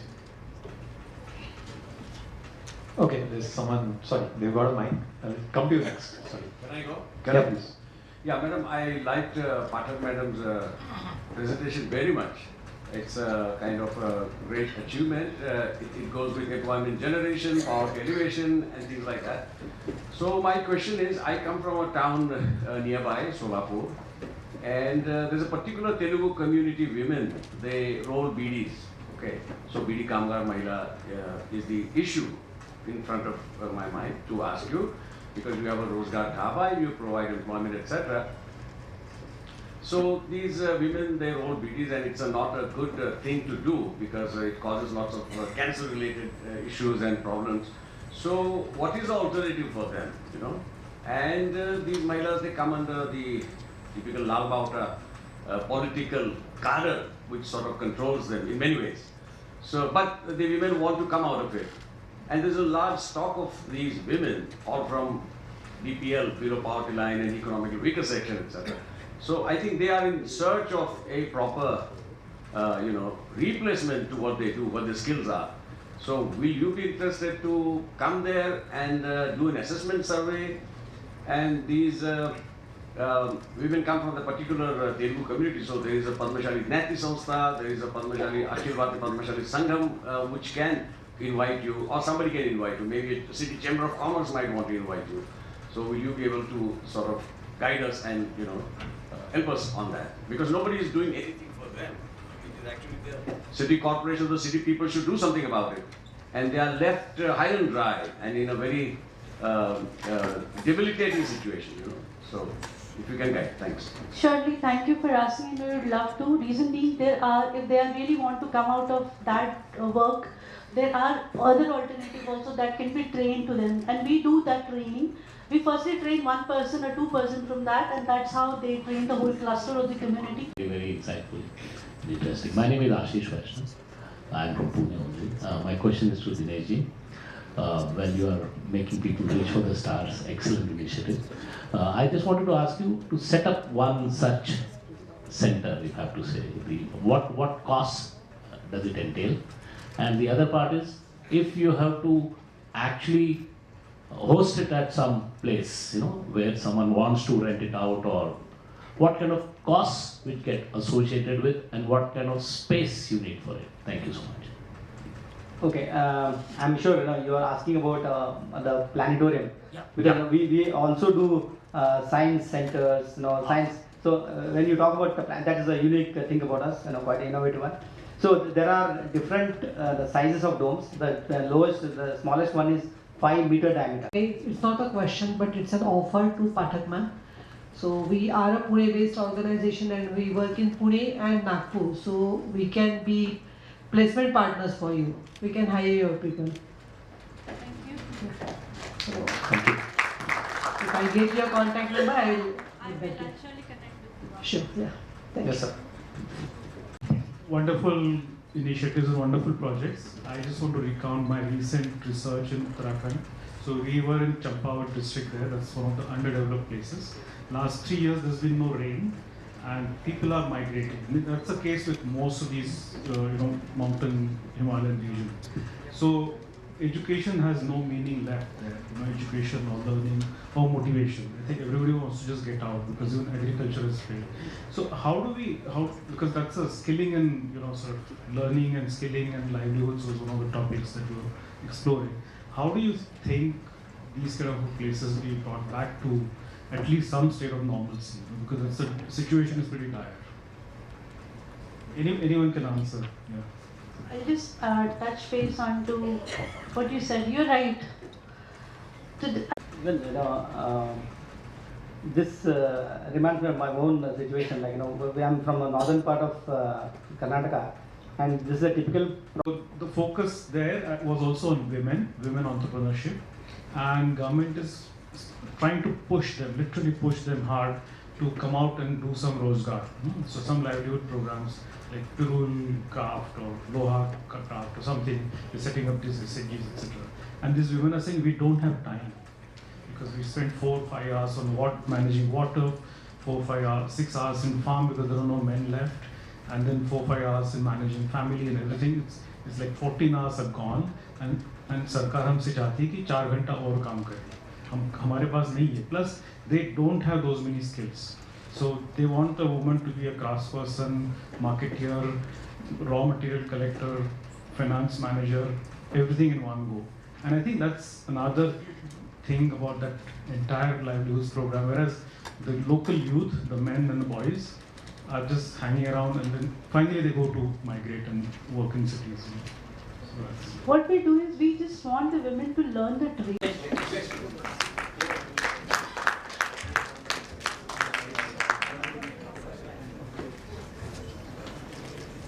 Thank you so much. We'll begin the next session in 5 minutes.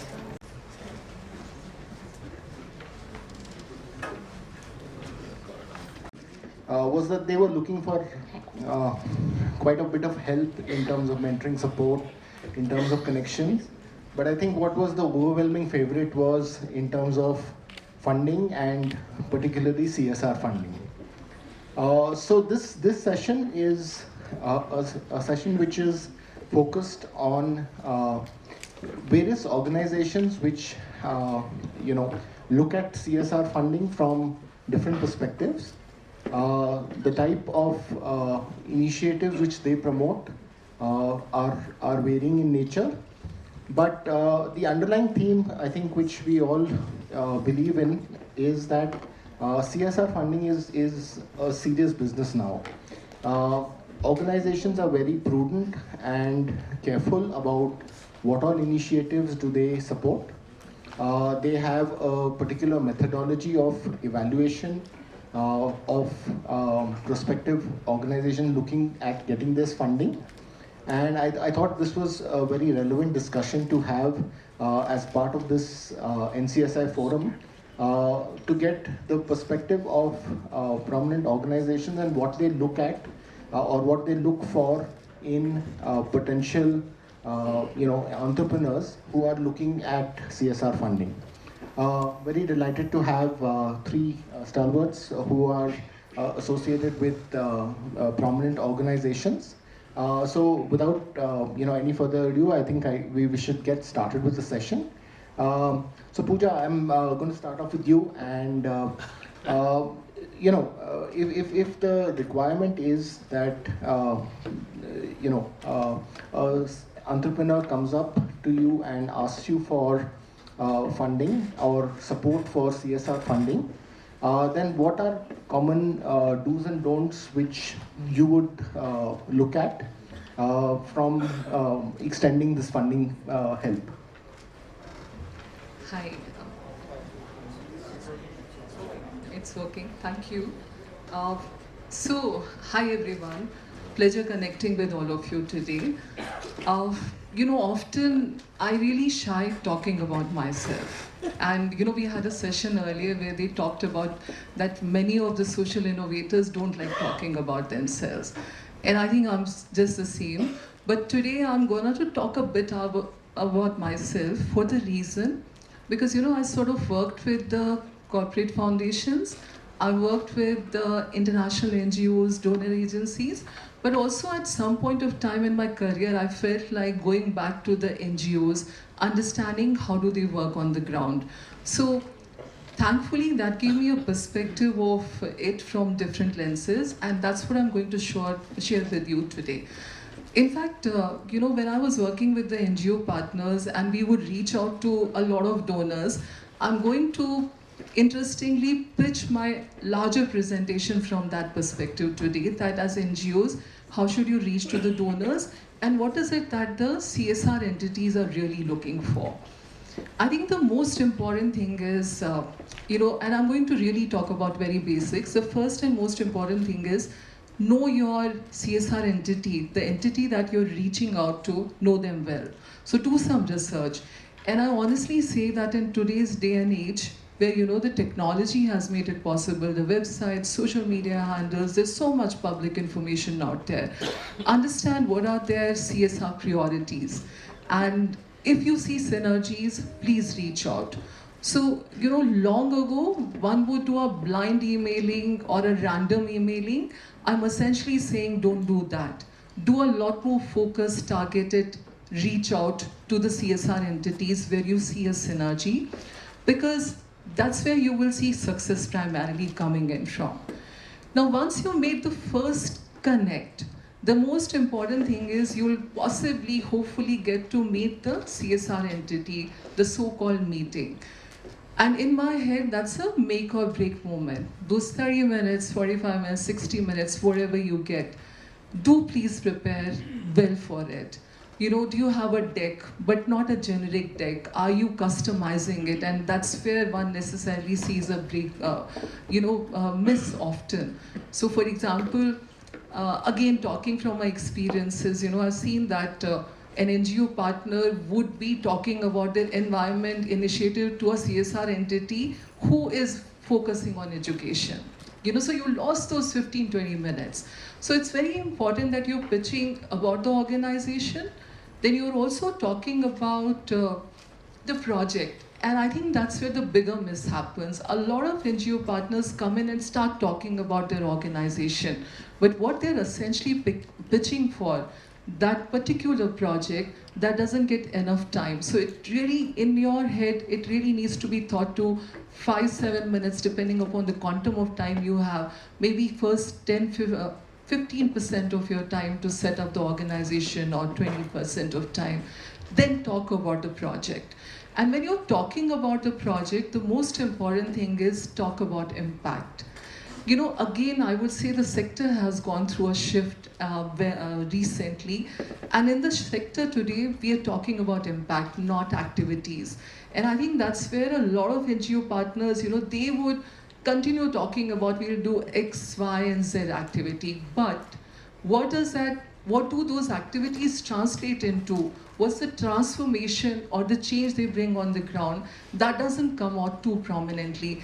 And I can tell you that for any CSR entity, the biggest deciding factor whether to go with any NGO partner is what is the impact one is creating on ground.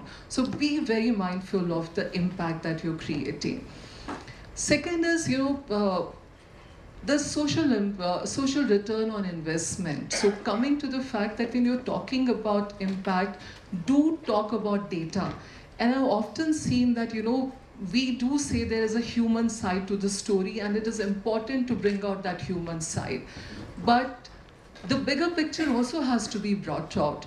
And therefore, you need to present a lot of data to back up what you're doing at the individual level. So somewhere I've seen organizations who focus only on the human side of the story, the bigger picture gets lost. I've seen the other side of it, which is all about data and the human side of the mission that one is trying to drive on the ground gets lost. So I think one needs a balance there.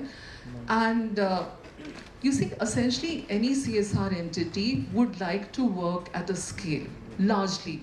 And if you see, we were hearing so many pitches since morning. We're all talking about what is a larger scale, because the problems of India need scalable, replicable solutions primarily.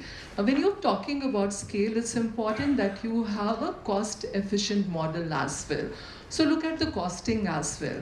Now, when it comes to costing, again, from my experience, I've seen there are NGO partners who inflate the cost, assuming there would be multiple rounds of negotiation. But I'll tell you, the smarter partners are those who have done their benchmarking in the sector. They know for a certain kind of theme, what are the kind of competitive costings around, and keep it there. It's fine to keep a 10-15% variation, but not massive. You can't make it double, triple, because then you lost the opportunity, because the CSR entity may feel the costings are way too high. Because mind you, CSR players are also doing their own benchmarking all the time to understand for this kind of intervention, these are the kind of costings involved. So look at that, because from a cost efficiency and scale perspective, look at your budgets, and that should be a constant endeavor to see how do you bring those efficiencies in the entire thing. Earlier in the day, we had a speaker who talked about flexibility. And I think as young entities, that would be one input, While you're working with CSR players, it is not to say that here is a proposal, whether you would want to accept it. Because today the CSR players also are believing in doing a lot of co-creation together. So keep that scope for co-creation in the whole thing and have some bit of flexibility. So when I say flexibility, I don't mean to say that, completely leave your key benchmarks. Essentially, within the larger framework, have a certain amount of flexibility, because that would help you to bring in certain innovations as well in the whole thing, and it will only help you. And I'll talk about one example of mine years ago. We were there I was working with an NGO partner, and we were working with, and there was this another competitor who was an international donor. And as a young NGO, we showed a lot of flexibility in terms of co-creation. And the bigger NGO player came with the thought process to say that this is the way it ought to be, that school of thought. But to be very honest, at the end of that entire experience, what happened was that organization's revenues multiplied for 4-5 folds in one go. So it completely takes you to a very, very different league altogether. Beyond this, if I have to talk about, I would also say the co-creation I talked about, I would say be open to the feedback. And in fact, seek feedback. It doesn't hurt. So even if at times you reach to a CSR entity and the project falls apart at certain stage of it, I would actually say go back. If you honestly seek genuine, honest feedback from the CSR players, they're ready to tell. They're ready to tell you whether the weak link was the impact piece, the budget piece, what was it essentially. The other factor is the accountability, transparency, and others. So these are a couple of bigger learnings. I know, Amit almost gave me a cue, and I'll stop here. I just want to say one important thing. It's not NGO partners versus the CSR entities. I think we are part of the same coin. We are driven by the same larger purpose to make a difference in the society. The idea is to create a win-win, to make sure that we reach those who need our support best in a most impactful manner. I'll stop here. Thank you. Thanks, Pooja, for these insights. Kurush, we had this discussion a little while back about alignment of goals, right? Organizations such as yourself has some certain goals or certain perspectives on the kind of CSR projects they wish to support. Different organizations here have different entrepreneurs here have different goals. Now the open question is whether there should be an alignment between the goals, and there comes up a point in time where different entrepreneurs also try and tailor their goals to align with the CSR goals of organizations such as yourselves. So what would be your take on this whole thing? Hello, good afternoon. I'm here representing Bajaj Finserv CSR.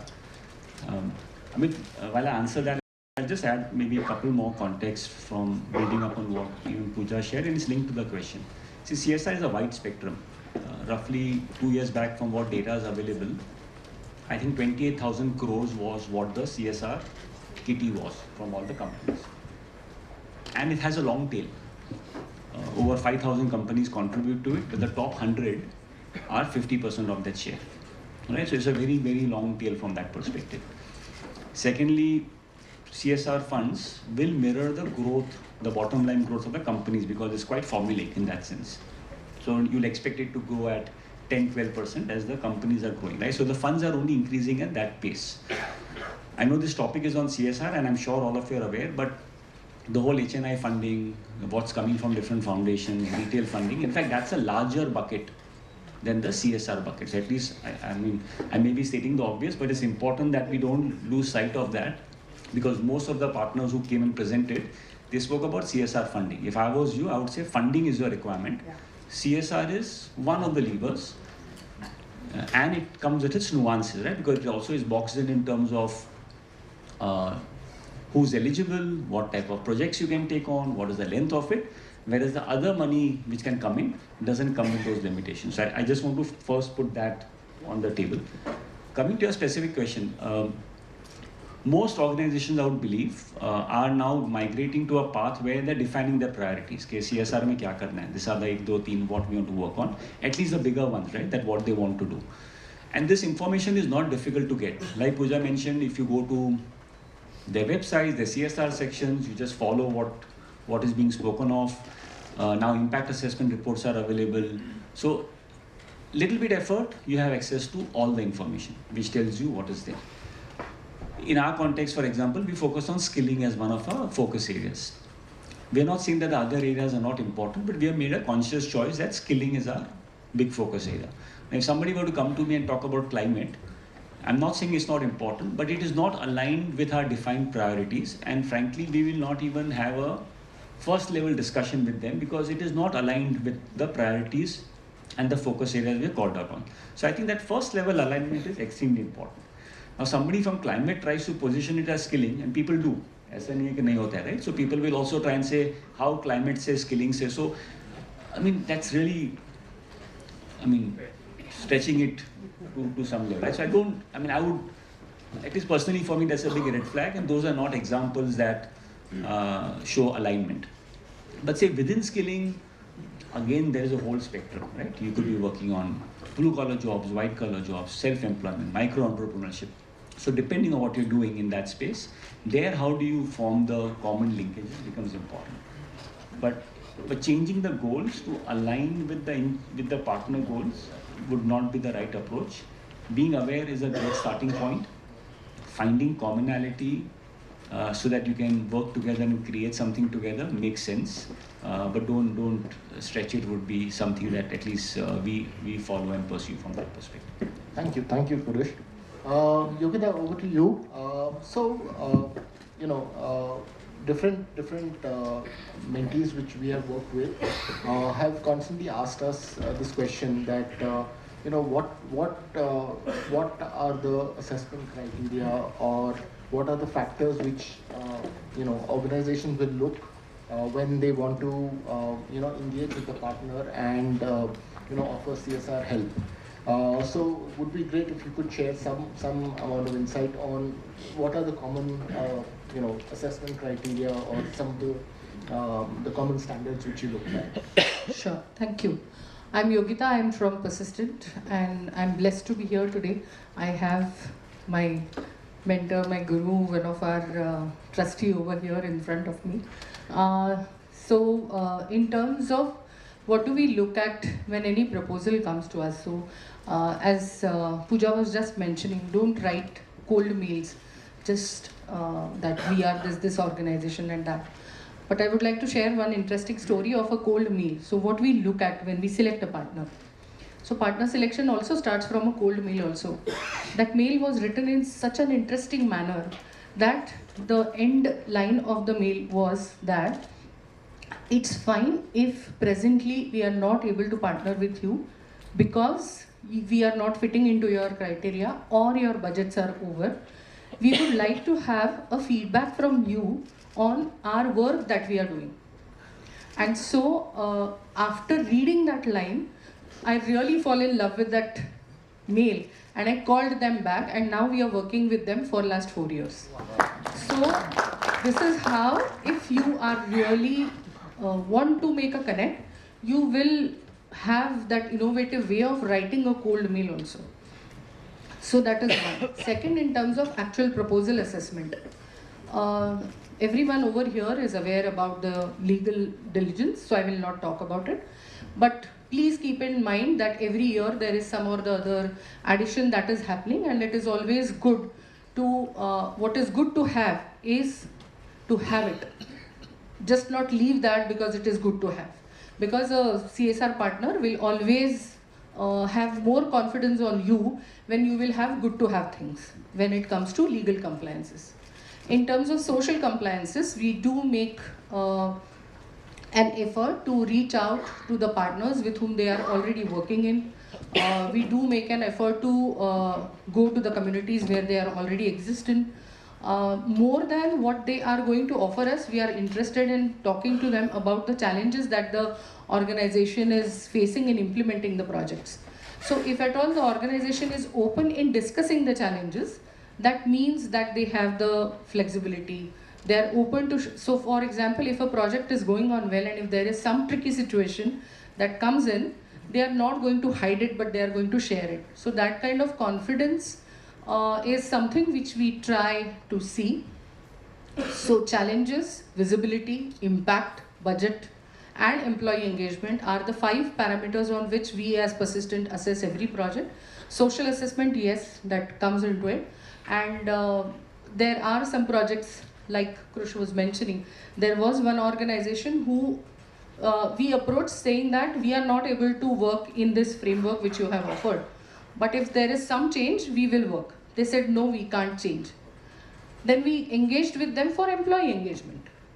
So it is true what he is saying, that corporates are looking out for organizations like that who stand for themselves. So it is not like that, that you should always change everything for the CSR partner that you are going up to. So these are some of the basic points. Okay, thanks Yogita. Pooja, over to you. So I know a lot of ideas presented here today were in the area of skill development, local entrepreneurship. I was just reading up on Flipkart Foundation, and that is one area which you consider important and you support. So can you give us some insights onto some examples of engagements which have gone well? Sure. So, friends, Flipkart Foundation was formally launched in April 2022.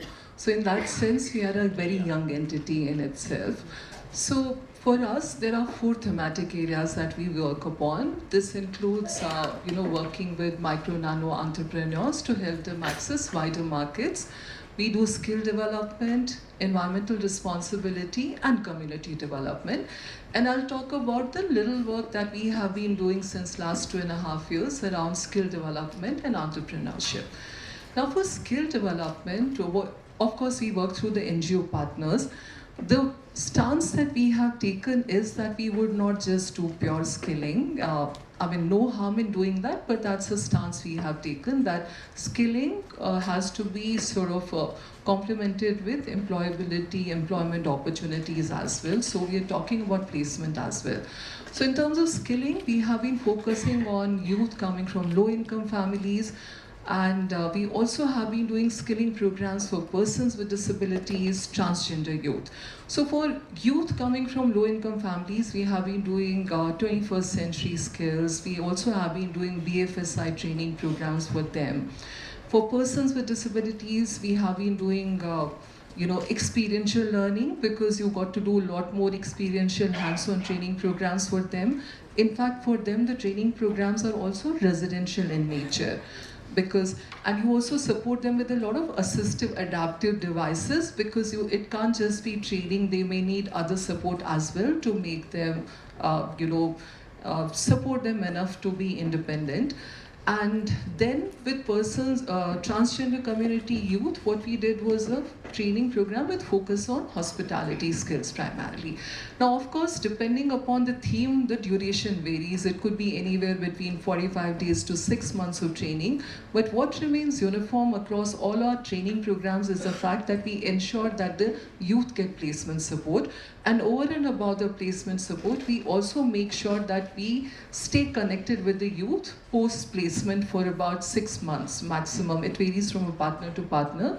3 months to 6 months is what we have been trying to do to see that they are still continuing in the jobs.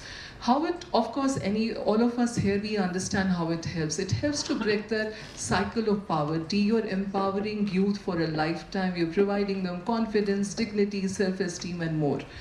Coming to the entrepreneurship program of ours, the focus there lies to help the local artisans and also the micro and nano entrepreneurs access wider markets. The premise is that if they have access to wider markets, they would be able to earn better. When they earn better, they would also have sustainable livelihoods, and they would be empowered for a lifetime. That's the kind of a premise we have taken. So what we do is, as a first step in our entrepreneurship programs, we build the capacity of these local artisans. So we have a project that we have been doing in West Bengal, Birbhum area. This is almost 300 kilometers from Kolkata. Now we work with rural women out there, artisans out there. And the idea is to build a capacity in terms of enhancing their quality indicators, inventory management, bringing them up to speed in terms of what are the market trends today, in terms of what are the kind of products that would sell in the market today. And of course, we had colleagues earlier who talked about building the market linkage, because that's where the larger failures happen often. So essentially trying to run it end to end. Similarly, we have been doing some work in UP, in Varanasi, in Lucknow, where we work with micro and nano entrepreneurs, and we have been helping them in formalizing the schemes. And we're talking about schemes like PAN, FSSAI, Udyam registration, because Udyam registration is the first thing if you want to start on your own. And then we also help them to access the credits under the PM Swanidhi and others. So that's some work that we have done at Foundation. Thank you. Thank you.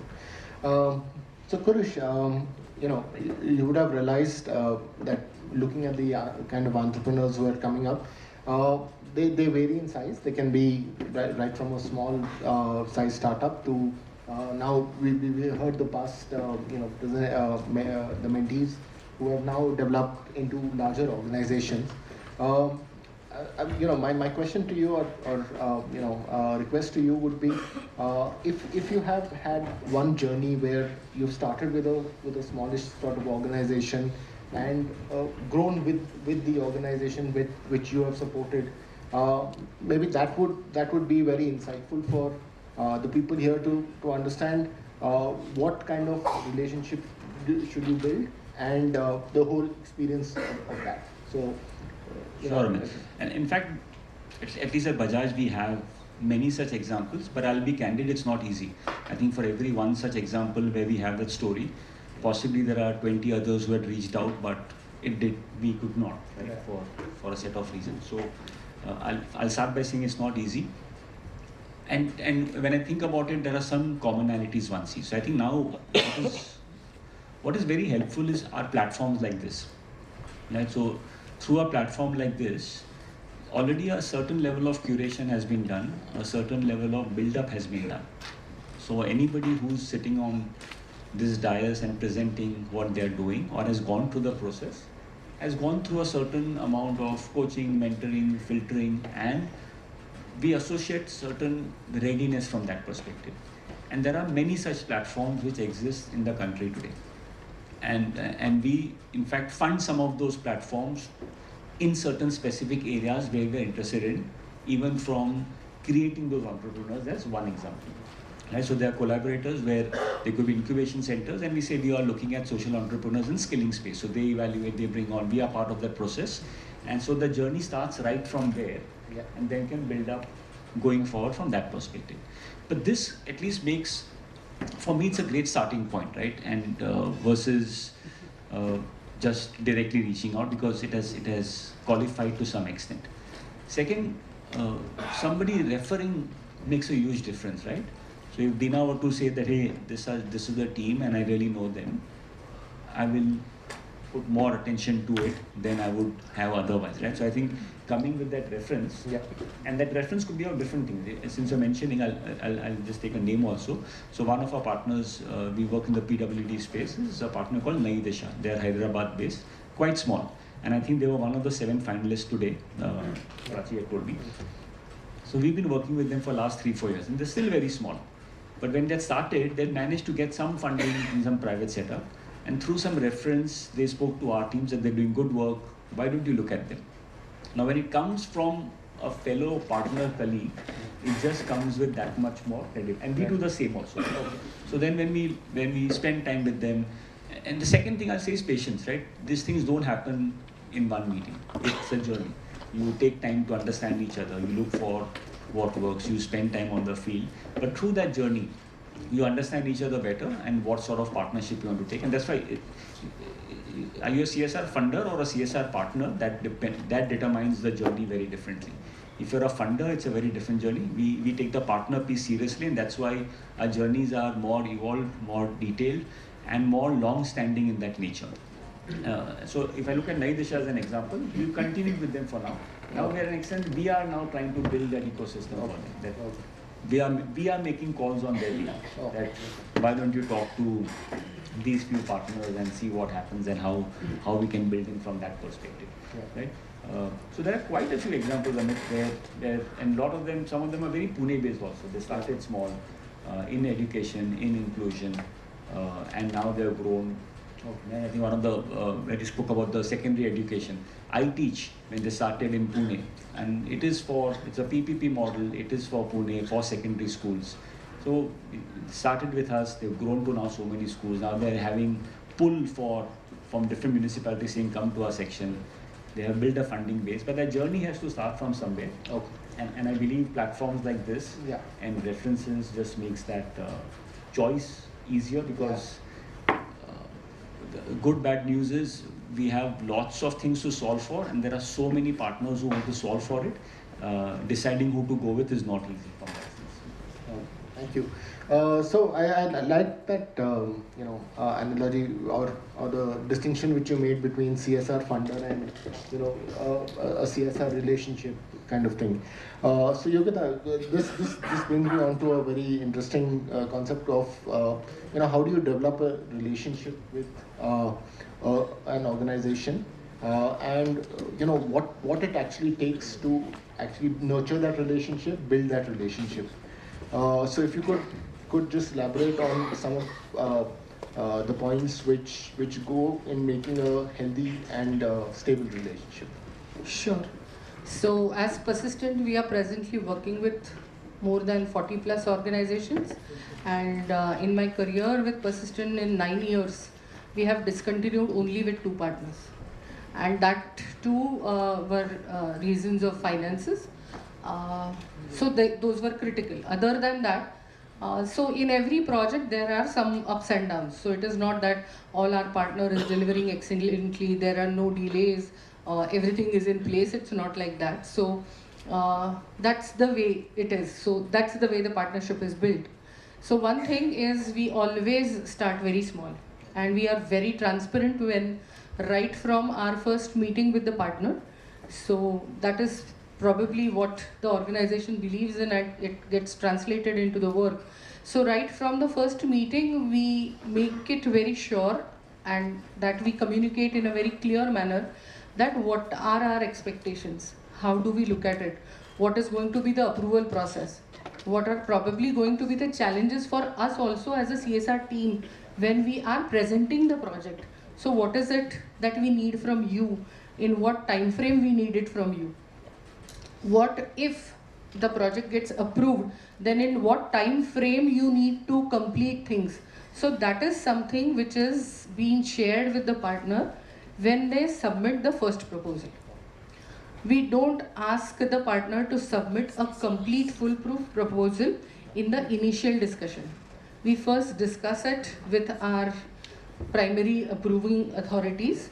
If at all it fits into our criteria of work areas, our physical geographies, we think that the organization is okay. So primary screening happens at the team level, then at my level, then at chairperson level, and then the proposal goes to the foundation board to get approved. And all this process is being shared with the partner. And that gives them also a confidence. So when I say that no, at this level the proposal is rejected, they are aware it is not a shock for them. So although we are saying that this year it is not possible, next year we'll try, they come back to us. So that is one, that transparency helps. Second, when you are, you need to decide for yourself that what kind of relationship you want to build with your partner. Is it a donor-donee relationship, or do you really want to build a partnership and want to have a stake in that? And if you want to have a stake in that, then understand the project completely. just don't look at the monitoring indexes and whether they are filled up. What it takes to fill that data, you should be aware of it. So if I'm asking that whether the water levels of groundwater levels have increased or not, then I should be able to understand what is the process that the partner is using to assimilate the data. And I should be engaged in that. I should ask those questions if I'm not aware of.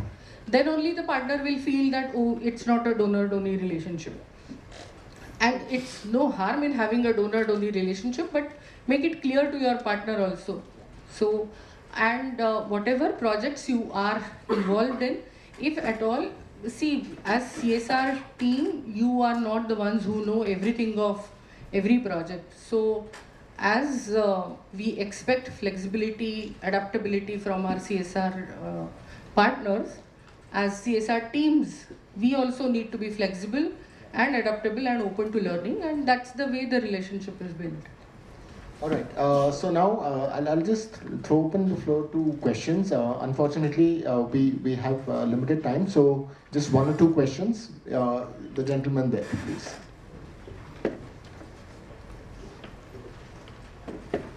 Yeah, you can ask. We are discussing about skilling, entrepreneurship, micro entrepreneurs.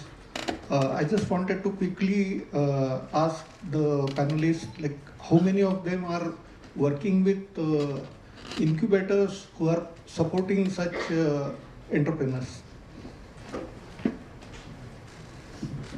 We have worked with one or two, not many, and that also with guided platforms and everything, not independently and not on a very large scale at this point of time. Hello. We are. So again, it's a small part of the work we do, but by design we've kept some amount of our effort and money towards that. So with a partner called Nudge, we are supporting a set of incubators cohort who are specifically working on skilling. And like I mentioned earlier, we are part of their journey, including the selection of the process, what is the progress from then on. So part of our work we do, we keep towards such incubation efforts. Yes, one more. हा नमस्कार, मी गणेश. मला योगिता आपटे यांना प्रश्न विचारायचा आहे. आवाज येतोय? हो. प्रश्न असं विचारायचा आहे की भारतामध्ये सगळ्यात जास्त CSR महाराष्ट्रामध्ये आणि पुण्यामध्ये जास्त त्याचा वापर होतो. हेल्थ, एज्युकेशन आणि एन्व्हायरमेंट या 3 विषयाच्या पलीकडे का आपण जात नाही, हा माझा प्रश्न आहे.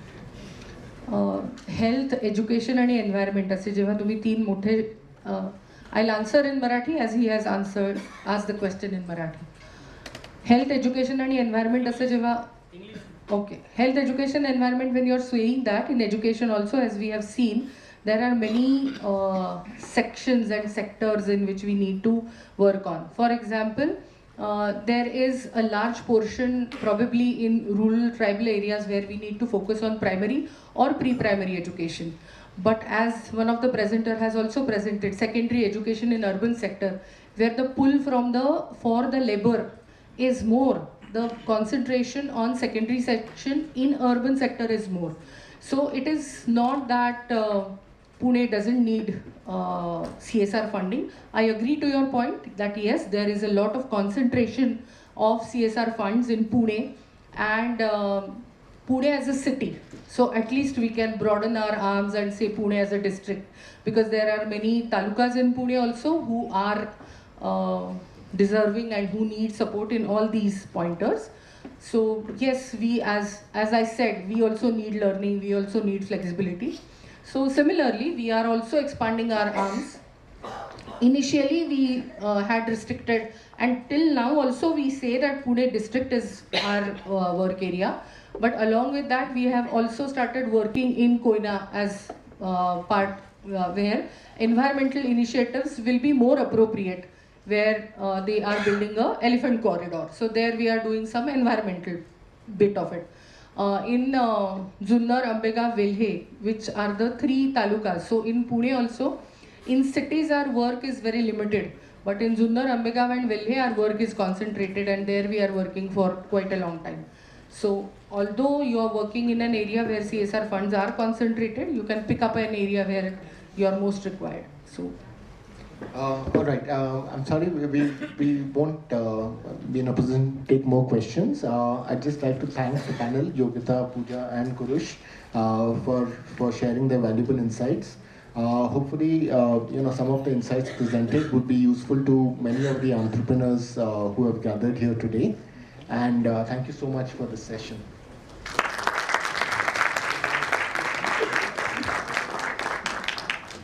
Private Limited. With that, I hand over the proceedings to you, Dr. Deshpande and Mr. Iyer.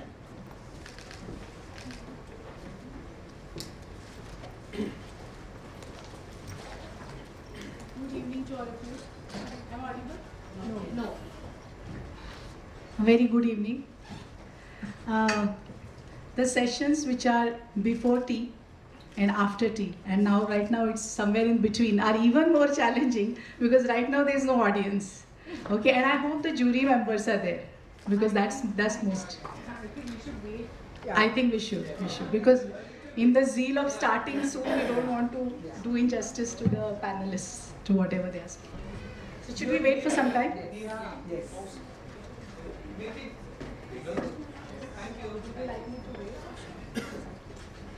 I think Dr. Venugopal at least the jury members, if they are there, then it makes sense to start the session.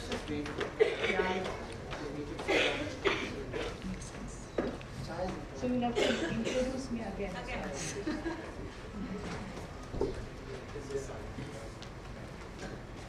Where our innovators will present novel solutions addressing some of the most pressing city-centric challenges.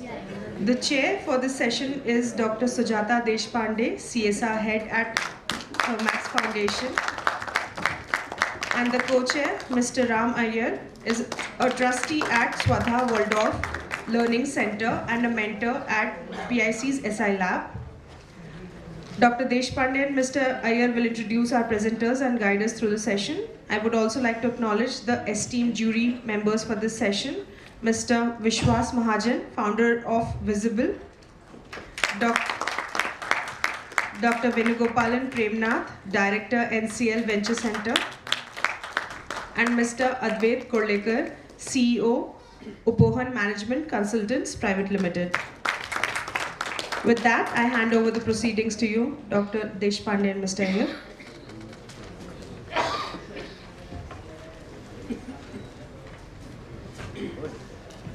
Good evening to all of you. Good evening.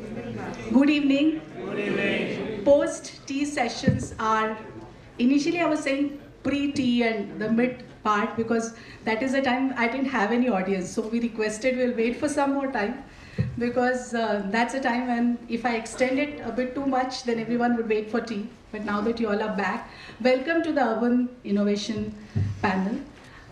You all know that urban city challenges are too many, and usually of course we saw rural challenges, we saw the challenges and the innovative solutions for tribal panel. But when we talk about urban cities, the innovations can never be too many. When we were saying everyone is focused in cities, there were some questions related to that. Urban challenges can never be countered with only a set of innovative solutions because we all can be catalysts to bring some change, but to, I would say, catapult a major kind of a change, to bring some out-of-box changes in the way the systems work, in the way the places work. Now we have population, overpopulation, so all the complexities which are there, and now the new solutions which are coming, which are tech-enabled to deal with, whether it is traffic, it is housing related, it's education, everywhere.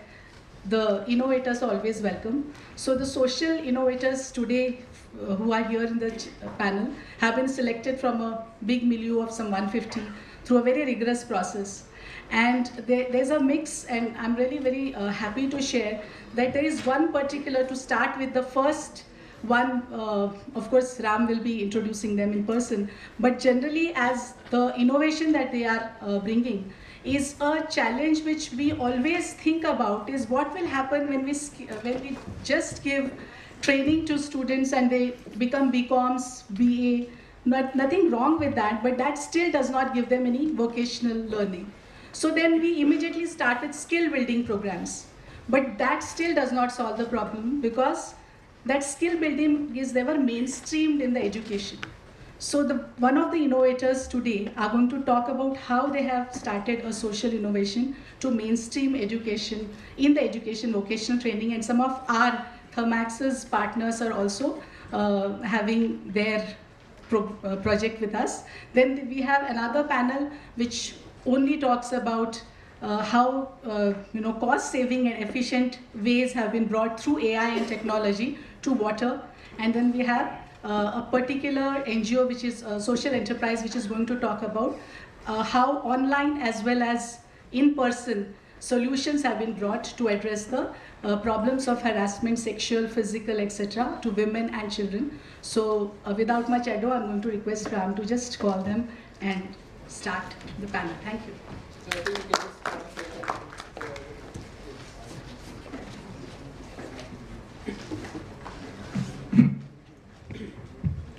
Yeah. Good evening, everybody. My name is Karthik Suri, and I'm here representing Lend a Hand India. Firstly, I would like to thank all of you for giving me the opportunity to talk about what we've been doing in this space of vocational education. The objective of Lend a Hand India has been always to bring vocational education as a part of the mainstream curriculum. So apart from the general subjects that students read in schools, how do you make sure that they're also exposed to other skills and foundational skills, vocational skills? And we work in the spectrum of grade 9 to 12. And the way we do it is we work with government and government aided schools in about 100 of them, I would say, in Maharashtra majorly and a couple of other states. And we still work with them because we believe that you need to know what's happening at the ground level and be able to face what's happening in reality. At the same time, I think after about 7 years of inception, we were incepted in 2007. So about 2013-14, we started working with the governments also, the state governments as well, when they brought in this entire policy of vocational education. So we work as a project management unit with multiple state governments under the ambit of Samagra Shiksha, where we're helping them implement this policy on ground basis our learnings. It's something that we are continuing to learn even today. So we've been able to reach out to roughly about 1.3 million students annually across grades 9 to 12 and across 14,000 schools, as I say. Why vocational education as a part of school education? I think we've actually heard a couple of others also talking about, there's a lot of dropouts which happen in schools. So what's happening with those children once they're coming out of the formal education system, right? Those who are continuing forward to even get into technical education, we see that half of the graduates coming out are not getting jobs. Right? And if you go beyond, if you actually see the entire workforce getting employed, there's a lot of data which says that most of them have not had any formal skills training. So the belief that Lend a Hand India has always been that probably the intervention of skilling and exposure to skilling has to start from schools, which is where the entire premise is. Something that we're very, very proud of. We were recently got featured in the economic survey of 2023-24, where the entire model of Lend a Hand India was exemplified. The way that we collaborate with governments, we work with bringing vocational education as a part of the core component, working with recruiting trainers and training the trainers, organizing internships and offering placements and support. Yeah, one of the key components under vocational education, which involves skilling, the skill labs, and training the trainers, is internships. Now, this is something that I just want to draw your attention a little more. We realize that while we understand the sweet spot of grade 9 to 12 is where the students are actually making their decisions in terms of where they should branch out, what are the things that they should ideally want to study further, we thought internships is a nice and innovative way of getting them exposed to the world of work. Okay. How do they get to intern in with a local employer? And our current and the program that we started piloting in 2016-17 in Pune itself with about 80 students and 15 employers. We said how do we get them exposed, identifying local employers, connecting students, the schools. We got them to we suggested that there should be an internship of at least 80 hours that they should spend with the employer. And it could happen anytime during the year as long as the student has some free time. And these are only for grade 11 and 12 students, not below. Because that's the time when they're actually making those decisions in terms of what they should study further. And it can happen throughout the year, and there is no stipend, there's no financial transaction happening, because for the student it's learning, and for the employer, the small medium employer, it's more about, I think it's his way of doing CSR in a way, his way of giving it back to the society, and also helping the children. So These are some of the clips you can see. You can see some of our students who are interning with a local cooperative bank. There are some students who are interning with a fabrication workshop. Somebody who's doing some work at the nursery, and even sitting at a grocery store. And these are all places which are pretty much accessible to the school, or in and around the school, because students are very wary of not going very far. In fact, I won't say students, the parents are very particular about the student not traveling very far away from school. So I think that's the thing. In terms of the start, like I said, in 2016, 2017 when we piloted. In 2021-22, we roughly had about 2 states, Maharashtra and Delhi, who were onboarded with this entire concept of internships as a part of the vocational curriculum. But as we stand today, we have about 12 state governments who have considered internships as an innovation within the component of vocational education. And they have allocated a budget of about 60 crores only for that, which are touching about 3.28 lakh students across the country. And India has more number of states. So I think the first task for us is to get this 12 to about 29, to just have that across. And like Dr.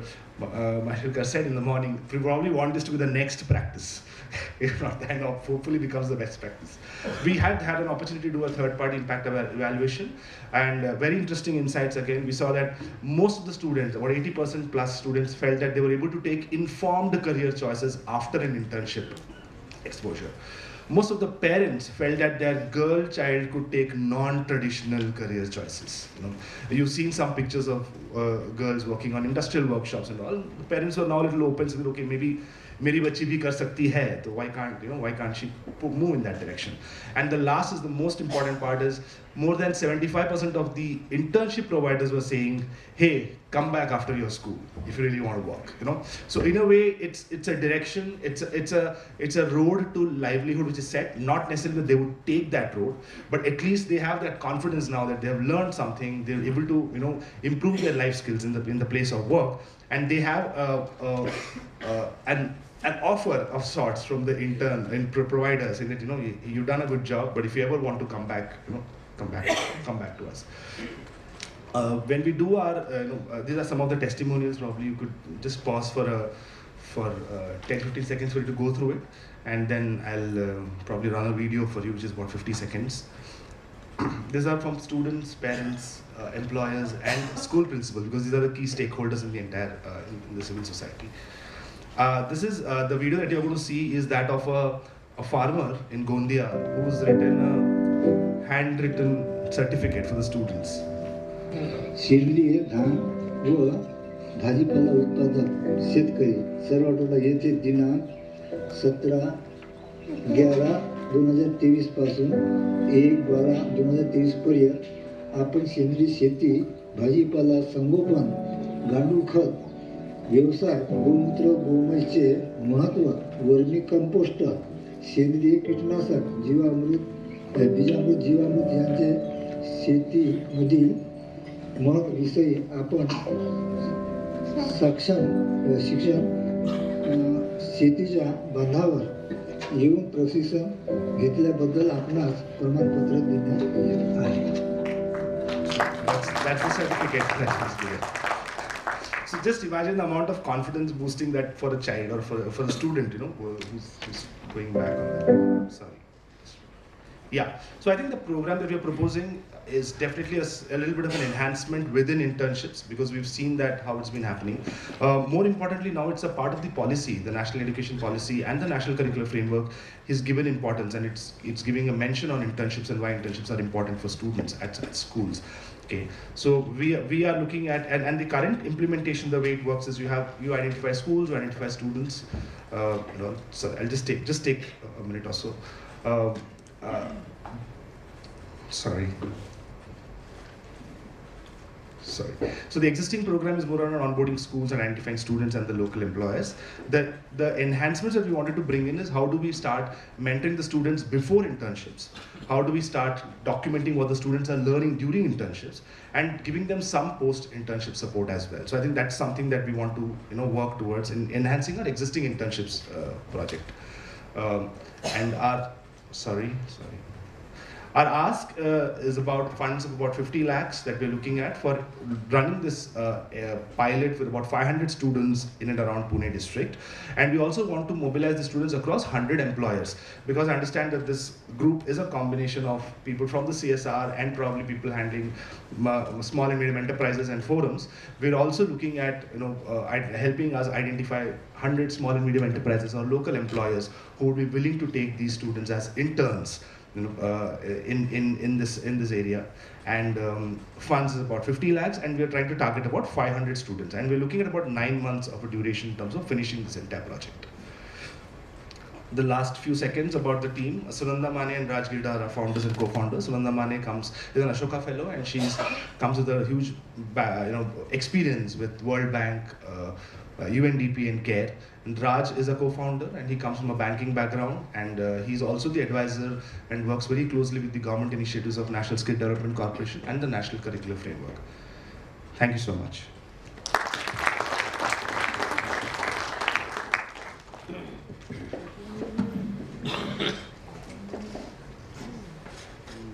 Hello. We have Rati coming in next, providing a crucial skill required in the urban areas.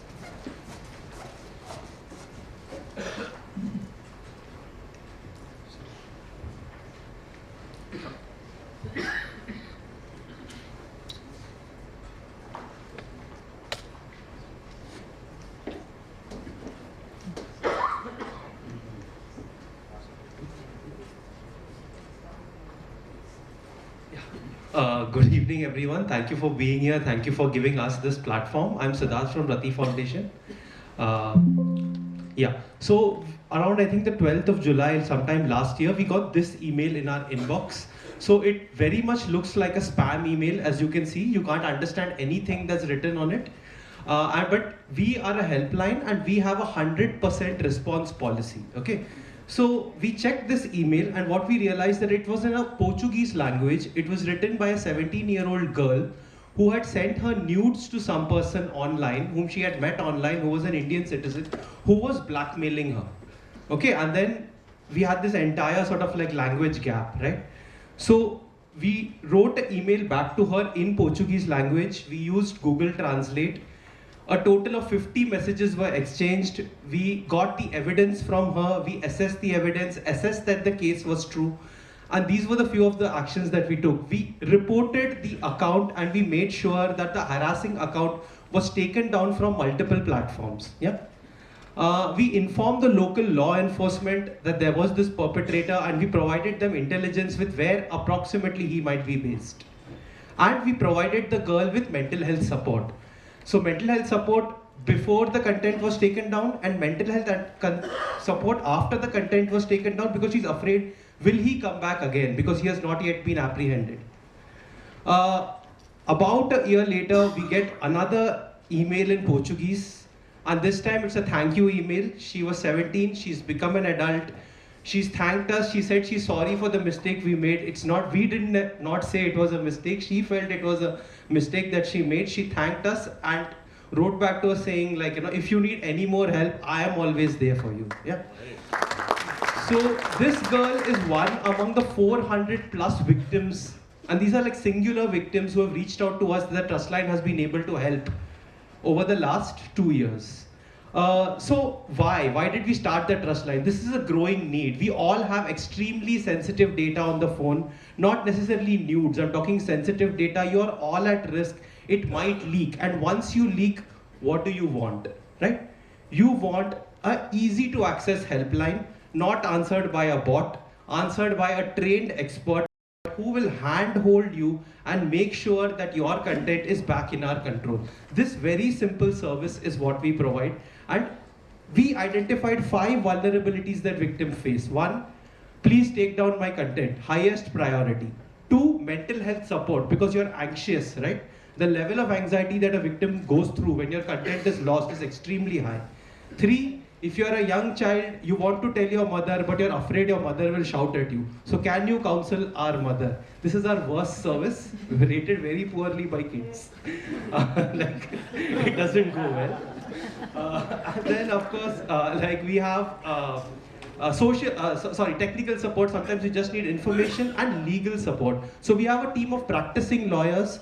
तो कोई भी आपको legal जानकारी चाहिए, we will be able to give it to you. If you are in Bombay, you are not able to afford a lawyer, our lawyers will also represent you. So these are just some of the things, like you said, there are no bots. You don't want to face a bot when you're having an issue, right? You want to face a professional, you don't want to fight a bot. We currently offer capacity in English में cases करते हैं, हिंदी में करते हैं, मराठी में करते हैं. As you can see, Portuguese में किया है, Tamil में किया है, Malayalam में किया है. We'll manage. It's a safe space. We will never ask you, why did you do this? Are you new now? We will not ask that. This is in our SOPs. We are on your side. It is safety without surveillance. You don't have to tell us your name, just give us the evidence, we'll help you. We are not here to survey you. We will take as much data as we can use in helping your case out, and we will convince you, and only then you have to share the data with us.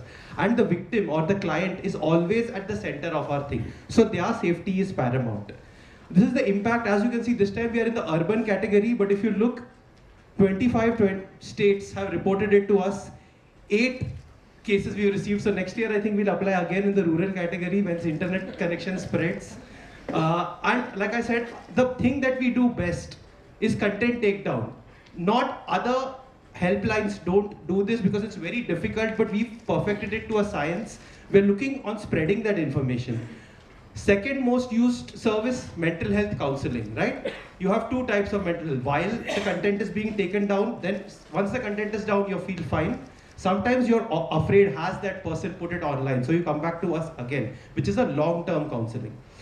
We create a record within the legal system. So we file cybercrime reports, we provide legal service. If it's hacked, sometimes we'll be able to even recover your accounts. And of course, this is comprehensive services where we are doing legal representation and also social support for the victims.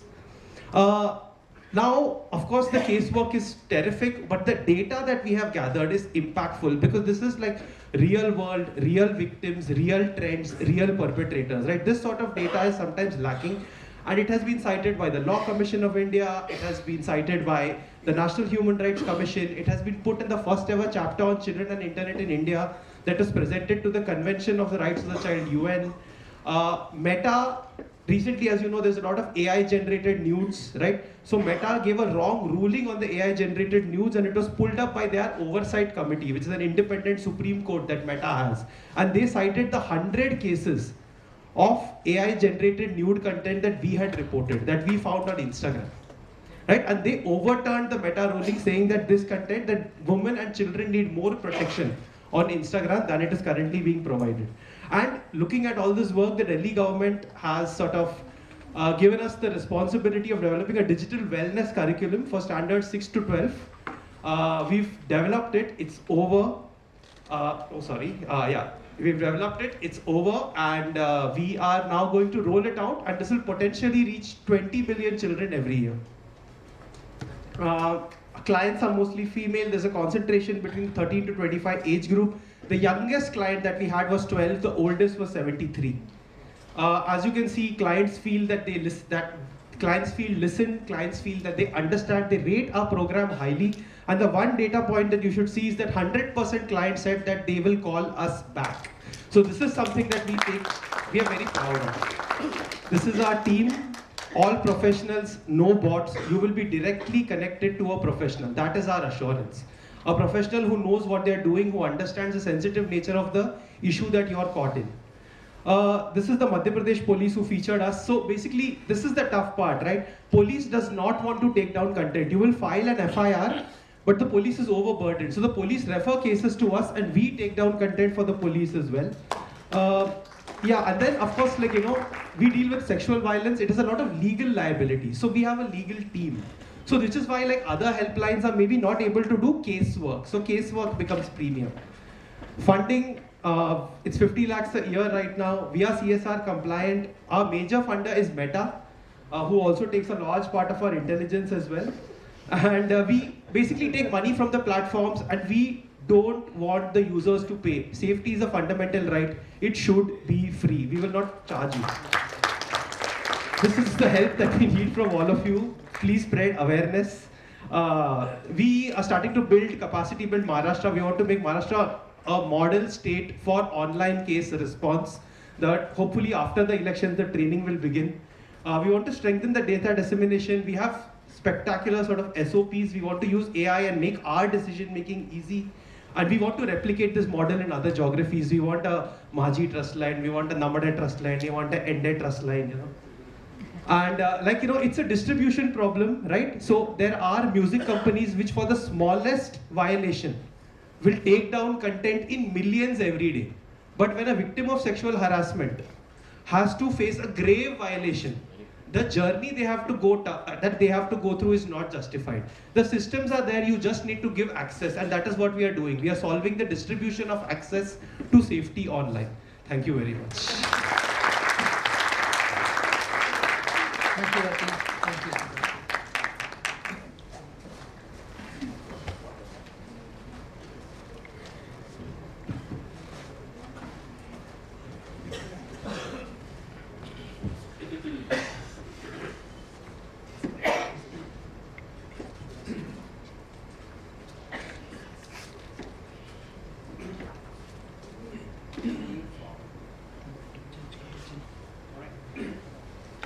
Namaste everyone, my name is Parag Thakur and I'm a founder of Water App, where we are on a mission to save water using technology.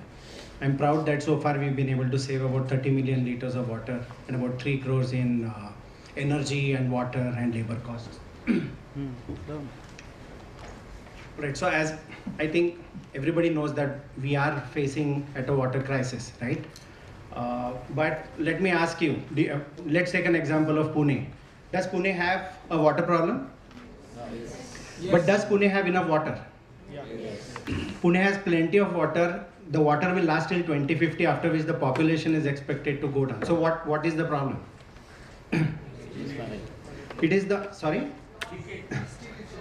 Yes, so water management. Water management is the issue. I mean, somebody said, right, what you can't measure, you can't manage. There's another statement, right? The biggest problem of communication is you think it has happened. I would extend that to this, which is the biggest problem in water management is you think it has happened. You think somebody is managing your water and then you are just free to use as much as it's. So that's the problem we are trying to solve. So I'll give you an example. We have a very big township that's our customer, right? Standard problems, they order a lot of tankers, so pay through the nose for water. Still residents will complain about not having enough water. What makes it worse is tanks will still overflow because they are depending on humans to shut the pump off, right? Now, they are smart. I mean, they have tried automation, but the problem with automation today is the system would be outdated. So let's say if a float sensor goes bad, you'll not find a person who will come just replace that. So which means you again go back to manual systems, right? So those are some of the problems. Other aspect is a big dependence on a single person or manual monitoring, right? It's of course a problem because of negligence, but the bigger problem is the risk. I don't know how many of you have actually climbed a water tank. The ladder is an afterthought, the construction is extremely risky. I mean, we do it day in and day out, so we know. So that's another aspect that we are completely neglecting, right? So what is the solution? We've taken a stab at one aspect of this. The solution, we call it Water App, which is a collection of IoT hardware that we built in-house from ground up, a cloud platform, and a mobile app.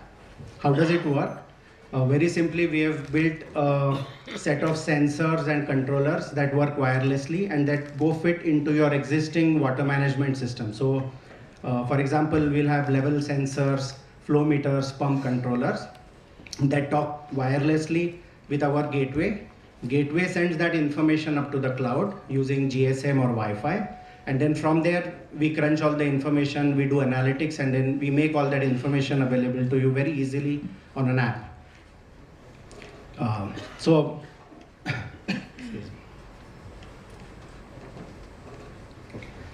how does the product look? Just to give you a better idea. So on the top left, that's one level sensor we've installed in a tank. Bottom right, it's a pump controller. So level sensor gives you information about exactly how much water you have in any tank and analytics related to that. There's pump controller, which will let you take control of the pump, let you control it remotely. You can even do automation, so it will automatically operate the pump on your behalf. If you need very accurate information about how much water is being used, there's a flow meter that you can install, and then on the right is a photo of a gateway. So as you can see, a lot of this can just work off solar power, so we don't even need any complex wiring to be done anywhere. Our team is able to get in and really get the site going within a day or two. So once all that information is collected, it's all available to you in the form of a simple app. In the case of the township, for example, their watchman will use the app to make sure that all levels are looking okay, that all tanks have enough water. They can shut it off if they require. For the managing committee, we offer all sorts of useful information. For example, how much water is used by every tower. Is one tower using more water than other towers? Standard fights, right? Everywhere. They're able to prove that, oh, that's not the case. They can detect leaks. For example, if you suddenly see in the app that the water level went down last night, and you don't expect too much water to be used in the night, so you kind of know there is some leak somewhere. Or even the app can tell you those things. They can operate pumps, etc. So those are the kind of use cases. I mean, your day-to-day water management, it's one less for our customers to worry about after they install water app. Now the technology, actually we have built it in a way that can, I mean, of course you can deploy it in an urban life, but we have been fortunate to also work with a lot of esteemed research organizations, IIT Bombay, etc., IIT Bombay, Aquadam, Tata Trust, Sustain Plus, etc., to deploy the same technology actually as a part of some research projects. So for example, on the left-hand side, you will see us monitoring the water level real time of what is called as the CNB, or concrete nala bund. Now that is used to calculate water balance, or essentially volume calculations of discharge and all of that. But the second image is that of level measurement in case of an open well. The third is where we monitored the agency, monitored the agency of a solar power plant which was used to draw water. I think this was, and then on the last one, we essentially measure the water discharged by a flow meter, or essentially how much water is being taken out of groundwater. So essentially we also have been able to help out those projects which need access to the data. Of course, they have the research part, they are hydrogeology experts, but on the technical side, we are able to help build that instrumentation in for their projects as well. So today we are deployed in about 250 sites, primarily Mumbai, Pune today. Now we are expanding to other geographies. But interestingly, we are also working with Indian Railways. So we monitor the water level in a running train, and there are about 10 trains where we monitor the water level, so that when the next watering station comes, they are able to quickly tell their staff to fill the water in time, right? So any place there is water, we typically find a use case. We are fairly a small team. We are about 13 individuals, but all of us extremely dedicated. We have in-house expertise for hardware, software, cloud, app, marketing, digital marketing, all of that. And again, we are there to try and solve the water problem, no matter what it takes. And so how do you help us multiply the impact? At the end of the day, water app will create an impact only if it's widely deployed. So please, I mean, big part of our thing is the first thing, which is people think water is a solved problem. It's not. Educate your society, your company, institutions. Try to figure out how they're managing water, how much are they using, etc. You can recommend water app. We can come do a survey, help install water app. Two is incorporate IoT in your CSR projects for visibility and accountability. So for example, I mean something, let's say you have a wash program, or you're probably deploying schools or toilets for schools, right? Maybe you can think of some IoT component like measuring water in the tanks. Why? Because water is a proxy for actual human activity. Even the fact that whether the toilet has water will tell you whether the toilet is being used or not, right? So that we've spent a lot of time driving the cost of the technology down, getting it working in even difficult Indian circumstances, where now you can use that technology to actually bring out more data from your projects. Third is, of course, funding or innovation. So far, we have only touched some aspect of water, surface or groundwater. Actually, groundwater is what we'll be going after next. There isn't good equipment today to measure water levels when there are pumps in the well. So we want to go after that as well. So any grants and funding would be most appreciated. And of course, lastly, partner with us for any data-driven research. So for example, we've been fortunate to work with Dina sir as a part of Jal Mulya, where any of this data, if it's useful for you from a research or a policy perspective, we can work with you, and we can help you essentially make your stuff better. So that's it. Thank you very much.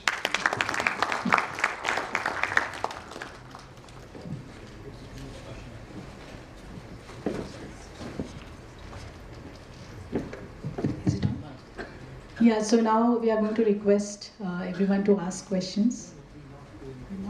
No questions? Okay, so. Any questions, please write to the PIC team. We'll ensure that each of the panelists here will reply to your questions. Any questions can be asked?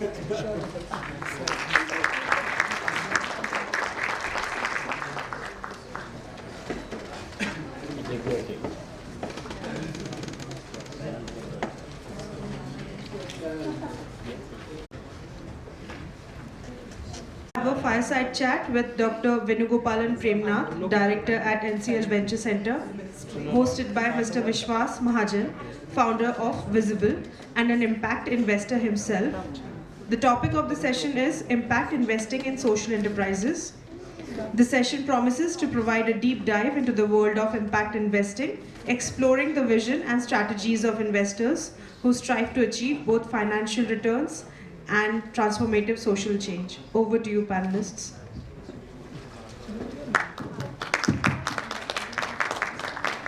Thank you. Sincere apologies for keeping you waiting. We were also doing the jury duty at the back to choose the urban innovators for the prize. Thanks, Premnath, for being a part of this.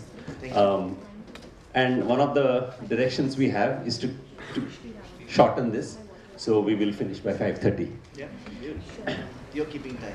I'm keeping time. There's someone else keeping time as well. I think many of the aspects of funding social innovation have been covered in various ways during the day-to-day. We also had, innovators and entrepreneurs who came and kind of put an ask out. We need X lakhs, X crores to generate a particular impact.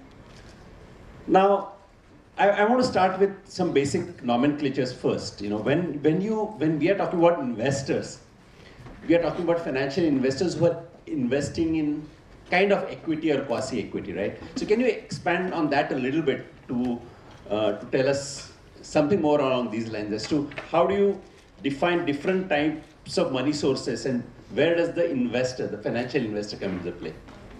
Yeah, sorry, I know time is short, but I need to take a step back. So I just wanted to go with some basics first, and then we can build on it, right? So when we are talking about innovation, to me, what it means is essentially solving problems in a new way, right? Plus implementing it, right? There's an element of implementation as well, which we should not forget. When you talk about social innovation, right? What are we trying to talk about over there? What is that additional aspect that we are bringing to the table, right? So we refer to social innovation when that innovation also has a potential for considerable social impact, right? And social impact can be in many different forms. One of them being that it is inclusive, right? But that's one variety in my opinion. It could be many other ways of looking at what constitutes social innovation. You may be solving a problem which is environment related and so on and so forth. Why do you need to have a separate class? We need to think about that as well. I told you that innovation is about implementation as well. So there have to be vehicles to implement it, right? And those vehicles to implement it could be, say, for example, a not-for-profit, right? Could be a for-profit, or could be, say, for example, even the government implementing a social innovation project, right? Now, the typical innovator has this challenge of how they are going to implement it, how are they going to execute a particular project, and how is it going to see the scale that they aspire for. Everybody wants to have impact. I have a comment on scale later, but we want to have that impact, right? So you would look at different ways of implementing it, each of these methods, depending upon what your anticipation is on how it could be financed, right? How is it that that vehicle is going to be financed, and how is it going to reach its full potential? Now, when we look at it from a social innovator's perspective, there are two large categories. One, that there is an opportunity for revenue, and another where there isn't. If there isn't any opportunity for revenue, you will have to fund it through charities and grants and so on and so forth, and you will invariably be a not-for-profit, right? If there is an opportunity for revenue, you have the option of being a not-for-profit or for-profit as well, right? And there are different reasons one might choose to do that. The question is, during the life of an enterprise or an organization, how is funding arranged? And by the way, I'm telling you during the course, because that's also a very important aspect of thinking through financing an organization. There are many situations where right upfront you can see how revenue will accrue. But there are many other situations where it takes time to even figure that out. Okay, there are situations where there's a considerable time period to investment in the beginning. There's a time to market. There's a time to even figure out the product market fit. And many businesses where the activation barrier, I mean, Dr. Michelle is here, so I have to do some chemical engineering here as well. So where the barrier is pretty large, and you need to cross that barrier.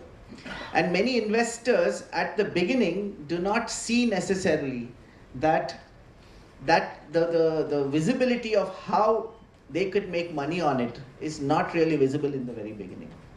So typically, my observations are that if you have decided that the revenue potential is not very large and investors will not be interested, you will probably take the not-for-profit route even if you have revenue potential. If you have a situation where the revenue potential you think is going to be very large right from day one, you would do a for-profit and go to investors straight away, right? If you have a situation where the revenue potential is, according to you, large, but nobody else believes you, and they want to see the results first, then you would start with a for-profit, but you would first tap grants, funding of soft nature, to get it to a point where you cross over and then do it. Right. So impact investors, in my opinion, are very often those who, of course, many of the professional investors do have that revenue, the financial returns in mind. And invariably for all of them, the first, if it's a multiple bottom line company, the first bottom line is always money. And I don't want to give any wrong impressions to any social innovator out here. If you cannot show the money, I don't think any impact investor will be interested. But they have a second bottom line, right? And that second bottom line either ensures that there is money allocated for that theme, and they want to do focused investment in that theme, or in some cases they are willing to forego a little bit of return expectations or timelines, over which they want to recover that funds. So they may be a little more patient depending upon how they're structured and so on and so forth, right? So impact investments, by the way, is a very important category, no doubt about it, because at least they are committed to the topic or the theme or the impact area that the social innovator is interested in, and people have to find those people who are really interested in that theme. But they should not live under the impression that the first bottom line is anything else other than money. Right? So that's something which you should keep in mind. Absolutely. And when you look at it as a financial or risk investor, right? I mean, that's basically the category that we're talking about, because so many other categories have been covered during our conversations, and I think the topic today is focused on that. Now, when we talk about it in a business sense, right? You look at the parameters of how you would go about choosing a potential investment, and you look at things like team, the problem you're trying to solve, how scalability it can gain, and finally any investor looks at what is the exit path. In case of social enterprises, and I'm saying social enterprises that want to attract risk capital, can you kind of dwell a little bit into how these kind of things play out? Yeah. So I think whether it's a commercial investment or an impact investment, typically the first and most important thing is just the problem itself and the need and how impactful you could be, right? That I think always comes first. And as you're aware very well, the top reasons why startups fail is actually that there's no need for the offering that the company is Product making, market fit. right? So that becomes always the first case, right? Beyond that, I think the next big thing is the team, right? And people generally believe at the early stages of organizations that if there is a really important challenge in front which everybody is interested in solving and there's a team behind it, whether the first solution works or not, they will figure out the solutions, okay? And they'll continuously innovate and come up with new solutions. So I think sometimes many of our entrepreneurs tend to overemphasize solutions that they have at hand, but actually probably the more important thing is to focus on the problem and defining it well, and then looking at whether you have the team in place or not. Clearly, for when you seek out different investors, you have to, they are team members, they are partners in your journey, right? And everybody wants to see a return of some kind, right? The government too wants to see a return, by the way, right? They want to be able to talk about all the achievements that you have done in the things they were supposed to do and which they offloaded to you, right? So everybody wants a return. So the question is, how do you get that return, understand that return aspiration and sort of fit into it, right? CSR partners do the same. Impact investors also have a similar kind of a goal. In impact investors, there are two large categories of results that they need to show, right? One is, of course, the financial returns, because typically many of them are structured as venture capital funds, and they have a fixed period of time in which they have to show a return, and that return, there will be a benchmark for it, and then on the other side, they need to show impact which they have promised in those areas which the investors have required them to do. So just to give you a little bit of sense, just imagine, where sometimes social innovators don't understand that there are many companies who are purely commercial who also have a lot of impact, right? Okay, so for example, if you were looking at, say, Serum Institute, right, a very highly profitable company, I think you can say that their impact is considerable and very large, right? You hear the commercial story. Similarly, there are others which are already listed on the stock market. So in principle, an investor need not necessarily see a difference between investing in that entity, the stock market, versus, say, your entity, which is small, right? Unless you communicate a vision of impact which is very significant and very large or unique. There's one category I just want to point out where we should be a little careful about, where the impact, so I look at impact in, three ways. One is, of course, the financial impact. Second is the scale of, what kind of impact you're having. But there's one other aspect which you need to keep in mind, which has got to do with intensity of the impact, right? For example, if we are working with hemophilia patients, right, you might be saving lives, but the population is very small, right? How do we, with all our humanity, want to think about it? And I actually would like even our CSR partners to think about it, because if you also start talking only about scale, right, then you will definitely not look at these kind of categories. So in those categories, we as a society need to build pockets of funding. In the US, there are some special interest group kind of funding agencies which come up around certain themes, right? In India, I don't see too many of those yet, but it's very important to build those, because otherwise we will be only chasing either the highest in financial returns or perhaps the highest in social returns, but then perhaps a combination of the two. I know our resources are limited, but we still need to focus on these as well. Otherwise, sort of, I feel it hurts our humanity.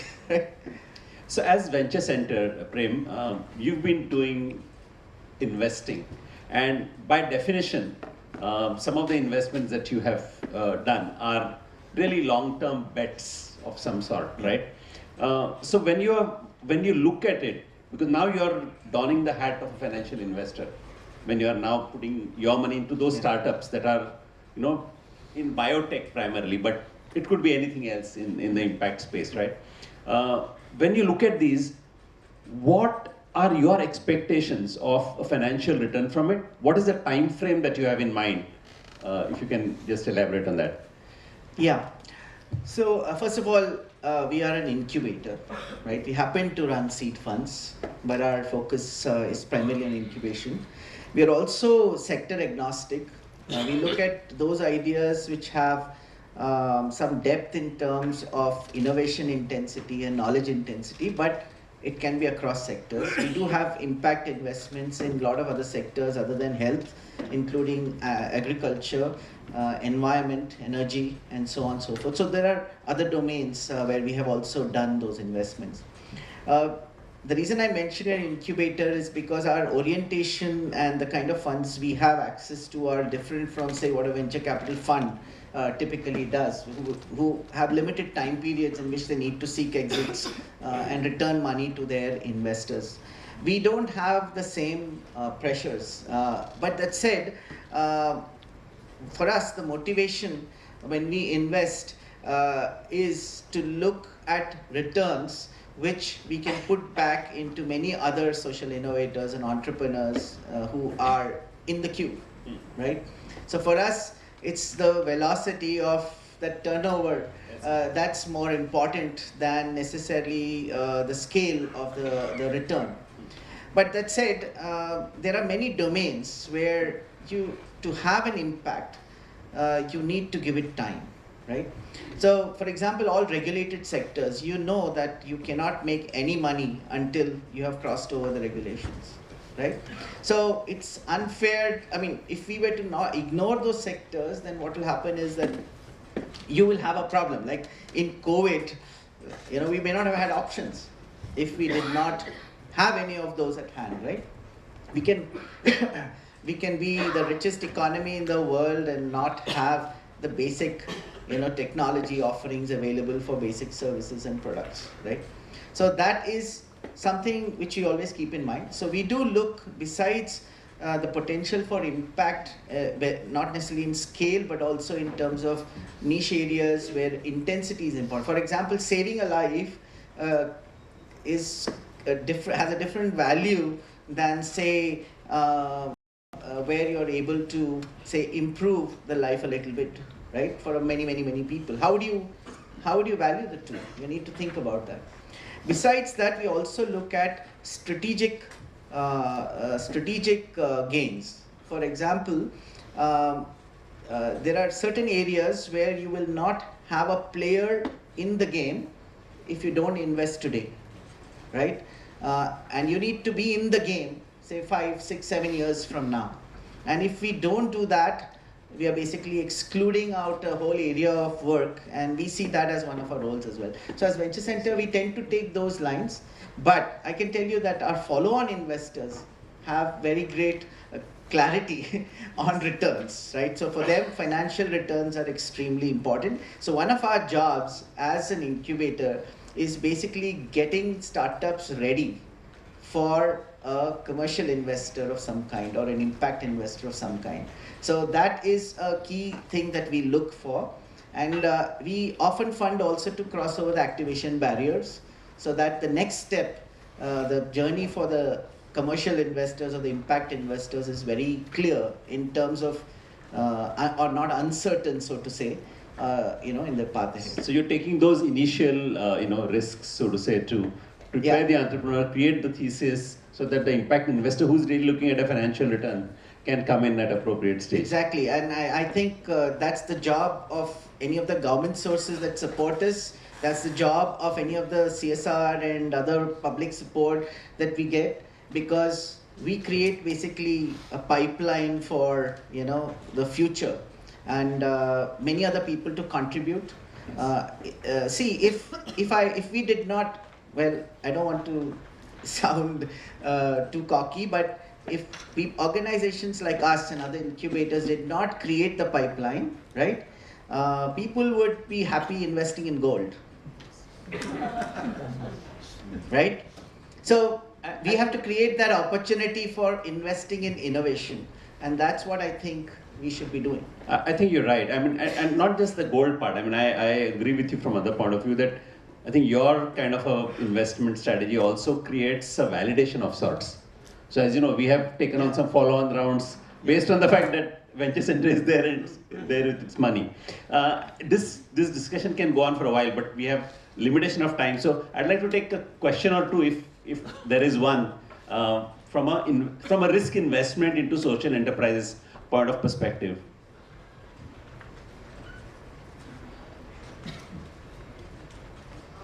Yes. Yeah, you can shout out. Yeah. Yeah, go ahead. We'll try and repeat the question. Go ahead. Okay. So my question is, how small can be the amount of impact investing? The reason I ask is there are a lot of R&D or experimentation going on. For example, I work on rivers, and I work on rivers. Issues related to rivers very quickly. For instance, using the water hyacinth for some kind of product and cleaning up the rivers. It can require a very small amount. Would you be interested in these kind of projects? I mean, how do you look at it? Yeah. So I think the question was what should be the size of the, if the kitty is small, to, let's say, what we call it as proof of value, right? You often need to fund it through various soft sources, right? So there could be a variety of grants, there could be a variety of, so it could be government, CSR and so on, and many of our CSR partners have actually supported that. As long as there's social impact as well. We have, for example, Cummins here or Kemin in the audience. We have others who have been supporting Venture Center and the startups to look at that early stage and fill up those gaps, right? The moment you are in a position where the pathway looks fairly clear, you've ironed out some of the uncertainties, you know that there is a business model around it, that's when you're ready to raise money from investors. Now the investors will have their own, they come at different levels of what's called ticket sizes, right? There will be some who will come with smaller amounts, there will be some who will come up with larger amounts. You need to understand who funds at what level and cater, and work with them at that stage, and then move on to the next level.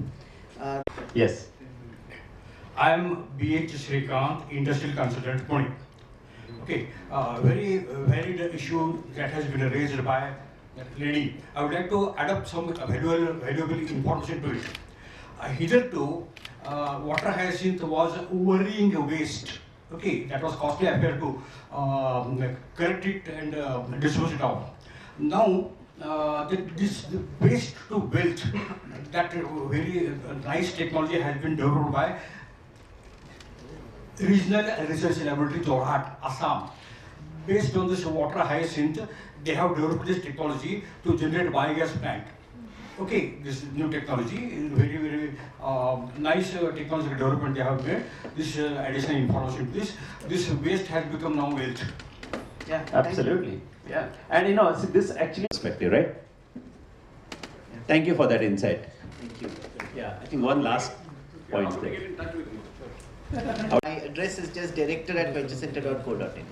So there was a saying that in olden days, when somebody wanted to know which is the address, what is the address of Lokmanya Tilak in Pune, the postcard will say Lokmanya Tilak Pune. So you can say Dr. Premnath Pune and you will find, you will get there. Thank you very much. Should we close the session? Thank you very much. Thanks a lot. Sorry it's been a short session, but we had to close up. Thank you, Dr. Premnath and Mr. Mahajan. I request Mr. Dinanath Kholkar to felicitate our panelists.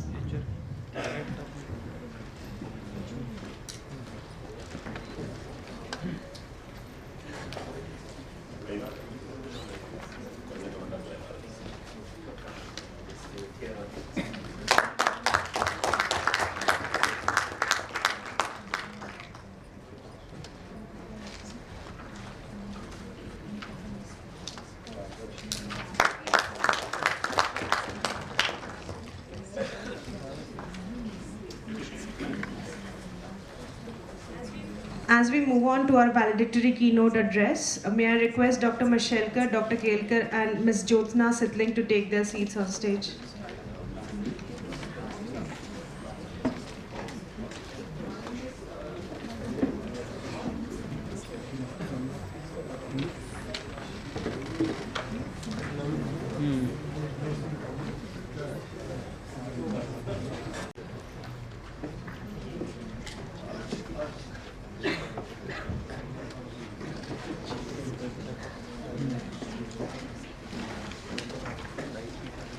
After the keynote address, we'll have the prize distribution ceremony and the vote of thanks by Dr. Kelkar.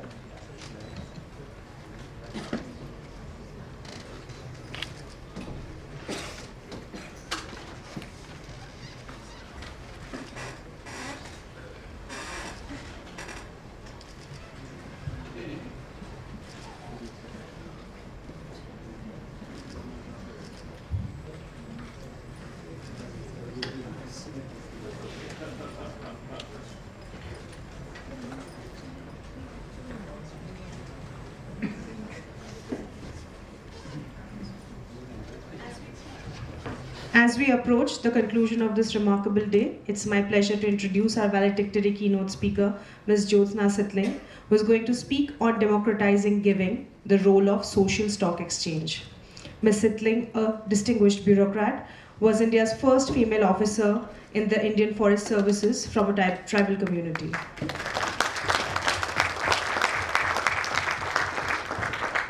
Her exceptional work in public service and environmental conservation has earned her several prestigious awards, including the Indira Gandhi Paryavaran Puraskar and the Prime Minister's Award for Excellence in Public Administration. Throughout her career, Ms. Sitling has been a pioneer in social innovation within the public sector, championing sustainable solutions to a range of issues from biodiversity, climate change, to poverty and gender equity. Her experience extends internationally, having collaborated on multilateral projects with esteemed organizations such as the European Union, World Bank, UNESCO, and the World Food Programme. In recent years, Ms. Sitling has played a vital role in advancing social entrepreneurship policies as a Joint Secretary in the Ministry of Skill Development and Entrepreneurship, and as a member of the Mudra Board from 2015 to 2019. Today, she continues her impactful work as a member of the SEBI Advisory Committee on the social stock exchange, striving to bridge the market with equity and environmental goals. Please join me in welcoming Ms. Jyotsna Sitling to the dais.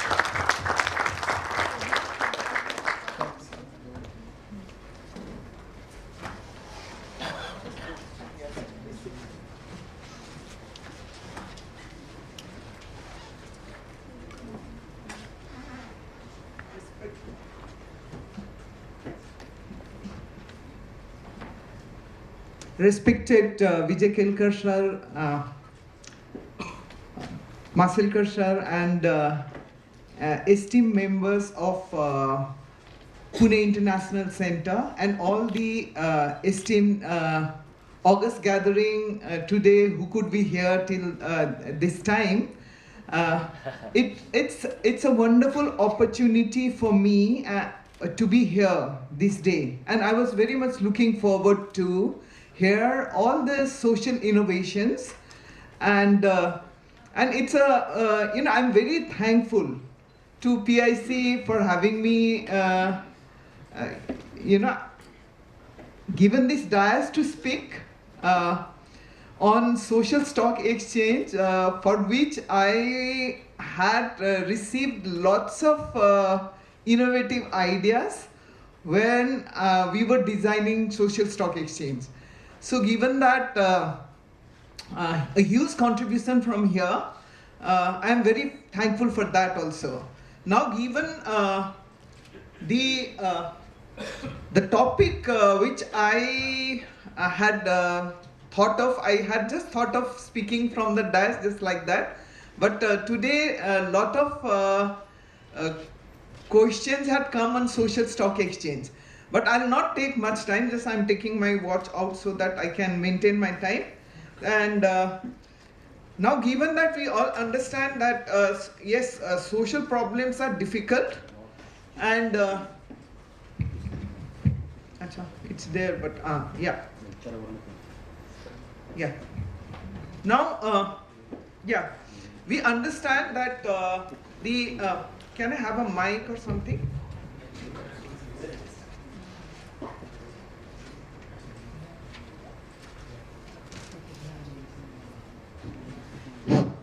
Now I'm comfortable.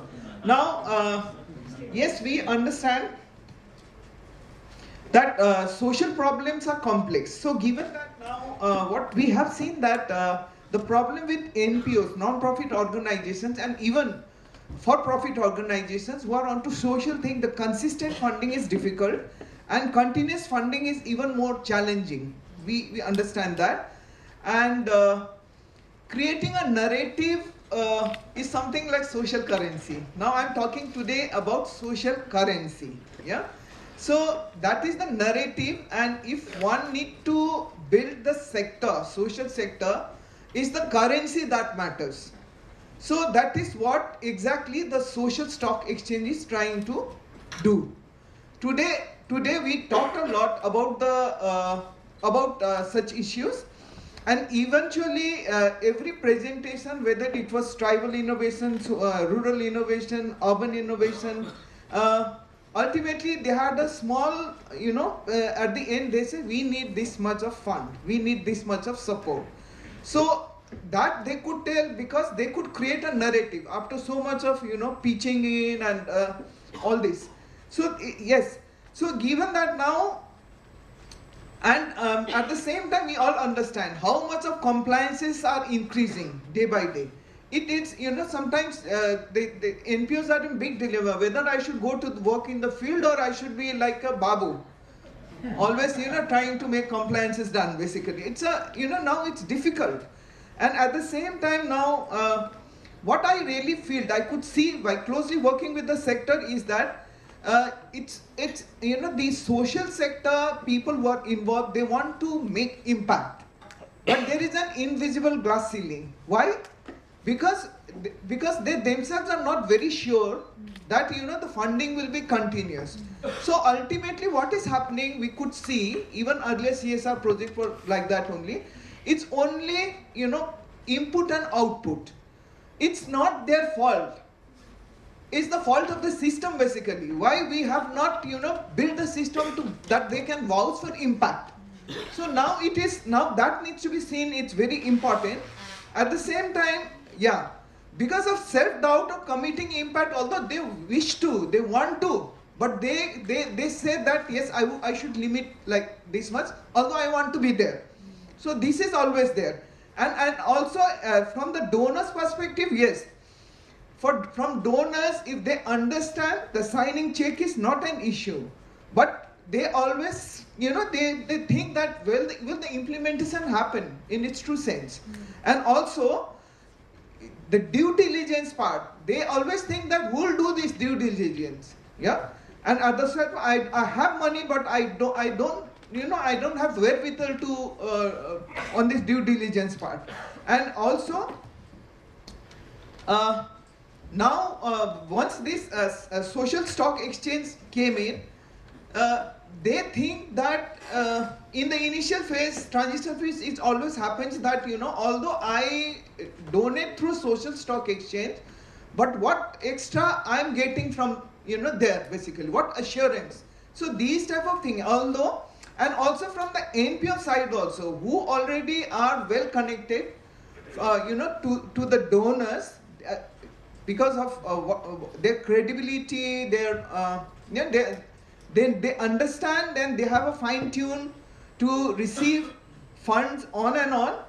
They also think that my niche is quite safe, but why should I build my narrative in the SSC? So these type of challenges which we are facing, these also I am telling.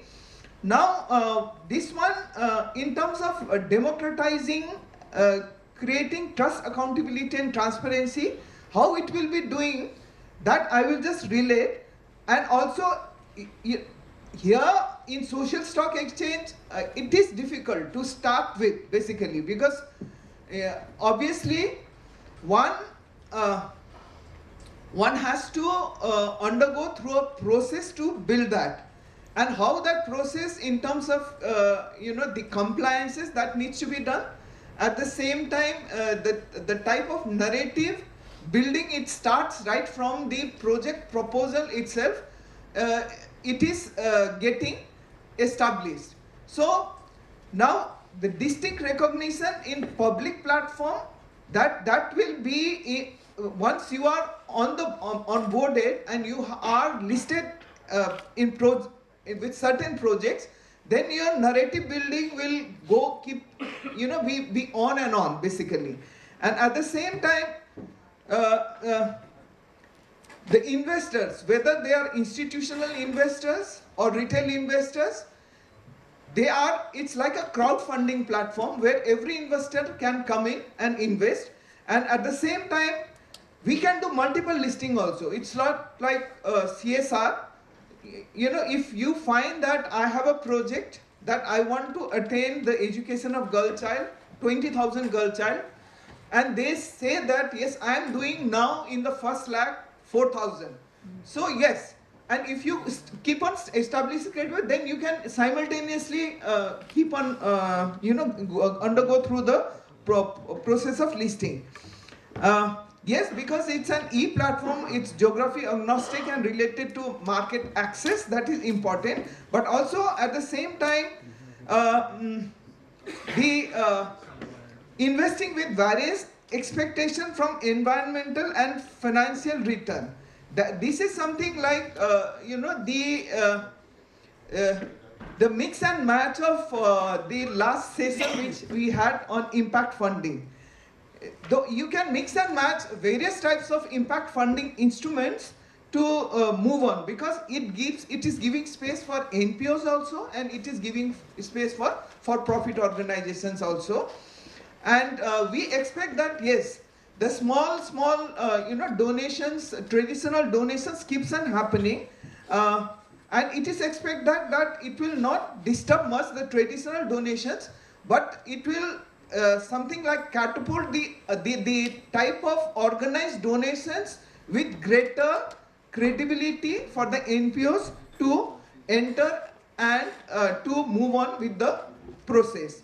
Now, please don't, just 4 things underlined is important.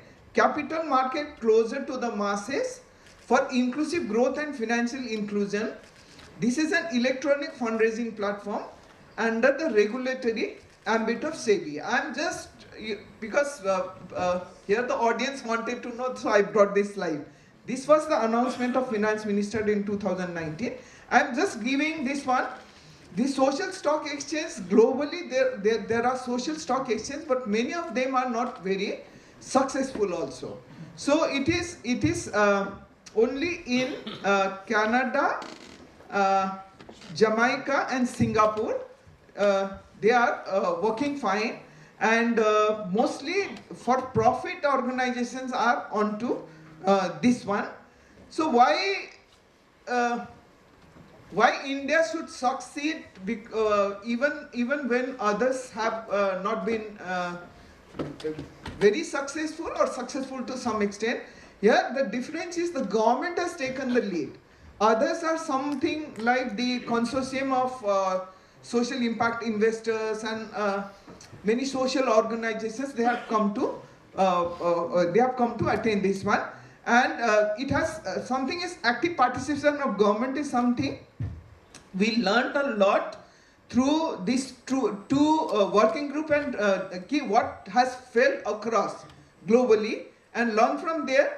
And that's why SEBI was given this in terms of governance, framework and ecosystem, and there's a foolproof marketplace, not only matchmaking but instruments for fundraising also. And yes, a piece of social audit is there to establish and sustain the credibility of social enterprises. And there is a capacity building fund also, it has been given. And I'll tell about this zero coupon, zero principle. It's mostly for the non-profit organizations. Now, active participation of the government, I told this one. Now, the freedom, total freedom to social enterprises to work for outcome. You just have to be on your own. You have to tell that this is what I want to achieve. And I need for 1 year, 2 year to 7 year, whatever. But you know, it's up to you. And even the social impact assessors, it is the NPOs or it is the for-profit social enterprises who are going to choose, they will be my auditors.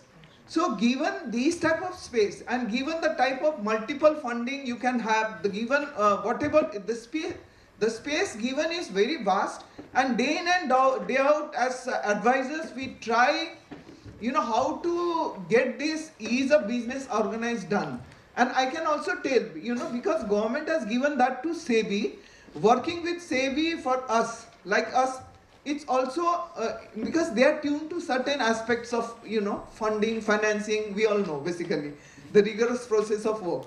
But at the same time, to make them understand the social thing, social aspect, and work with them is challenging, but it's also very interesting, you know, how we can convert the organizations like social stock exchanges, NSE and BSE, into this foray. So this is what we are doing is they want something exactly like in finance. So what we have done, we have followed theory of change and logic model. And there also, what we have done, we have to look into the, you know, the ease of doing business, especially for NPOs also. So in the initial phase, while making the project, you know, while adopting logic model in all this framework thing, we have simply told that between funder and fundee, you kindly be very clear on key performance indicators, yeah, and you kindly don't move from the normally, you know, what we have seen from most of the non-profit organizations, they are moving from input to output to outcome to impact. Now it becomes, then we will be losing, you know, woods for the trees basically. It's very important, one has to move from impact and see, you know, what will be an overall outcome at the end of the day. And you know, most of the NPOs are they are vouching for impact. Now we are telling them it's not for you to vouch an impact. It's only overall outcome you have to vouch for, because the time and money you have been given is, you have to be, you know, measurable in terms of, you know, you cannot be poor. So whatever you want, then, you know, for moving from outcome, overall outcome, intermediate outcome, output to input, kindly remind me if I'm, you know, how much time? Okay, I've got now 10 minutes. Now moving from this one, now for KPIs, once you are set KPIs, and we have told them that, because see, the social auditors are also there. So given that, you know, in the project making, while you are planning, in your this one draft fundraising documents also, if you are clear on KPIs, then it becomes very clear. There will not be any you know, confusions on the way. Basically, the transactions will be easier. And now that KPI also, we have clearly told them that has to be objectively verifiable. Objectively verifiable, and means of verification also needs to be clear. It could be measurable or non-measurable. Sometimes non-measurable indicators are very good. Which measurable indicators can't be in the social space. So these type of so given these type of clarity between, you know, funder, fundee, and all the stakeholders involved, and now I'm going to tell about the social impact assessors. So now social impact assessors can be from any space. Mostly now people, the professionals from ICI, ICMAI, and ICSI. Company secretaries and company cost accounting management accountants, and this one. these people, the professionals from here, they have come, they have taken the training, and one NSCI training certification is there. So with that certification, they are certified social impact assessors. We are not telling auditors, because it's an assessment, it's a learning process from both the end. They are also learning a lot. So a lot of these challenges, but a lot of opportunities are also there. And from the social field also, people who are in development sector also, who have worked for 6 years, if they are postgraduate, and for 3 years if they are postgraduate from the social field, and who have worked in the field for 6 years, who are graduates, they can also take exam and become social impact assessors. Now only 3 self-regulated organizations, these 3 organizations are there: ICMI, ICSI and ICI. But other from social field, social institutions can also become self-regulatory organizations in time to come. So these type of ecosystem, it's becoming there. Now I'm coming up into this zero coupon, zero principal bond to entertain donation.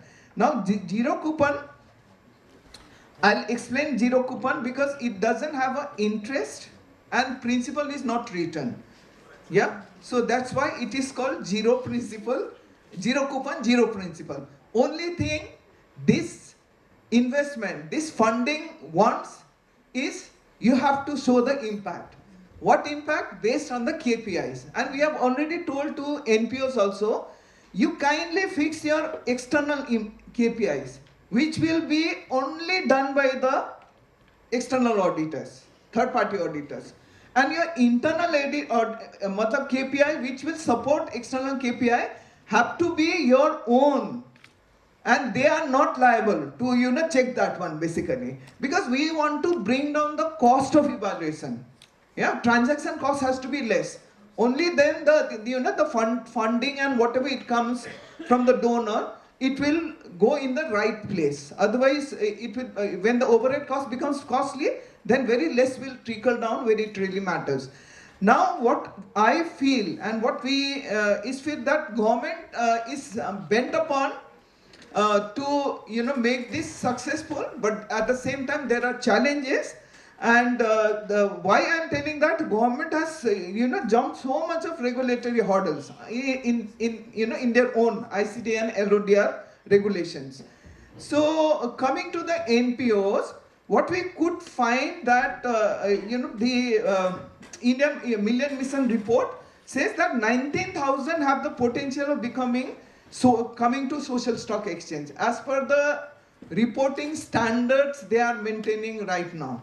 Yeah, and at the same time, the non-profit enterprises, although they were a part of system, but they were not obvious part of the processes, the market, the type of taking the social value evaluated by the market and get paid for what they are being done, and creating social currency out of the whatever financial investment that is going into the process.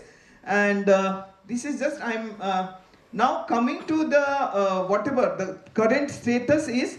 First, the NPOs, non-profit organization. Why I'm telling mostly on NPOs, and what I have come for today is I wanted to see, because now for-profit entities is very important now.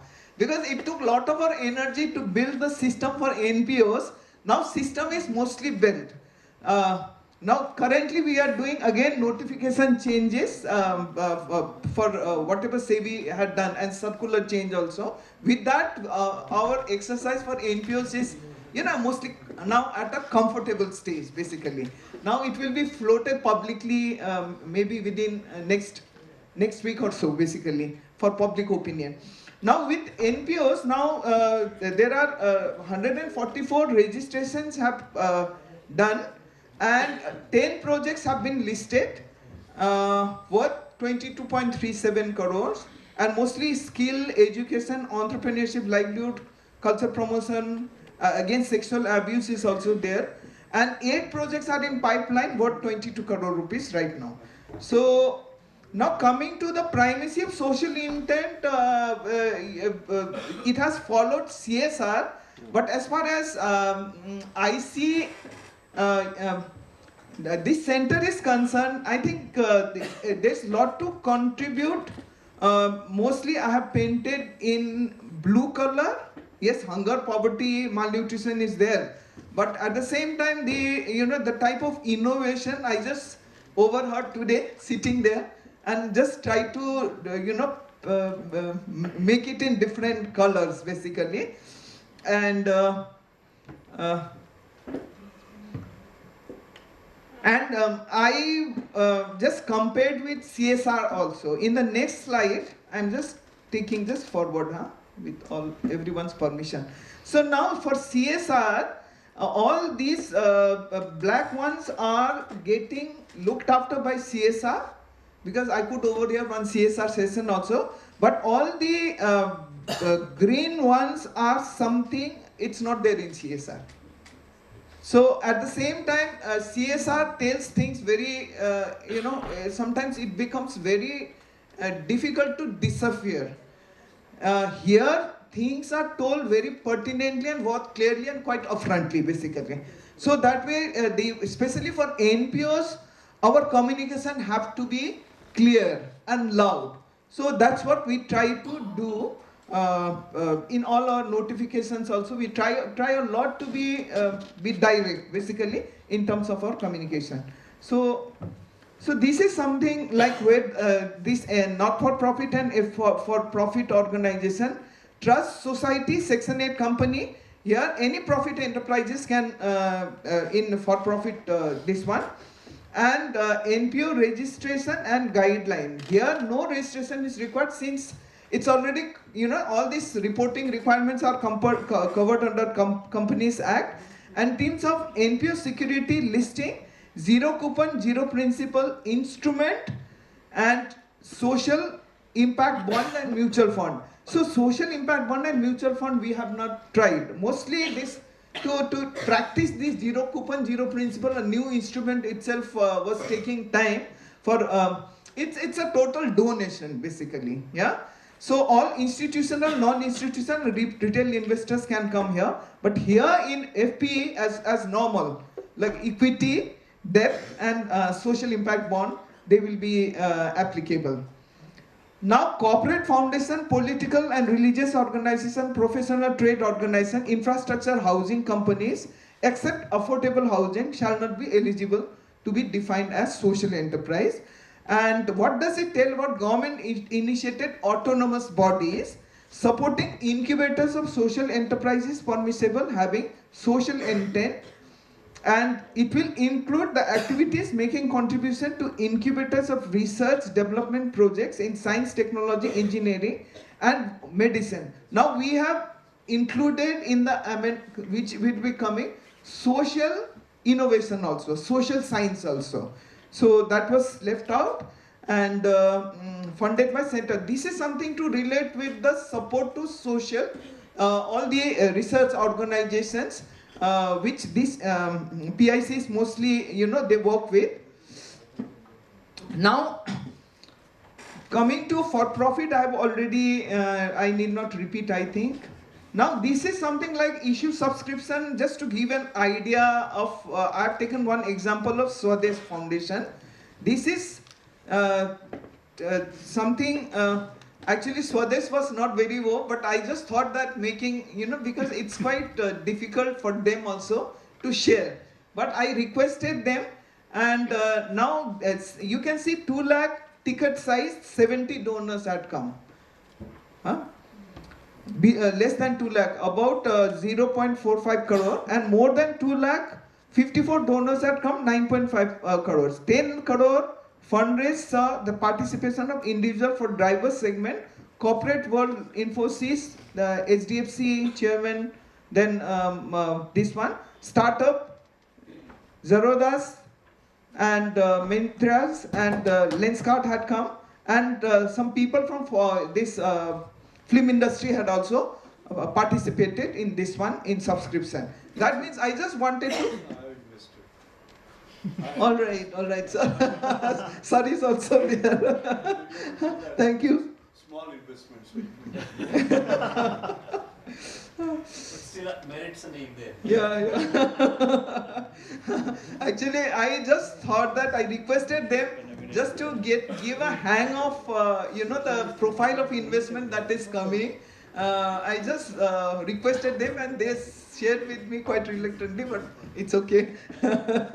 So this is any questions, answer. I don't know whether time permits or not, but this is it. Initiatives. By the way, the Venture Center is the first incubator on the Social Stock Exchange, Bombay Stock Exchange, and registered right now. Right? So great. So I just wanted to understand, there are restrictions on, for example, foreign funding. There are restrictions on, CSR is different. This is not likely to come through this route. I understand now there are ATG kind of donation benefits coming up and so on. But I think it's very difficult for people who are listing to understand what is the advantage of the zero coupon, zero principle compared to, say, a platform which crowdsources, like, say, Give India and so on and so forth. So what is the difference there, and what is the value proposition in such cases? Because many NPOs can raise money through such platforms also. Yeah, yes. Very good question. This is something, the crowdfunding platform, Give India, they are doing well, and they are doing in their own, whatever, their own ecosystem. But given this one, what I feel is that,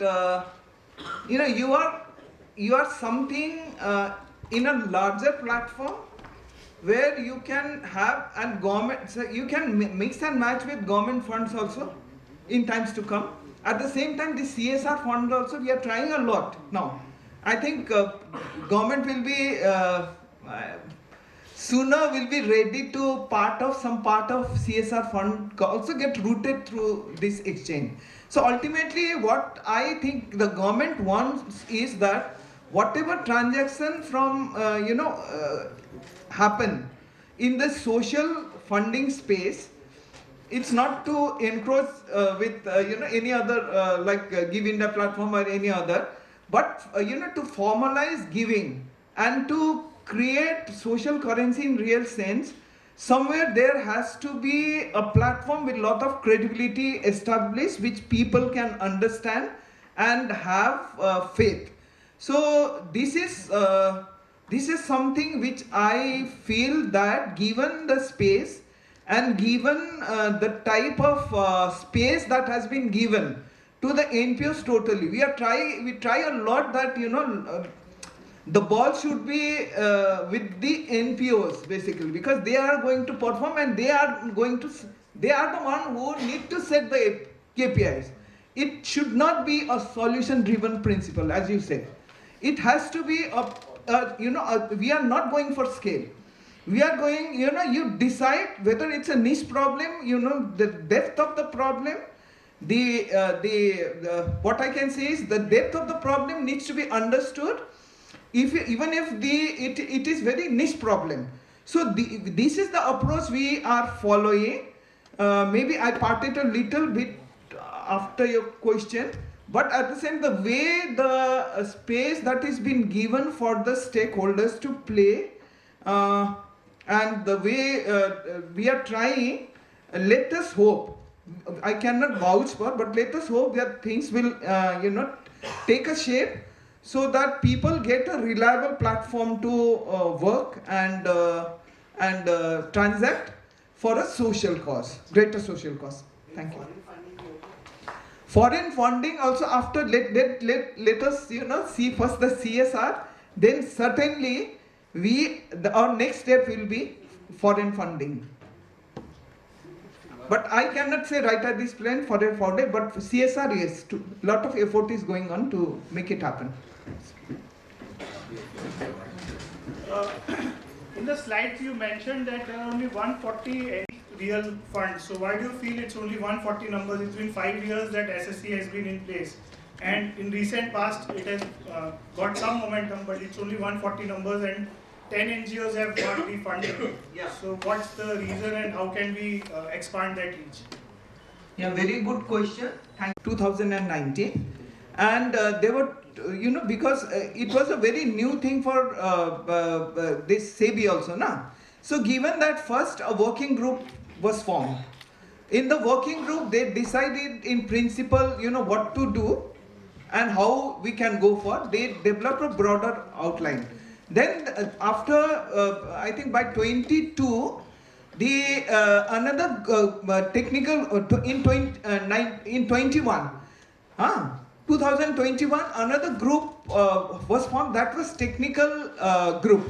That technical group worked out nitty-gritties of the transaction part of the exchange, and based on the report of the working group, in October 2022, the social stock exchange notification was done.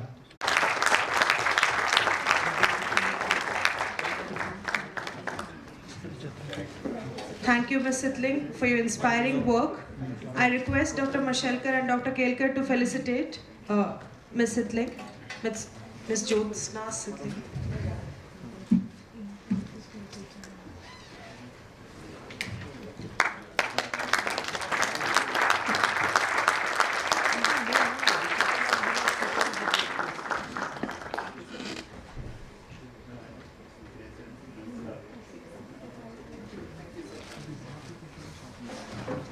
So now comes the moment we have all been waiting for, the NCSI prize distribution. These awards celebrate excellence in tribal, rural and urban innovation. So the award for the best tribal innovation for NCSI 2024 goes to Manthan Sanstha, Mr. Tejaram Mali. Please sir, come to the stage and receive the award.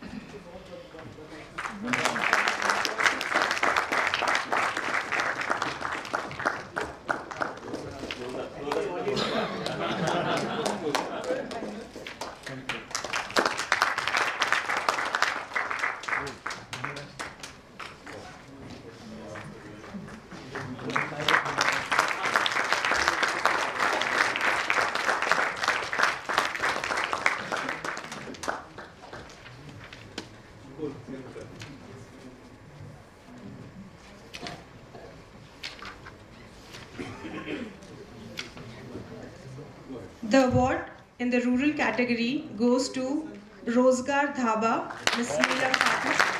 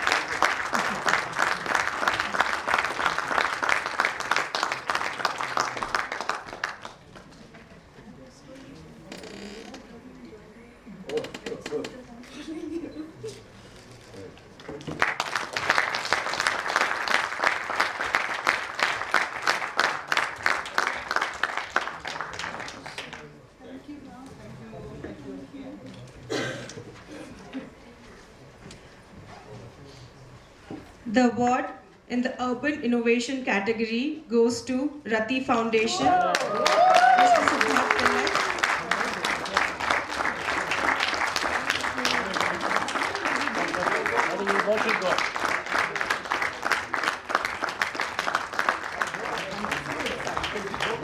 You should go.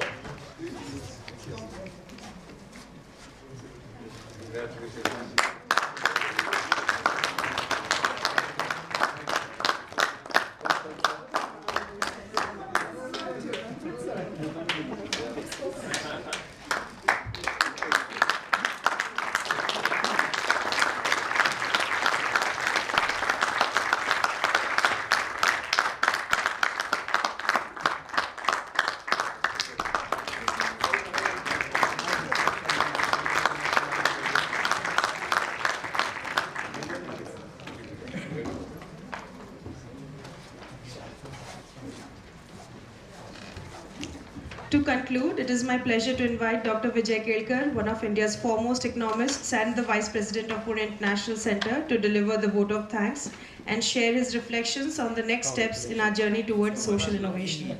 Dr. Kelkar, over to you.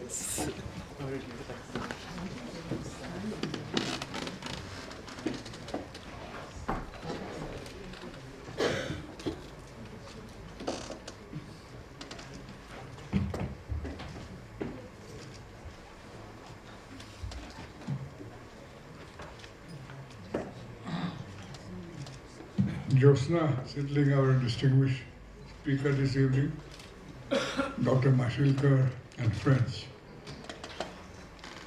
On behalf of the PIC, Dr. Mashilkar, the President, and myself, I want to propose a vote of thanks to all those who made this, what you call, innovation yajna so successful and productive. I want to thank you all. I also specifically mention the tremendous contribution made by, over the year, by our mentors, who are all members of the PIC. And they are all doing voluntarily, spending their own time, and many times, sometimes their own money also, visiting, spending, seeing the innovators, and guiding them. So this whole thing is really, they're the real heart and soul of what we're trying to do. I also want to thank our chairs and co-chairs of every sessions, and all esteemed jury members of all the categories who helped us in selecting the very difficult choices today. They have to make. All of them are, in fact, I would have liked to give the prize to each one of them, frankly. They were so good. But our people, I know that the juries had a tough time, but I want to thank them all. I also want to thank all the CSR community here, the heads, also the impact investors and all entrepreneurs, particularly, who were the panelists after our different panel discussion, especially discussing their own journeys and the funding opportunities. I think today it was one of the most enjoyable day. Many of you, like me, also enjoyed today, because seeing the innovators themselves, the passion, their commitment to social change.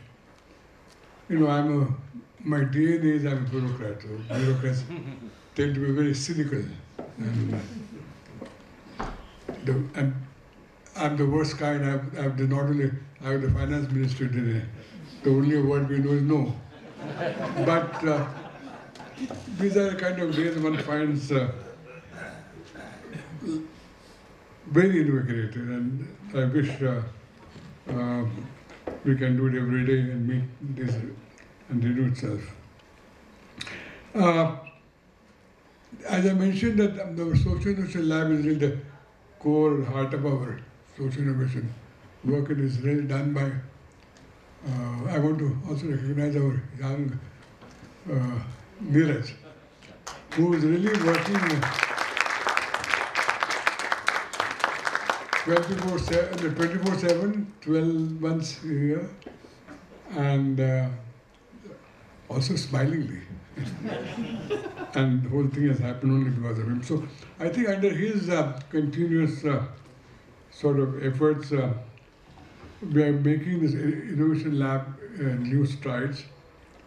And what he's asked me to also announce that we're going to start what he calls, Neeraj, correct me if I'm wrong, but network alumni of all our social innovators, startups and innovators here. So I would warn you all that he'll be after you even after this, as alumni, to help us and how great our work of the lab.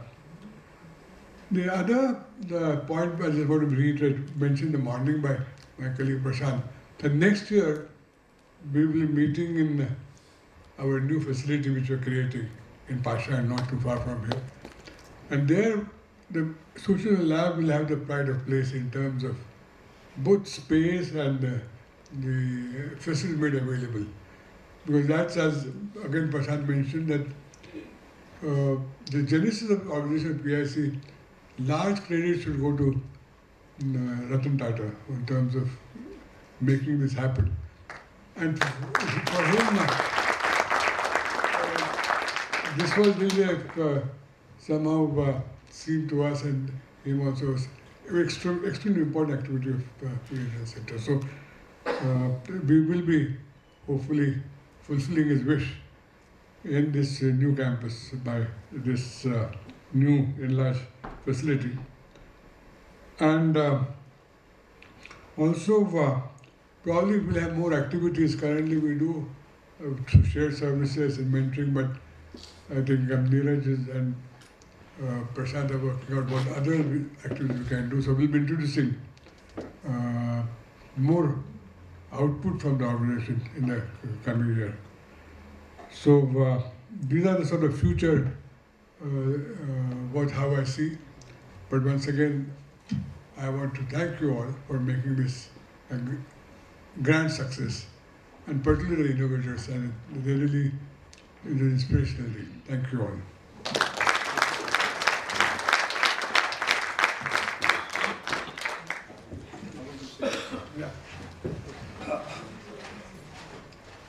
You know, I've been here throughout the day and there is something very interesting I've found. Generally, it's very difficult to get claps. And then, like Prashant did in the morning, we have to say, oh look, claps don't cost anything, smile doesn't cost, so give them in plenty and so on. But in 12 years, and honestly, I'm not trying to please you, today, I found the audience which gives spontaneous claps right from first minute of our program. Absolutely spontaneous. So I want to thank you. You are a model audience. Thank you.